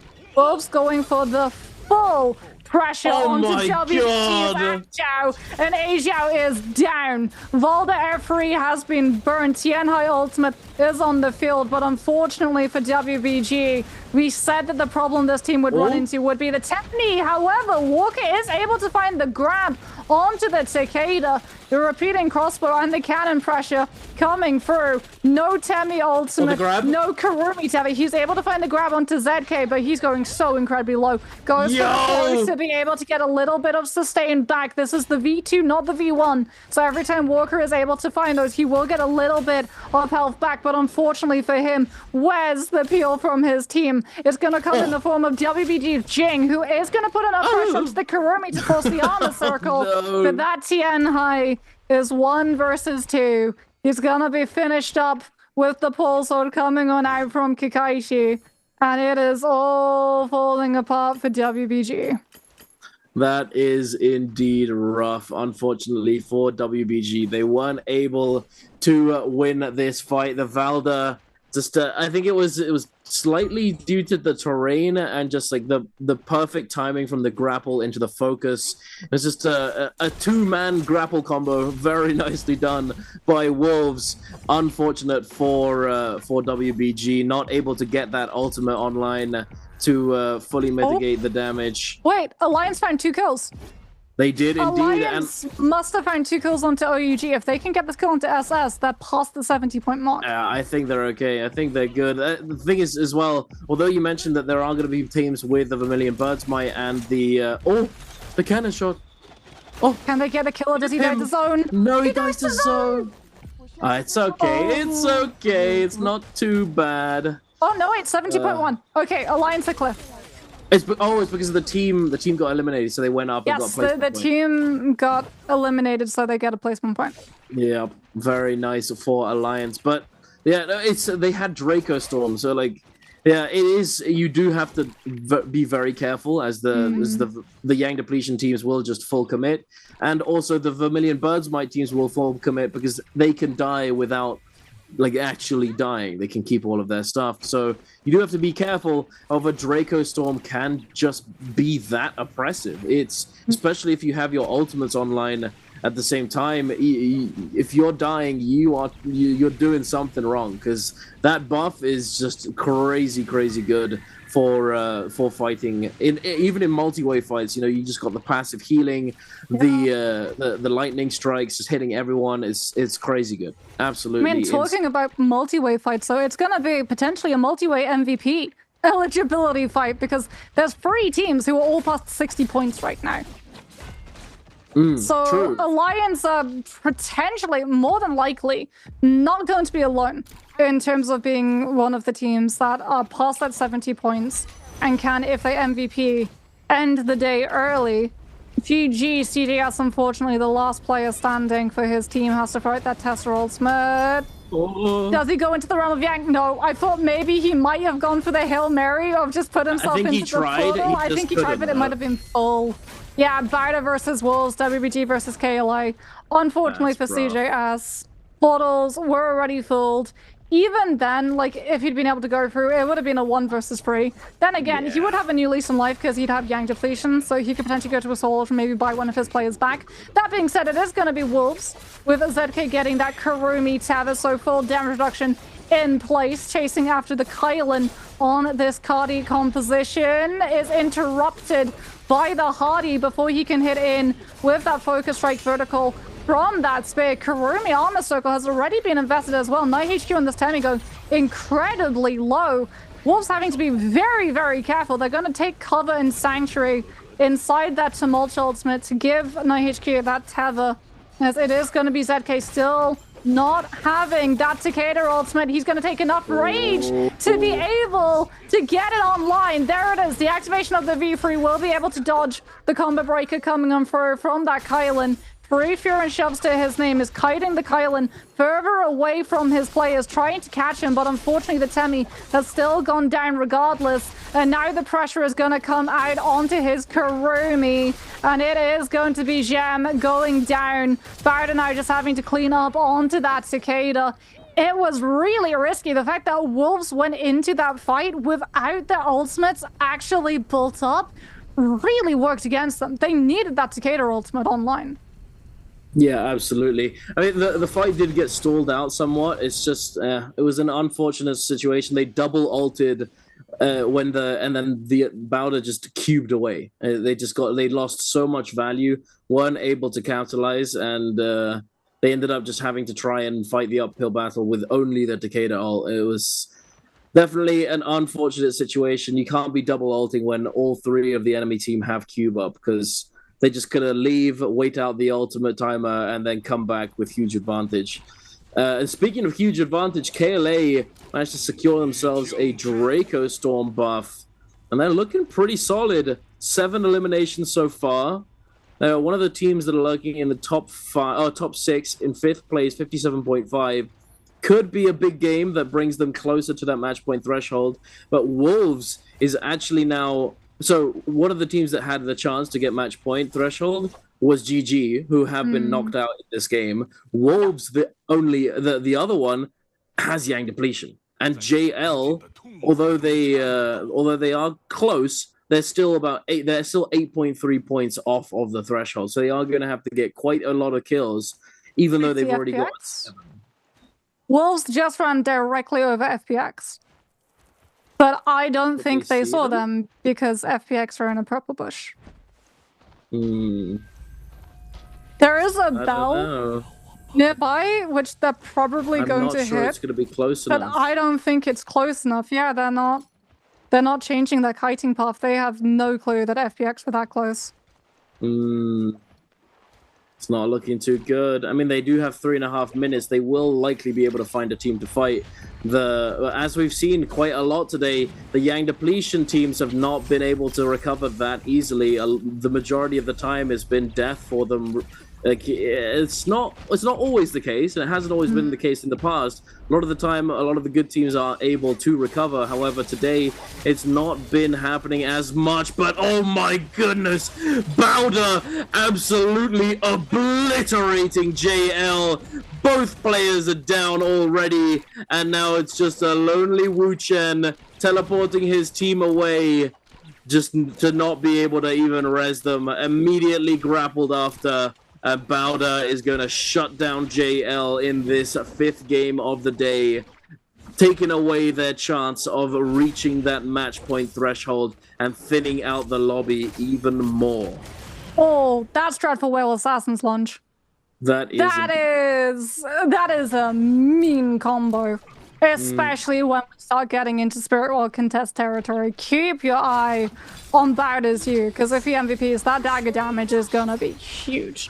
Wolves ZK now coming on through with the Takeda on that pole sword. Tries to come on out with the charged RMBs, chasing after Alliance, who are going to be putting themselves as far away from the scene as they possibly can. Wolves not going to be giving that one up, however. Going to be trying to figure out where Revenge has kited on off to, coming through with the horizontal follow-up Takeda ultimate to be able to lock the zipping down. Parry does come on out, but Fury shoves are being fully invested as Wolves want every single kill that they can get. This is a team that has Yang Depletion.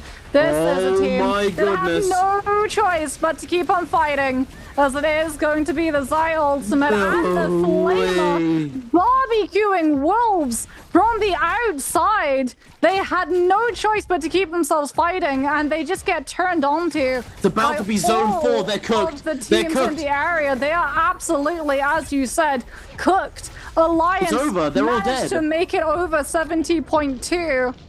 No, they make it just in time. 70.7. They outlive another team. They knock Alliance out, which means that they get an extra point in standing. And in doing so, cross the threshold. Oh my god. So it is quite literally we did what we wanted millisecond. to do. We met the objective. Very nice. Doesn't matter about nothing else matters. We got match point. That's what matters. Yeah. But, JL unfortunately gonna be denied match point eligibility. GG as well. This is all on, however, Bowder and FPX as well as K-Lake. These are the recovery games from these teams, a little bit far behind in the standings. We saw how quickly JL were able to bounce back off of one good game. And Bowder, FPX, and KLA all very much on track to be able to do something similar, especially with Bowder's setup currently. Spiritwell's going to be spawning on through. You can see Bowder already going to be starting to rotate over it. KLA having the exact same idea, however, so this is going to be potentially a contest. KLA is going to be showing off what they have in the pocket before Bowder do. Aurora Burst is confirmed. And as a result, Bowder not going to make a play for this one. This one does not have the buff. This one is not worth potentially going into that Aurora Burst AoE and getting silenced. They're going to be playing for something much more valuable if it is indeed White Tigers a little bit later on. That being said, potentially they do make a play for it. This QGG with the jabbing will be able to interrupt the Dreadful Whale before it can find its wind-up. There was another team that rotated close to potentially look for that third party. However, KLA were able to contest that Spirit Well, grab it up, and grab all of the loot as Bowder made a play and managed to grab some of the pickings left behind at the same time. 3 lots of legendary armor online for the Cardi composition. They very much rule the roost at the top of this rock formation. Yeah, absolutely. Triple gold armor for Bowder, double gold armor for KLA. What is this? What's going on? We have the gold armor gamers, and then we've got blue armor blueberries literally running around, just broke as all hell. DRG double blue armor, 1 purple. WBG Jing on his own, the last man standing, blue armor, which just immediately disappeared, and now into a Tessa ultimate. Gonna be forced to try. Can he? Wait, is he gonna get the blink? Ah, okay. I know exactly what he was looking to try and do there. He sort of stutter stepped for a little bit, and I think what he was trying to look to do was use the teleport, the blink, to iframe the Tessa ult proc, but unfortunately wasn't able to time it, and it does get eliminated. WBG now fully out of this lobby. But hey, KLA, DRG, they are in the top 6 right now, and they are looking to try and get as many points as they can so they can get close to the threshold. Bowder and FPX are having monstrous games for themselves. 15 eliminations for Bowder, 10 for the side of FPX. KLA on 7, DRG on 3. BBE, unfortunately, just not having been able to find their footing so far today, on 0 kills in this game as well. However, there is still more NARAKA to be played, potentially even 3 more games after this one. So we will see. However, Alliance and both in threshold. Mystic Might. Yep, I saw the blue. Yeah, there it is. Mystic Might. Yeah. So KLA were in position. Yeah, KLA were in position in case it was White Tigers. Bowder were also getting ready to make a play. It's interesting. It feels like last week we saw White Tigers so much more frequently. It is RNG, right? It is random chance. But it feels like, have we only seen White Tigers in the final zone today once? I think it was twice. I think we've seen it twice. Yeah, and the previous Holoroth game, and then game 1, I think, was White Tigers as well. No. Yes. No. I can't remember. I think we've seen it twice. We have definitely seen it twice, and I do believe it was the first game that we saw it previously. Is KLA, like you said, everyone sees this Mystic Might. No one's really wanting to make a play, especially since they know that KLA have the Aurora Burst, and it's just not worth having to invest your ultimates, especially given the fact that KLA are the only team. Actually, BBE do have the Temi too, but they're on 0 kills at the moment. Their loot is such in a rough state compared to everybody else. BIWEEK2 now trying to make a move. Karumi Circle comes on through. Some of these teams are a little bit too late in those rotations, getting caught out. We heard the Tester ultimate going on off the Wuchen team, also having to invest that teleport to be able to rotate them away as KLA just run the clock down, camping out this buffer as long as they possibly can, essentially utilizing the dome much more importantly than the actual buff to be able to block all of the ranged attrition that is occurring outside of their camping spot. DRG gonna be dropping in for a little bit of an uninvited contest. However, it is only going to be temporary as BBE Roy He gets the Karumi Tower. That's then going to move on over to Ivan so that he can put pressure onto Dongqing, who is trying to come through the little bit of damage and pressure onto that Temi's left side. BIWEEK2 still not deciding to make that move. KLA still have not picked up this Mystic Might. They're going to use the Takeda ultimate. They'll be able to pick up the buff and get a second one online. And here's where KLA start to make their mark. 3 players onto one, onto BIWEEK2 they run into. Immediately, Takeda ultimate activation, Fury Shove into Aurora Burst follow-up. There's nothing BIWEEK2 can do. QGG coming through with the jabbing as well to set up into the cannon follow through. And BIWEEK2 immediately lose in the blink of an eye. 2 out of 3 players. What a push from KLA. What coordination. Yeah, absolutely. A huge push from them, able to just obliterate BIWEEK2 and cut them down. Unfortunately for them, they're not going to be able to translate this 15-kill game of theirs into the potentially more points that they could have gotten from a first-place placement, as it is somewhat unlikely that the Lonely Hardy is going to be making it all the way to the very end and securing first place. However, we'll have to wait and see. For the moment, KLA is still in the spotlight. All 3 of them with golden armor. QGG ready to unleash yet another Takeda ultimate.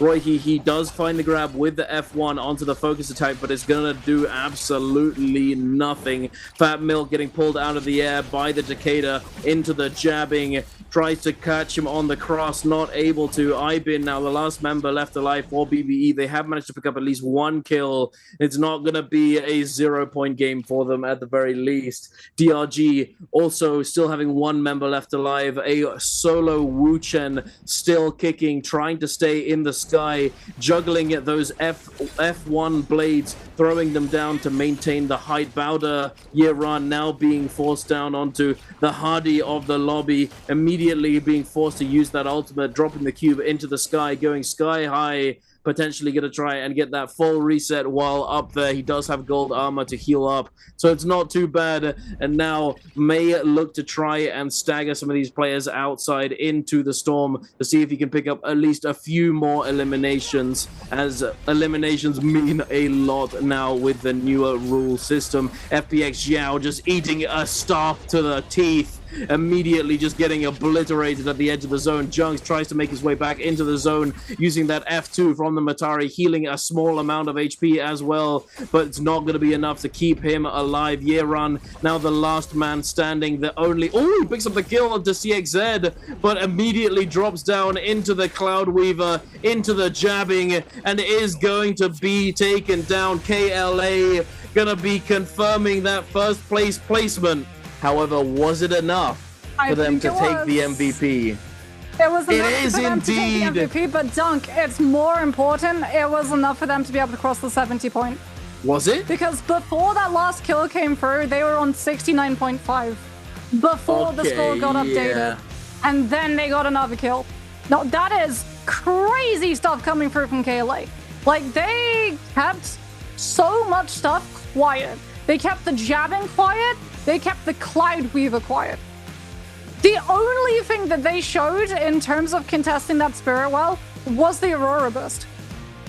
Because they knew that just off of the Aurora Burst alone, that would be more than enough to just force other teams, especially since it was Mystic Might and not White Tigers. So for other teams, it just isn't worth the risk of potentially going into all of that silence and just getting caught up. So when they actually got that Mystic Might, everyone thought, well, we only have to worry about the Aurora Burst. But it wasn't just the Aurora Burst. It was Aurora Burst. It was Cloudweaver, it was jabbing, and like they followed up impeccably. BIWEEK2 didn't know what hit them.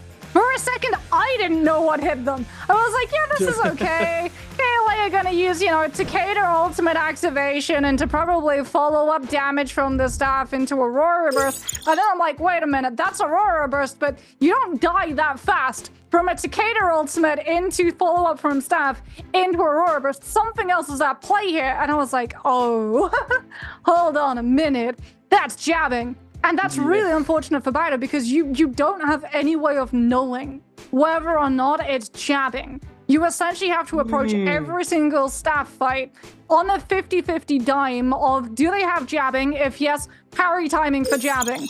If thinking no, parry normal timing. And if they don't have jabbing, you probably are gonna lose because you parry too early. And if they do have jabbing, you lose because you parry too late. But make sure that your question and answer isn't too early, isn't too late, it's just the right timing. Which player used Kylan in game number 5? Was it A, EWG Zuan? Was it B, Alliance's NY7? Was it C, OUG's SS? Or was it D, BIWEEK's U? Get your answers into chat, and hopefully you'll be able to get your hands on the Summer Split random gift. But yeah, returning back to that, that's really smart from KLA. The fact that they kept that really quiet, they kept that in the back pocket.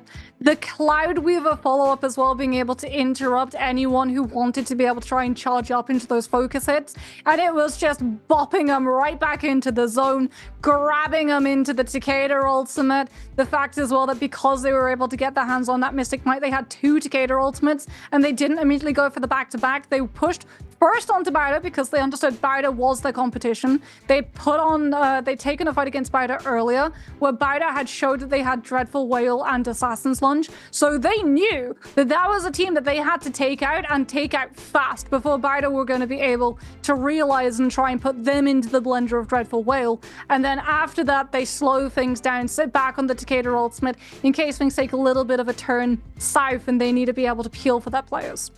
Yeah, no, absolutely. Recognizing that that was the other strong team in the lobby, and then just completely cutting them down immediately, taking a lot of pressure off of their backs as they then became the strongest team, the most stacked team of that lobby. You know, BBE had all 3 members alive, but they were all on blue armor.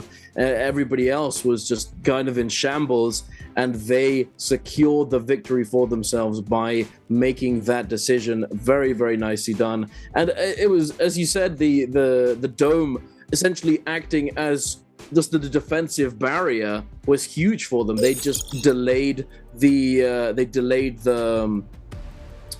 Spirit Well capture so that they could hold on to that protection. And look at this, ladies and gentlemen, KLA, Alliance, and Wolves are all in contention for the match point. And that means that if any one of these 3 teams gets an MVP in the upcoming game, it's all over. It's all over, and they take home all the dubs, all the money, all the pride, everything. They're gonna be very happy with that one. And then GG JL are also very, very close behind. Less than 10 points needed for them themselves to be able to go into that match point threshold as well. However, we are going to be moving in to our 6th game of the day, I believe.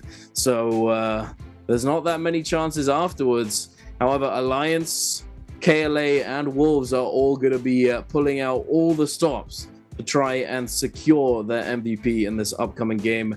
And I'm very excited to see which one of them, if any, is going to be able to manage it. But looking here at the total scoreboard off the back of that game, KLA in first with 18 kills, 25.6 game score, Bowder in second with 16 kills, 18.5. Wolves with 11 translates to 12. FBX with 12 total. JL with 7.5. WBG DRG with 5, 4.5. Alliance, that's all they needed. They just needed more than 3, and they were chilling. That's all, objective complete. Achievement done and completed. They did it, and they've made it to match point. But now, oh my goodness, 12 assists.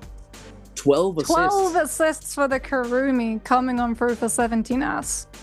Not even all that much healing, not even all that much damage. They didn't need it. Okay, like that's the thing. They didn't need it because they had the fortification of the Spirit Well. Like I said, like they were using it to stop all of the ranged attrition coming through from all of the teams in the area. When KLA were just sitting, double jumping, showing off Aurora Burst inside that Spirit Well, all of the other teams were fighting for the space because they understood KLA uncontested are going to be able to pick this up. The team that's closest to KLA when that dome breaks is the team that's going to be turned on by a team that has all of the buffs, all of the ultimates, and all of the scaling to be able to obliterate you in moments. So as a result, it was this horrible, really rapid just scramble to be able to find any purchase, any space away from KLA, which meant the range shots came through, the cannons came through, the bows came through, the muskets came through, the pistols, absolutely everything range got broken out so that all of these teams rip through resources and force everyone else into being the ones to have to step back into KLA.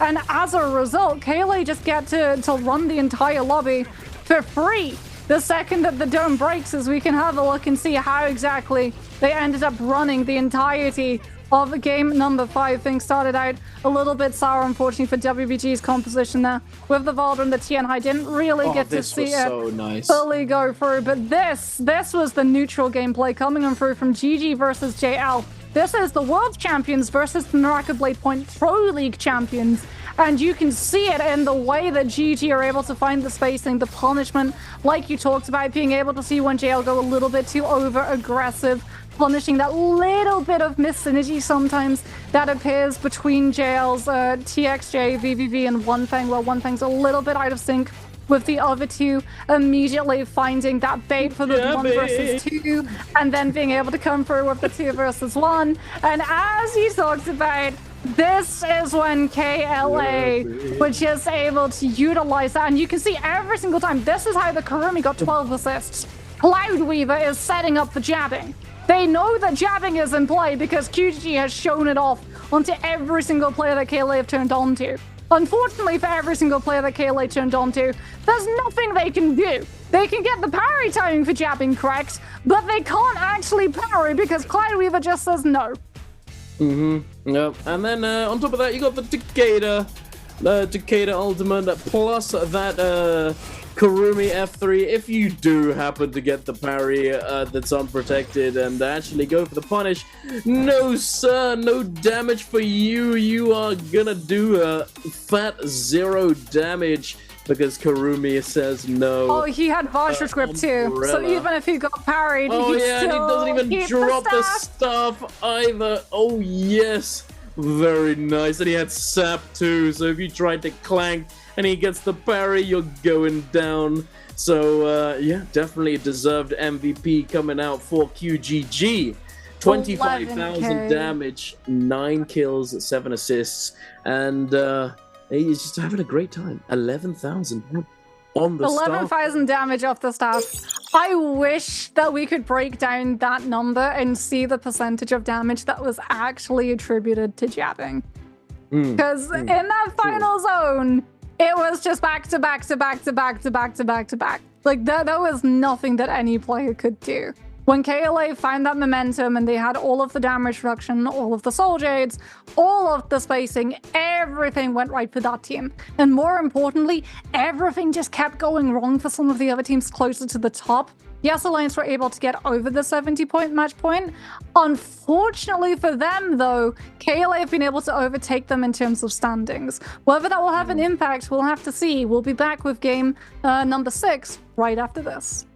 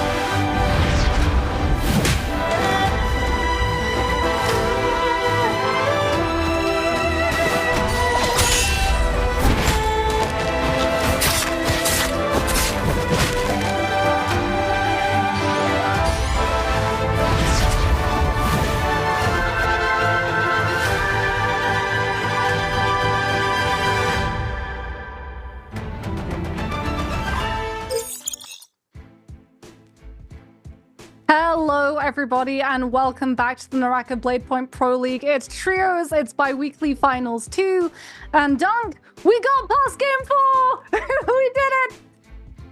We got past game 4. We didn't have a White Tigers final snap coming through and breaking the entire lobby. We're guaranteed, well, we're not guaranteed to go another game after this because we have 4 teams who are currently on that MVP eligibility. And given the momentum that KLA is coming out from that last game of Holoroth, they are looking pretty hot to be able to take this next match.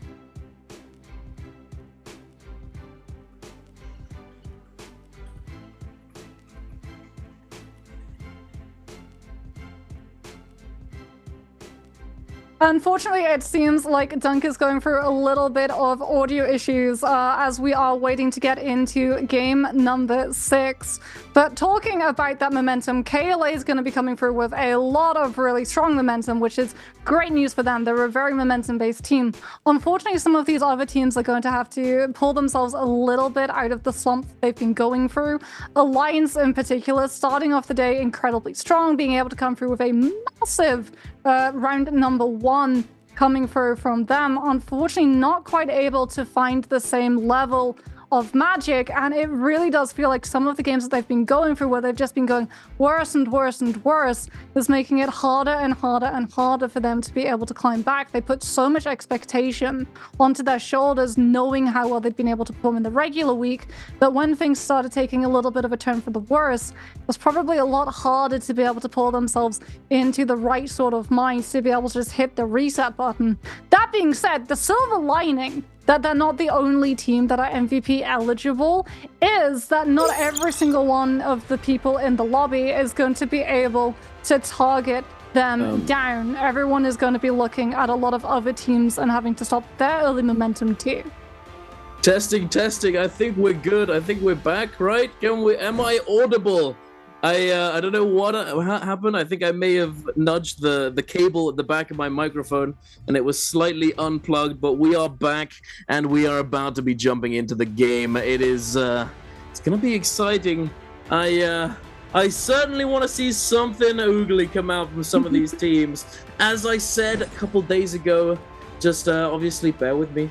It's partially a meme, but Tarka F2 did get buffed finally, after many a year, and who knows, maybe one day, perhaps not today, perhaps one day soon though. It was kind of 90% a meme before, now it's more like 60% a meme, 50%, you know, I like those odds. You're trying to manifest this. You've been trying to manifest this. I mean, I'm an enjoyer. I am the fire dog, man. That's me.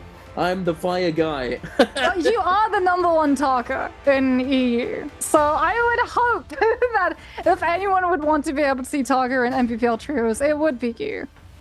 Indeed. No, absolutely. It's and I honestly do think that it has a place. However, you know, because the changes have only been recently and because it's still lacking somewhat, there's probably not going to be coming in today, but who knows? Who knows? There are plenty of Tarka enjoyers over in China. Perhaps one of them's figured something out, and we're going to be surprised today, but it is somewhat doubtful. Regardless, are we going to get the Dao Hue sub coming into trios gameplay? Imagine. I mean, who knows? Who knows? He is part of JL, technically, so... maybe it's the last ditch effort of the day, who knows, but probably not today, but perhaps in future. But as we are going into this game, ladies and gentlemen, there are 3 teams in contention for match point to take it all home, all at once, and end the day on the 6th game. Oh, WBG, they're doing it again. They're doing it again, and let's hope there aren't all that many tumults. Oh! Yo! Let's go! No! Dunk. Wait for the lock. Okay, god damn it! I hate you guys! Why are you gonna do me like this? And that is why the number one rule of casting. Sorry, the number I two swear to rule of God, casting. somebody at production is going over to them and say, hover Taka, just as a meme so we can get a reaction out of dunking, and then swap to what you're really going to play afterwards. Like, Twitch content, is that what's happening? That's Hello? where the money is. The conspiracy? Twitch content. Okay, dude. The number one rule of broadcast for casters is never do live maths. The number two rule of broadcast for casters is never react to a composition until it's 100% guaranteed locked in. For that exact reason. I don't care. I didn't see your face. Like, in that I wasn't looking at your camera, but I'm pretty sure your face just went through like the 5 stages of grief. In the space of about 2 seconds. Yep, pretty much. I'm a little upset. Every time, every goddamn time. It's always with me too. You always get jebaited. got by the talk of bait when you're with me. Yeah, yeah. Oh well. But it's on their mind, chat. I told you, it's in the works. I'm just gonna copium my way through this emotion right now. We're going into game number 6, ladies and gents. It's gonna get spicy. We got Wolves, KLA, and Alliance all up there. 70 points plus, ready to lock in and take home the MVP and take home the bag. Let's see it, boys. Are you gonna lock in? Is Alliance gonna recover from their past couple blunders of games? Is KLA gonna keep their momentum up off the back of the previous game? Is Wolves gonna come in and end it all in advance like they did in the previous bi-weekly? Who knows? We're gonna have to wait and see, so get comfortable, ladies and gentlemen, as it's about to start. Are you ready, Moxie? Are you ready for this? I am indeed, and I'm looking at the amount of Temmies in this lobby and just like slowly sinking further and further down my seat for the chances of WBG being able to make this composition work. I want to see this composition work. I would love to see this composition work. But we've seen that it's really struggled into the Temmie, and if they try and go into a realm of Yank, there's what, 1, 2, 3, 4. So 4 Temmies again out on the field for WBG to have to be able to contest with, so that's gonna be rough, especially if they do go Realm of Yang. The fact that Matari doesn't have a combo breaker does make it pretty easy for these players to be able to pin down very, very quickly. But we will have to wait and see. If anyone can make Tianhai work in Truers in 2024, my money would be on Sleepwalker. Wolves and GG going to be dropping immediately one on top of each other. GG always going Secret Tunnel. Wolves going to be trying to contest, knowing that they can find a team that's probably in an isolated fight as well, since no one else really likes to go contest. GG, KLA going to be having Slasher to themselves. Alliance a little bit further away from everyone, probably going to be rotating over towards Shadow Jade, pick themselves up some lovely loot, and start scaling through into the mid. Bowder and OUG going to be contesting each other as well very, very quickly. No one dropping Eventide, as everyone else is going to be dropping over towards Sunwings. DRG directly in the middle of it to be able to start grabbing through some of the loot. FPX looks like they want to try to set up a timing attack, but unfortunately for them, they're not going to find anyone else to be able to third party, as this is a very split map coming through in comparison to what we normally get to see. 2 teams dropping on top of each other. Wolves and GG immediately going to be going head-to-head. Jam already being able to pick himself up. On rather not being able to pick himself up this place. That is just the normal slaps to come on through. GG are the ones who are setting up the slaps. CJS coming on through. They've been able to get their hands on a fan as well. LXM, one of the only players currently with a weapon equipped until Wolves ZK comes on through with the greatsword. However, Fireflies have been able to be nabbed, and it is going to be Takeda Ultimate on the field. CJS with a grayscale weapon, able to come through, find a little bit of zoning for his players, but Wolves take advantage and try to come through with a first stage focus on the charged R&B of that pole sword. Wolves now going to be trying to come through with these dual blades. The slaps from CJS. Gem motion any of these charged attacks turns it onto the Takeda when he wasn't expecting to need to go for the slap to interrupt that build-up. And Wolves should be able to find the turnaround, surely. Tumult combo breaker going to be invested. Gem tries to go for the uppercut to be able to chase, gets put into the wisp. But ZK with the greatsword will be able to find the kill. And that is the start that Wolves desperately needed. Absolutely huge for Wolves here. I'm just having a great time watching these players slap each other to death. Hilarious as we all slap very rotation. optimal slaps. You saw him. He was the crouch canceling the slap over and over, just like perfect framing it, just playing the neutral with the slap. You know, I bet you these guys have labbed the slap in 1v1s just to be able to successfully slap their way to an early game win off spawn, as it is somewhat necessary. However, on the other side, although Wolves has had a good off spawn and got their off spawn win up against GG, it looks as though KLA, another team who's in the match point threshold, who can take it all after this game if they get an MVP, has died off the rip, unfortunately for them.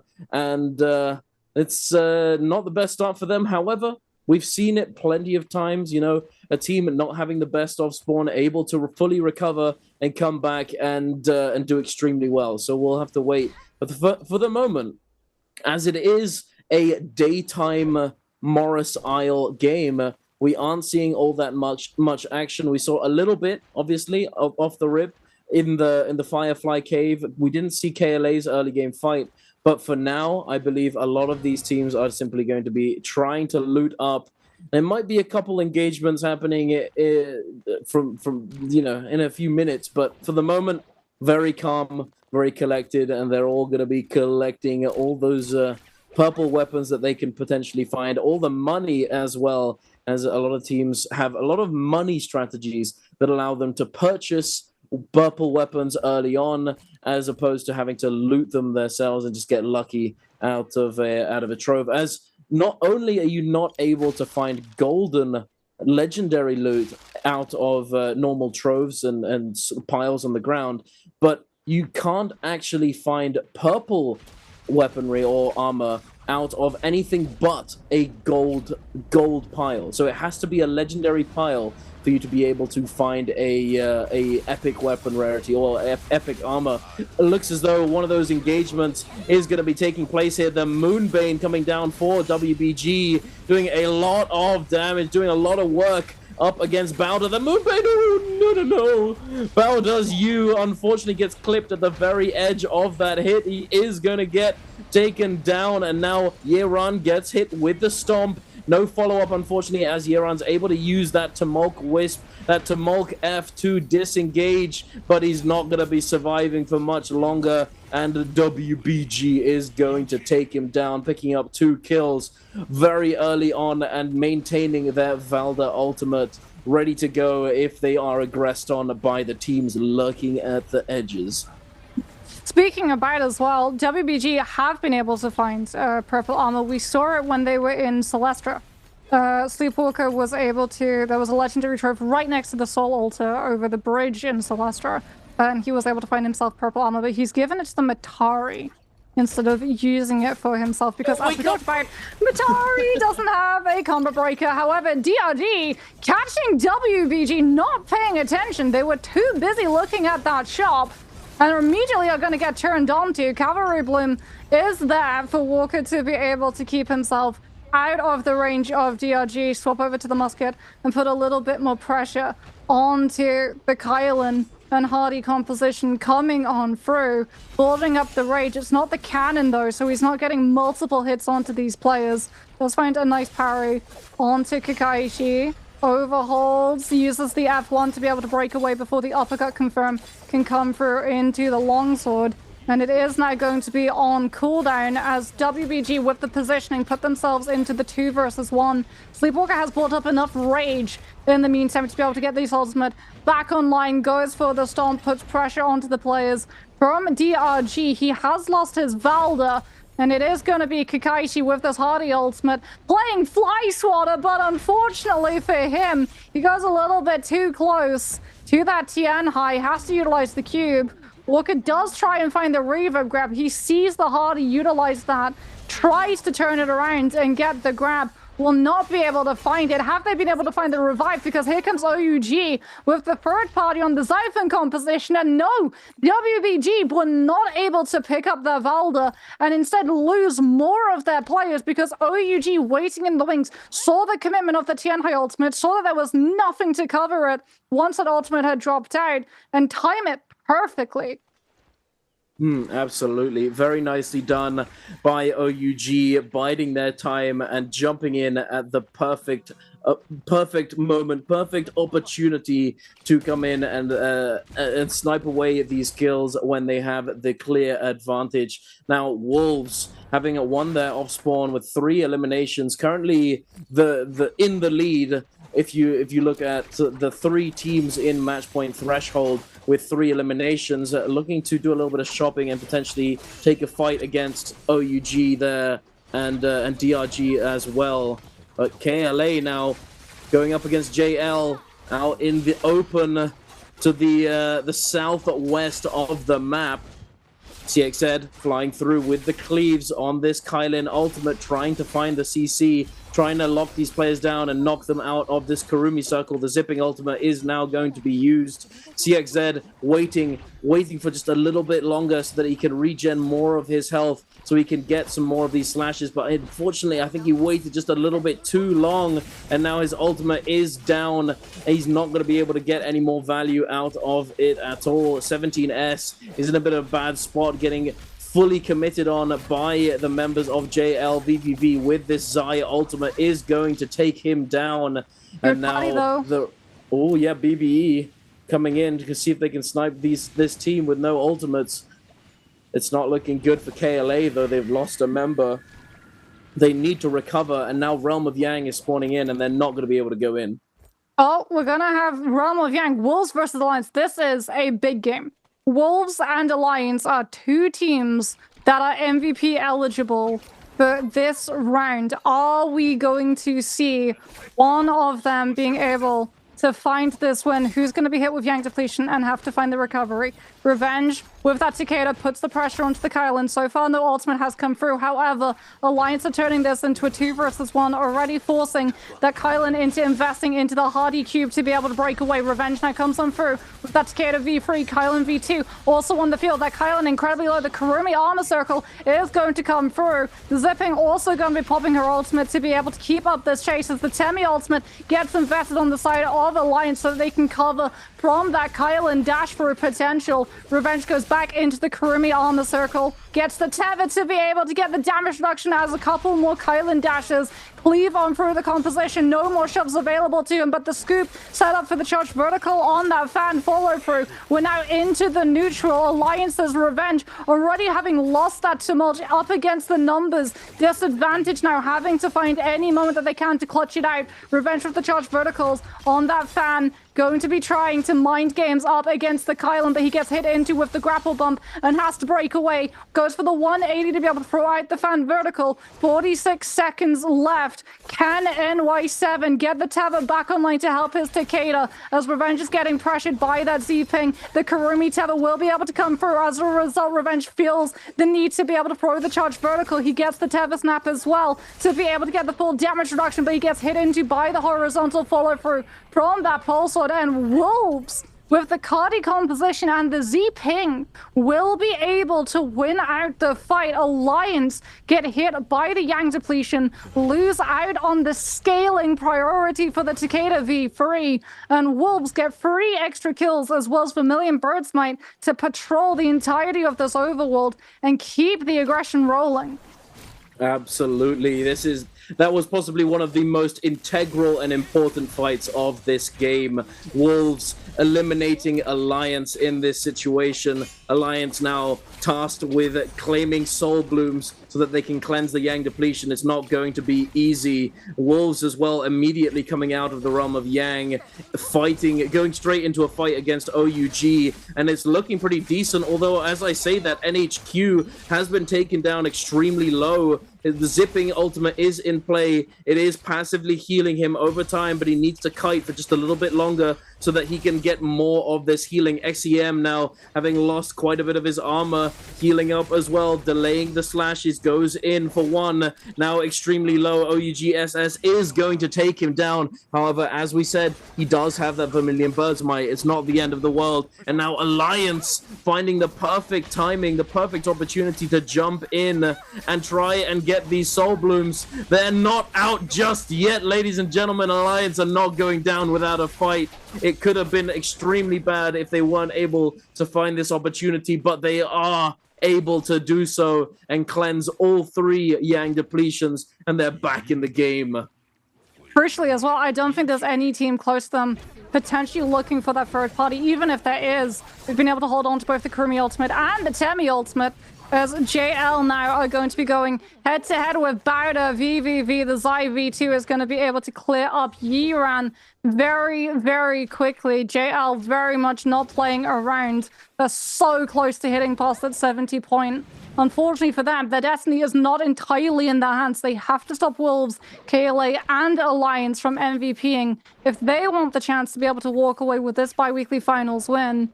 They're going to try and chase down Bowder's U. Could also get run into PvE's Ivan, and they don't know that these 2 players are on 2 different teams. They're going to try and pry the Takeda. They've seen him already utilize that F ability. VVV trying to just find that 3 versus 1 lockdown onto you. They've been able to pick up the kill.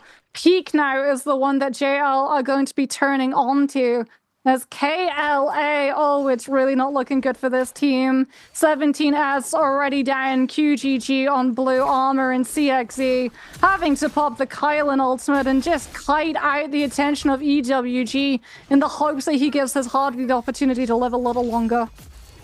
That's so unfortunate for KLA. They're falling apart at the seams.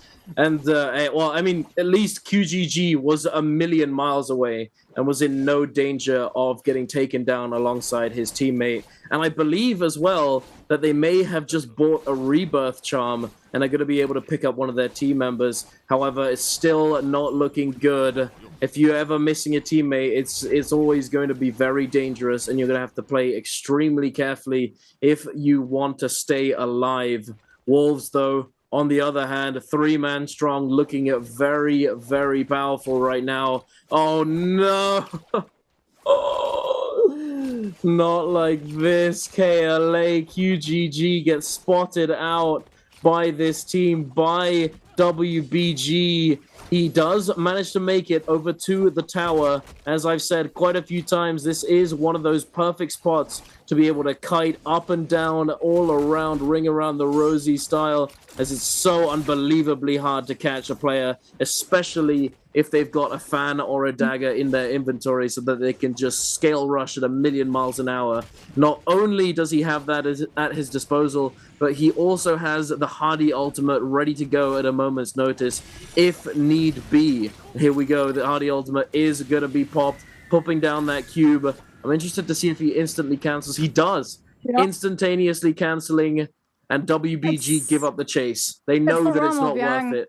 They're prioring the realm of Yang. They're going to be going against Alliance, though.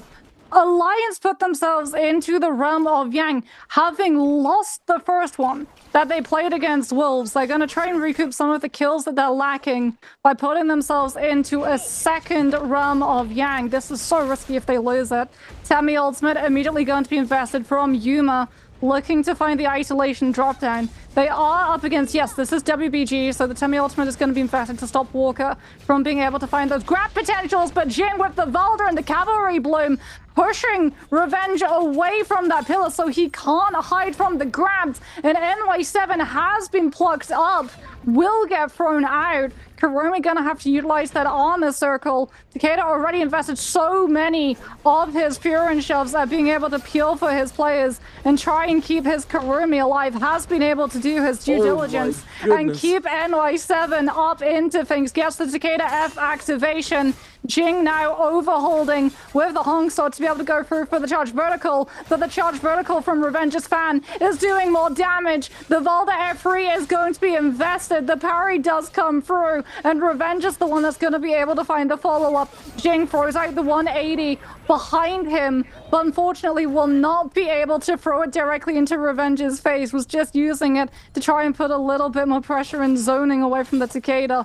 But that was the fight that Alliance desperately needed to turn things around. Unfortunately for them, Wolves might win another Realm of Yang themselves. Huge parry from Jam to be able to follow up into the horizontal punishment onto Frufrio on that Kurumi. And this is Wolves. Just an absolute masterclass. So many of these players, every single time they think that Takeda is going to commit that focus strike, going for that jump parry, just in the off chance that he uses the tap dodge to charge up into the next stage of those fist blades. And Wolves indeed pick up another 3 kills, another buff, and all of the ensuing aggression that's going to follow when this buff continues.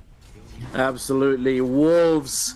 Let's go. Wolves and Alliance. Alliance, you know, slightly less so. They're still lacking a few kills that Wolves has already managed to secure, but they are working their way up. They had a bit of a rough time early on, but they are clawing their way back into contention. They can do it. Only 3 points behind Wolves, so it's still very close. However, I'm sad to say that QGG did end up going down at some point during those Realms of Yang, and KLA is fully out of this lobby. So if Alliance or Wolves manages to take the MVP home, then KLA will have died and not been able to capitalize on the previous game's pop-off to get to this match point threshold. But it looks as though, what do we have here? WBG and Wolves very, very close to each other. Wolves ever so slightly hesitant to immediately engage, I believe, as NHQ does not have ultimate ready just yet, as they opted to go for the Draco Storm pickup instead of White Tiger's Prowess or Mystic Might. However, I do think they could have potentially tried it. And I mean, Tianhai they as well could have, but it is Tianhai, and they don't know because they went for Draco Storm. Other teams probably went for Mystic Might. Alliance went for White Tigers, but the usual rotation that we see from second Realm of Yang is Mystic Might, so they're not happy with the lack of information that they have. It's close to the edge of the zone. It's in a place that a lot of these teams are going to rotate to for looking for kills, because Shipwreck is one of those places that a lot of teams do like rotating into, and the risk of getting grabbed by a Tianhai and then being third-partied by another team is too great. Wolves have their eye on their prize. Like, they have 9 kills. They know that they need to be able to play for these Spirit Wells. They know that they need to be able to play for endgame, because they're not the only ones who can end the day early. Like, this is just immediately showcasing how far Wolves have progressed from when we saw them in Nbpl back in 2022, because like in 2022, Wolves would have been after that kill. They would have been fighting in the zone. But this time around, they have that understanding. They have that macro level where they figured out that they don't need to take every single kill. They just need to take the ones that matter. The ones that matter right now is putting pressure onto WBG inside a no-ult zone, because the Tianhai is absolutely weak and harmless if he can't utilize the ultimate to be able to refresh his health bar. A zone plays away. Something that is shown in the fact that, unfortunately for WBG, Walker goes down in a matter of moments. Wolves putting themselves directly into the middle of the fray, finally getting to utilize Draco Storm the way that they've been looking to, for additional AoE lightning damage on players pushed up and stacked in together. And Wolves are going to be able to put themselves from 9 kills to 11. Absolutely running away with this game. They might even be able to find another, because BBE's Fat Milk is still behind, trying to find the revive onto the players, and Wolves surely spotted out. Wait, no, he doesn't. Did they miss Fat Milk? Just crouching? Oh, okay. Alrighty then. But the thing is, they turn their attention over to the other players close by, and perhaps this is actually the better decision, as the other team that is close by, one of them is Alliance. The competition for them right now to take home the cake, to take it all home now. EWG lurking at the back. Wolves still lurking, waiting. The Wolfpack biding their time. They smell the blood. They know they're about to unleash. But the revenge on Alliance is continuing this pressure onto EWG and WBG. However, not overcommitting. Wolves are waiting for that overcommitment, and it looks as though Axiom may have been caught out. Immediately dashing over to the Moonbane. Might get clipped here. This could be the end. Oh no, he's getting out of there. XCM not looking to continue the chase. The Moonbane is still active for a little bit longer. Alliance managed to find the kill though onto Axiao. Axiao runs from the Wolves right into Alliance Revenge, into that Dragon Roar. XCM now following up, looking to see if he can find that player that he let go, realizing that he was taken down by Alliance here. Wanting to go for the reset, taking a little bit of damage from the cannon fire. EWG right behind them, forcing them to move forwards. They're forced now to chase down Alliance, make sure that they're not being sandwiched in between multiple teams, while Alliance are chasing down JL. JL is chasing down a white armored Dongxing, and Dongxing is between them and GG. It's just a chain of teams at the edge of the zone right now. I'm pretty sure that's gonna be a White Tigers, as Alliance putting all of the pressure onto JL, trying to push them into the Corruption Tick damage, already putting themselves into the position to be able to contest the Spirit Well, but so too are Wolves. What is the buff, given the fact that Alliance and Wolves and JL are all in the area? I would assume that there's a high chance that this is going to be White Tigers, as it is going to be the Kurumi Tether getting attached for Alliance to start to make their move and try and hold their ground. Spirit Well incredibly close to being capped out, but they still have to back on off as Wolves now take the opportunity to come on through, putting themselves into the position. What buff is it going to be? No buff. No buff comes on out, as everyone is now going to back on off. I thought it was the buff Spirit Well as well. We still got the Moonbane. It feels like we were later in the game. This lobby has been going so aggressively quickly. It's because Wolves are already on like 11 kills. Alliance, I think, are up to 9.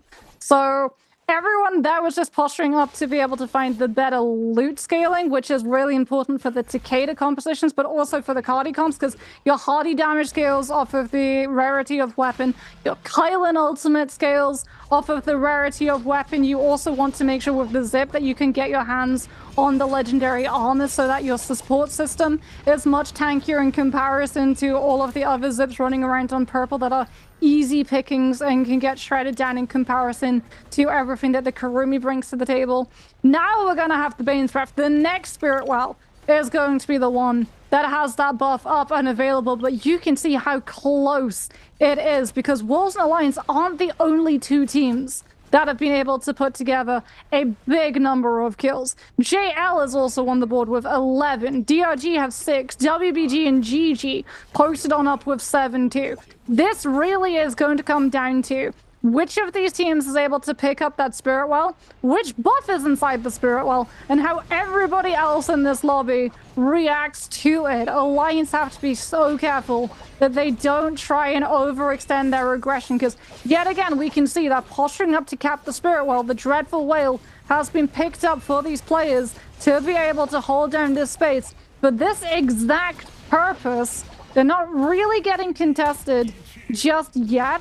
But we can still see a couple of ranged fire shots coming on through from the likes of JL and GG, who are up on the high ground above and opposite them, as it is going to be potentially that fire tick proc that pushes the difference between Wolves and Alliance. Alliance with the Kurumi, Wolves with the Z-Ping, Wolves putting themselves on top of Bell Tower. Spirit Well is going to spawn on up. Who's going to be able to grab it out? The contest is going to be that alliance with the Dreadful Whale repeat into the charge R&B, but the Wisp catches them mid-Dreadful Whale, and immediately it's followed up by the Flamer coming on through from GG. Tumultuous Ultimate now going to be invested. GG seeing an opportunity, move in for the position of this Spirit Well buff. CGS with the charged verticals on that fan. BBE's Ivan having to turn the charged R&B on the pole sword or risk it getting parried away, as GG surely are going to be able to cap this. But here comes JL looking for that contest. CGS swapping over to the cannon since he walks into that dome, and we're going to see the Kurumi Tether get broken immediately for Wolves to be able to tank the 90% damage reduction and put the pressure onto GG as the Kurumi armor circle gets put into place. Duncan, this Spirit Well is so contested. We know exactly what's going to be inside this without having to see the icon. Alliance going to be making it was themselves Mystic scarce. Might. It's Mystic Might? Yep, it was Mystic. Mystic Might? Every single one of these players just wants to get any form of advantage that they can over the teams that are MVP eligible, because GG with that damage reduction and the knowledge of where all of these players are can get so aggressive and grab so many of the kills that they're lacking. Yeah, exactly. I was going to go on to say that I think Mystic Might, although it is not usually the most contested buff, White Tiger's prowess, obviously, for very obvious reasons, is contested more often and more heavily. However, in this kind of zone, with all of these buildings, all of these little nooks and crannies, hidey holes, whatever, what have you, you know, Mystic Might could actually come in pretty clutch. You might be able to spot out quite a few players lurking and either prevent yourself from getting jumped out of nowhere and just getting fully assassinated, or to isolate certain players, recognize which players are on their own and don't have teammates. You know, it can be very useful in this specific scenario. But I mean, at the end of the day, having any advantage is always going to be good. JL, TXJ managing to find the kill onto WBG Jing. How many players on WBG are still alive? I don't think it's... Valder is down at the Tianhai. Is the last... it's just the Tianhai. Yeah, he's down there in the bottom left, hiding, using Tuna, biding his time, next to waiting. Alliance. He's right next to Alliance. Ooh, he's right next to Alliance. He skirmishes out to be able to reposition. But Wolves get the kill onto DOG's Kakaishi in the meantime. Wolves put themselves up to 13 kills. JL's on 12, Wolves on 13. It is an absolute race for every single one of these last hits for these teams to be able to walk away with MVP. JL could potentially be the team that guarantees that we go into game number 7. Alliance coming through with the meter dump as well as the Dreadful Whale. WBG Sleepwalker trying to keep himself out of notice, but it looks like Alliance have been able to collapse on top of him. Tianhai's F1 already being invested. He's probably going to have to go for the ultimate, but unfortunately that's going to reveal his hand because everyone's going to see the Vajra transform now come through. But Sleepwalker went solo. He has no choice. This ultimate needs to be able to find something, but he's getting so pressured out by every team in the area. He runs into GG, and it's EWG to find the kill. Wolves and JL both tied on 13 kills apiece currently, as we might well go to heal off. But Dunk, this is going to come down to the absolute wire. GG starting to make that play, putting pressure on the players above on the rooftop. CJS gets that Kurumi Tether. Post on up. LXM now gets the Kurumi Tether to get into range to use that Flamer, as CJS with the cannon manages to keep applying that fire tick, and it does enough. JL forced into utilizing that Kurumi armor circle far earlier than they would like. Alliance now out on the lower end, trying to catch on to some of these players, looking to take cover and find those reset points. Going to be dropping in with the Tumult ultimate and catching absolutely everybody in between themselves and the zone corruption damage. Wolves still fully alive. EWG's Luwei goes so incredibly far out of that zone. The Tummy ultimate making it so much harder for everybody to get back into the safety with storm damage. And here it comes. Look at this! XDM with the Kylo ultimate. Crashes through one. Crashes through two. Gets another dash. Is trying to be the last standing. Wolves might just have done it. I think they may have just done it, Moxie. They had 14 kills.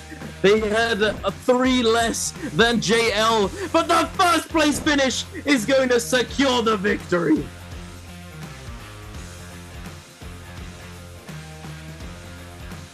Oh. Okay, now it's the time we can say congratulations again to the 2024 bi-weekly final championship of the Trolls game, which is Team Wolves.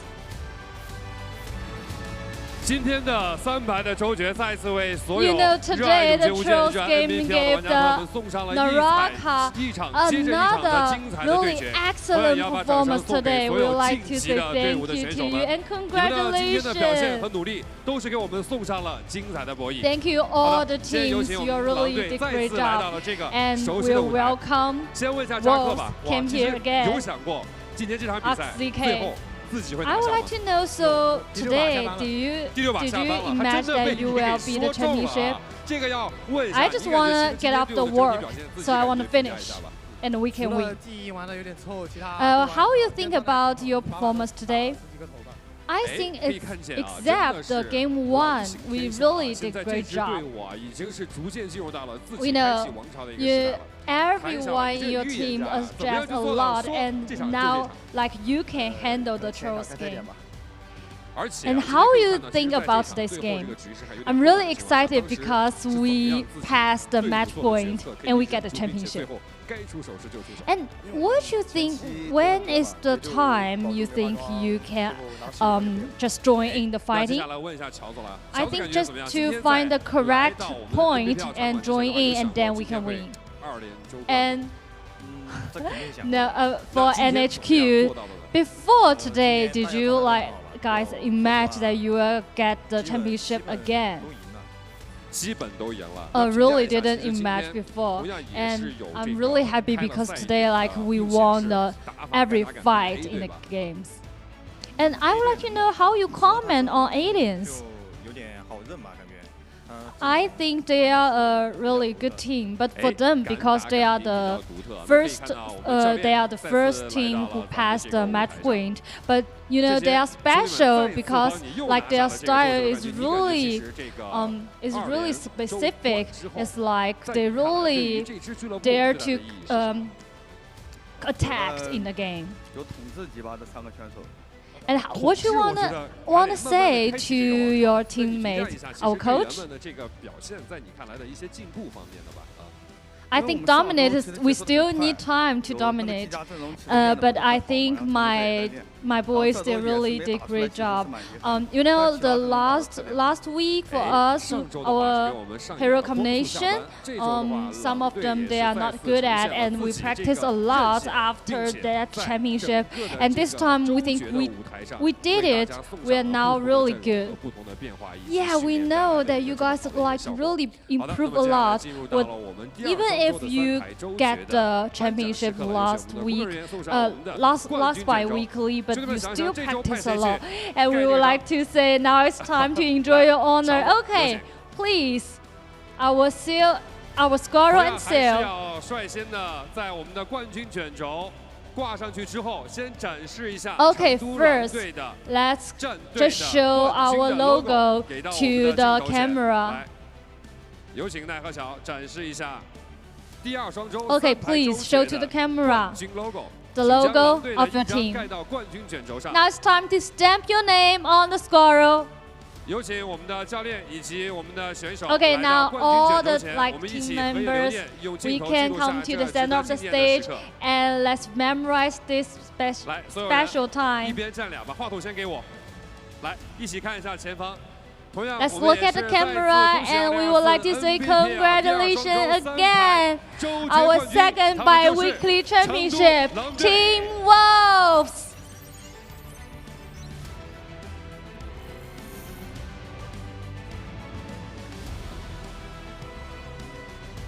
好，再次有请我们所有的队员以及教练来到我们的舞台前方，有请。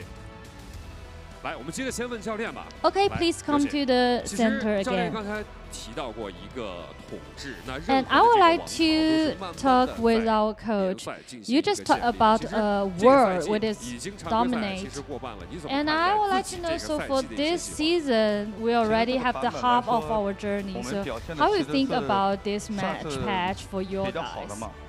I think for the match patch that we really did great job, and I wish that my boys will have like better in performance. And for them in the future, I think all the way is their choice, and I think their like practice and effort, they worth more championship, more honor. I would like to know for the teammates. So for now, half of the journey. Anything you want to say to your teammate? I would like to say my teammate because you know that for this new season, a lot just changed. Like for the match patch, and like my teammates, they are really strong. They cooperate really good. I would like to say thank you. But for this championship, I think just like in my imagination, because I think they worth it. We worth it. And so here I ask ZK, because it's like your coach and your teammate, NARAKA, they all said that you guys really have ability to get this championship. So how do you think about this? Yeah, I think we really did great job already, but for us, our ambition is the championship of Jacob. Oh my god, your ambition. You are not like wondering about the summer split. You already like focus on Jacob. Okay, so let's ask Xiaomo. Anything you want to say to solo game? I think maybe solo games is not good and we can have more championship for the Charles game. Oh my god, that's so funny. But maybe you can say something to encourage your teammate, like KB. I think KB is a really good caster. You think next season who will be the best solo game player in Wolves? I think it's Kaibao, KB. Okay, you're so funny, and we would like to say congratulations again on our second bi-weekly final championship, which is Team Wolves.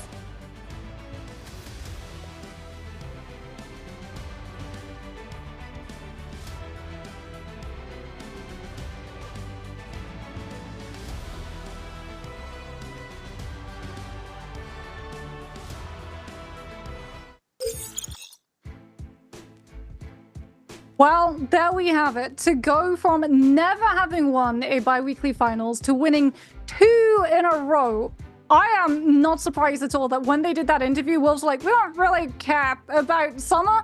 We're looking at Jacob, because you can tell like the improvements that this team has done. They have their eyes on the prize, and the eyes for them, that prize, it ain't Nbpl. They're going all the way. They want that Wolves trophy. Yeah, absolutely. But then again, I will say that aiming high is always very, it's always the better option. You know, obviously you've got to recognize that you're aiming very, very high, but at the same time, if they're thinking about Jacob and preparing for Jacob, you know, all the preparation that they're going to do for Jacob is preparation that it's going to inherently boost their performance in the following bi-weeklies. So hey, they've got their eyes on the prize, and good for them, because before this year, you know, Wolves hasn't really had much success, and it's definitely very, very nice to see them pull things out of the bag and just, you know, just double back-to-back, you know, back-to-back bi-weekly final champions and trios is huge. I did think it was a little savage to make a little poke at Wang Liang, though. That was a bit savage from the Wolves team. They're obviously all friends, though. They're all memeing each other. They probably inside jokes. Wang Liang's just like, oh, you say. Actually, I probably shouldn't say what he would say, but you know what I mean. If you know, you know. But yeah, no. Hey, congratulations to Wolves. They got a bite to them, and let's see if they. Let's hope their fangs don't dull in the next couple of weeks. As hey. Next time as well, you know, triple back to back. Who knows? I mean, that would be the first time. I think. Yeah, that would be like one of the first times that we got to see the trios back to back to back. MVP and bi-weekly finals win. Commiserations, and I mean, it really was heartbreak for Alliance. They came so close. You and I, like, we were talking about this, like the fact that Alliance had so many kills. They had the Temi ultimate, they did it a little bit early. I think they got a little bit spooked, knowing how close it was between some of the other teams, seeing the compositions that were around. Either that or maybe one of their players went incredibly low. That last zone was absolute panic and chaos with, like, we had a Tien High ultimate come through, everyone blitzed the Tien High down, Gigi then started putting so much pressure with the flamer and the cannon onto the players on the rooftop of the houses to try and force their hand in terms of using abilities and resources, so that heal off didn't go the way that all of the players wanted to be able to rotate through, and Gigi would have the upper hand. Alliance started going to the lower end of the zone so they could try and collapse onto people who were looking to find a recovery spot away from all of the action of where all of the players were stacked, to try and just grab some of the last hits and be able to bag some of those kills a little bit more easily and without putting themselves into danger. But as a result, like, when that Temi ultimate dropped, yes, it kept a lot of people sandwiched in the corruption tick damage and not being able to safely get into the middle. But what it did do to all of the players who were out of that corruption damage, it pushed them directly into the middle. And the second that the Temi ultimate was gone, it was X marks the spot, and that Kylan V2 hit treasure. Like, he had an absolute gold mine of player after player after player all stacked up in that space because of Alliance's Tumultuous ultimate going out earlier than the Kylan V2, and as a result, Wolves just came through, huffed and puffed, and blew the house down. Yeah, I think there was, I can't say for sure, it was very hectic, but I'm pretty sure that there was also a Zai ultimate, a Zai V2 chain wave in the mix somewhere there. And like, they all just got grouped together, put right in one spot. The Kylin uses the Hardy Cube right above everything and just drops down and unleashes on the entire lobby. It was insane. He's probably never gonna feel that much joy and adrenaline for the rest of his life. Like, genuinely, getting to Kylin ult through about 20 people in an end zone is insane, and then to go and win the whole bi-weekly finals. Oh my god, they must be riding it a high just that I don't think you could experience in all that many other ways. Obviously there are other ways to get adrenaline and stuff, like, you know, yeah, like winning J-Cup would definitely be, but I mean, winning J-Cup in that way would obviously be more, but you know, that's near the top of the list, at least for an Nbpl player, I would say. But what a series from them, what a game from them at the end. They played it so unbelievably well, you know, just biding their time, picking up the kills, not over-aggressing, not overextending. They played the end game extremely well. They looked to try and get that spirit well. As soon as they didn't manage to get hold of the buff, you know, they just immediately faded back, had the Hardy Cube down in advance, and let's see it. Here we go, the unleash moment. He's looking, he pops the ult, he gets hit back into the zone. The Hardy Cube, there it is, the Zai V2 into this. Oh my god, everything just explodes. Oh my god. It's the perfect storm. It's the perfect storm. Tumult ultimate, Zai V2, Kylan V2. Just together as an equation makes a Wolves win. And yet again, they've done it. Like, the last time they got a bi-weekly finals, when we were like, okay, we're probably going another game. This is incredibly close. Wolves are down so many points. There's no way they're going to be able to do it. And then, like, coming into this game, it wasn't that they were down kills. It was just how close all of the other teams were, and the fact that, like, surely Wolves are going to have some of these kills grabbed away from them. JL was rocketing up in the standings and really making a play to be able to take the MVP with their Zyphon composition, which was the Zai V2 that we saw going off, because they tried to do the same thing. They saw all of those players on that spot and thought, sweet, dollar signs, let's go, V2. But unfortunately, the way that Kylan is able to just stagger Zai out before she can properly hit into that golden stage focus of the fire cone meant that all of those players got scooped in, but the Zai didn't get any of the follow-up because she was just bounced upwards along with everybody else. Like, Kylan V2 is so strong in so many scenarios, and those end zones are one of his strongest. Like, those are when Kylan truly shines. That's why that Cardi composition is so terrifying, because the Hardy being able to live give your Kylan that cube so that he can get quite literally the drop onto so many players that you're just not expecting. When it comes to positioning around the VT, you have to be so careful with the way that you order. Like, these teams, these players, they're not strangers to the fact of, like, when a CC ultimate comes through, you can't stagger and stack on top of each other, because when Viper came through, everyone has to separate into all of the different directions. The difference is you see the Viper coming because there's a purple tether. A lot of the time, like, the reason why Viper V1 dropdowns find so much value is the exact same reason that the Kylan ultimate finds so much value. That sheer amount of surprise, where suddenly you're just not expecting to have to position around something, and you're stacked too close to your players, and every single person in the team gets hit by it, as opposed to one person getting hit by it, and the teammates being able to step forward and peel so that they can find that recovery spot. Yeah, no, you're absolutely right. I'm jealous. I wish I could have been that Kylan, dashing through everybody. The only thing that could be tastier for you would have been if it was a Tarka Fireball. Well, yes, true, but I think the ultimate source for me would probably be a massive punch that just hits somehow 5 people into just like uppercut greatsword RMB focus, just unleash the massive. That would make my day. Or F1 punch the RMB focus would. That would make my life. Sword, and you got like the elation of thinking that Tarka was locked into trios for like half a second. So just like hold on to that happiness. Yeah, that was ripped away from me. Oh. Oh, but here we are taking a look at the scoreboard, and look at how close this got. The kill points, the multiplier came in clutch, because if they hadn't gotten that first place, JL was taking it to game number 7. But JL, so I'm pretty sure JL was the team with the Zai, right? Or was it Alliance? Yeah, it was JL. Alliance was on Sand Siphon, because remember they used the Temi ultimate. Exactly, yeah. So Alliance definitely got a few kills out of that in the end game, but JL got, I think, 3 more or something like that because of that Zai V2. But then like everyone just got tossed around by the Kylan ult from Wolves, and it just, oh my goodness, so unbelievably close though. Look at that. Look at the top of that leaderboard.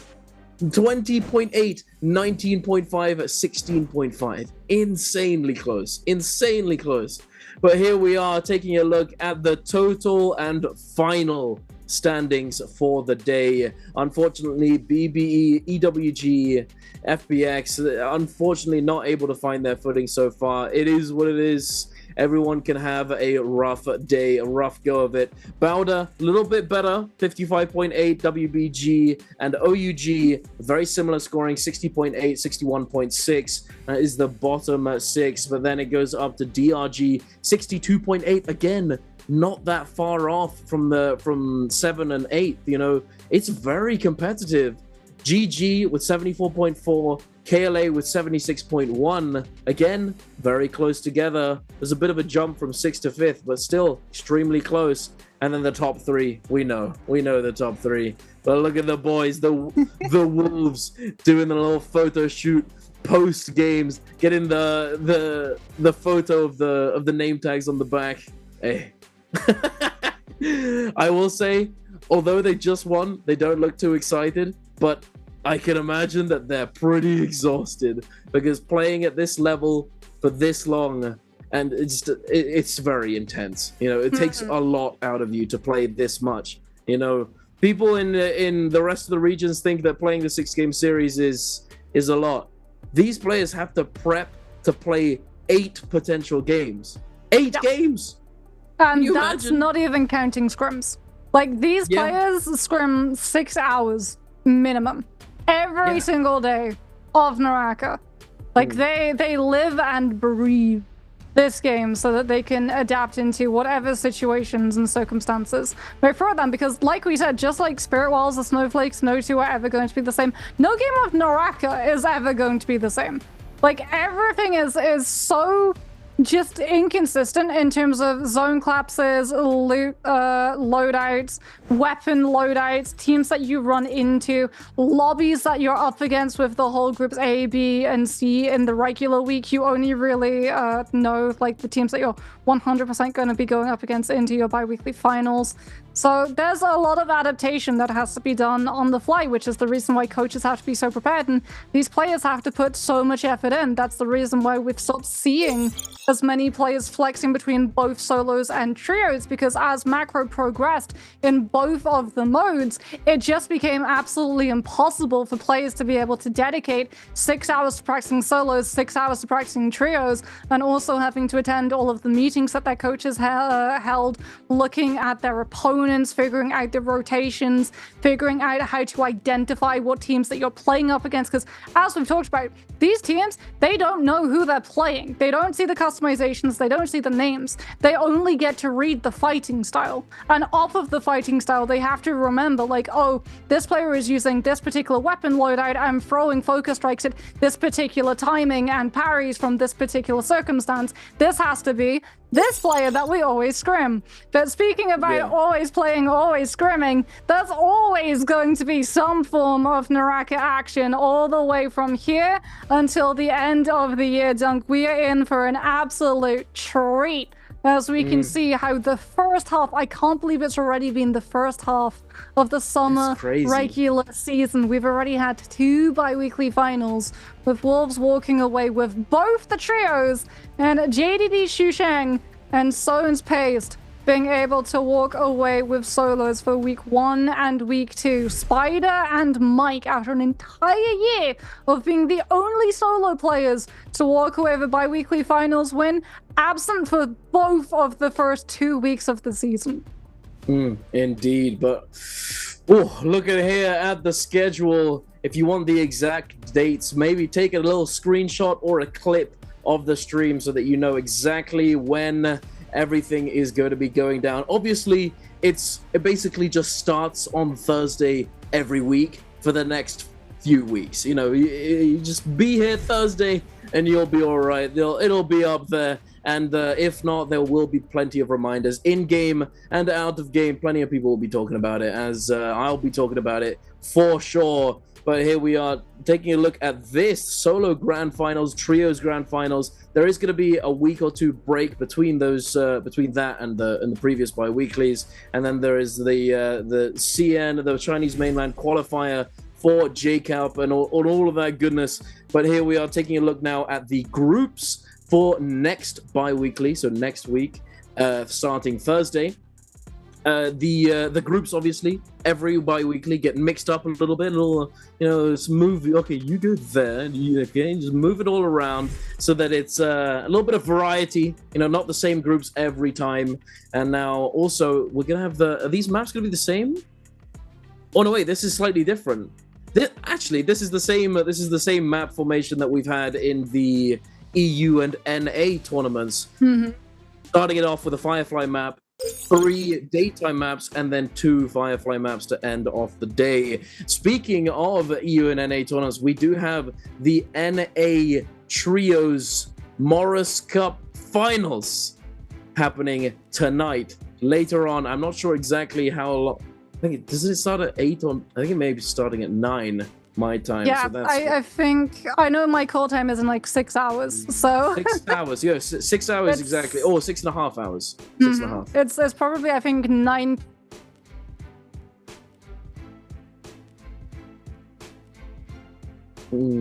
I can't. Moxie's microphone is happening to both of us somehow. I don't really know how, but it happens. Technical difficulties on our end. It is what it is. But yeah, 9 o'clock, 6.5 hours from now. 6 hours and 27 minutes. Be there is going to be exciting to see who from North America is going to be representing NA at J-Cup at the end of the year. But oh my goodness, it was a roller coaster of emotions today. It was a pleasure to watch, pleasure to cast alongside Moxie. Oh my goodness, though, it was I don't really have words, to be honest with you. The Taka bait, just like, I'm so. Oh goodness.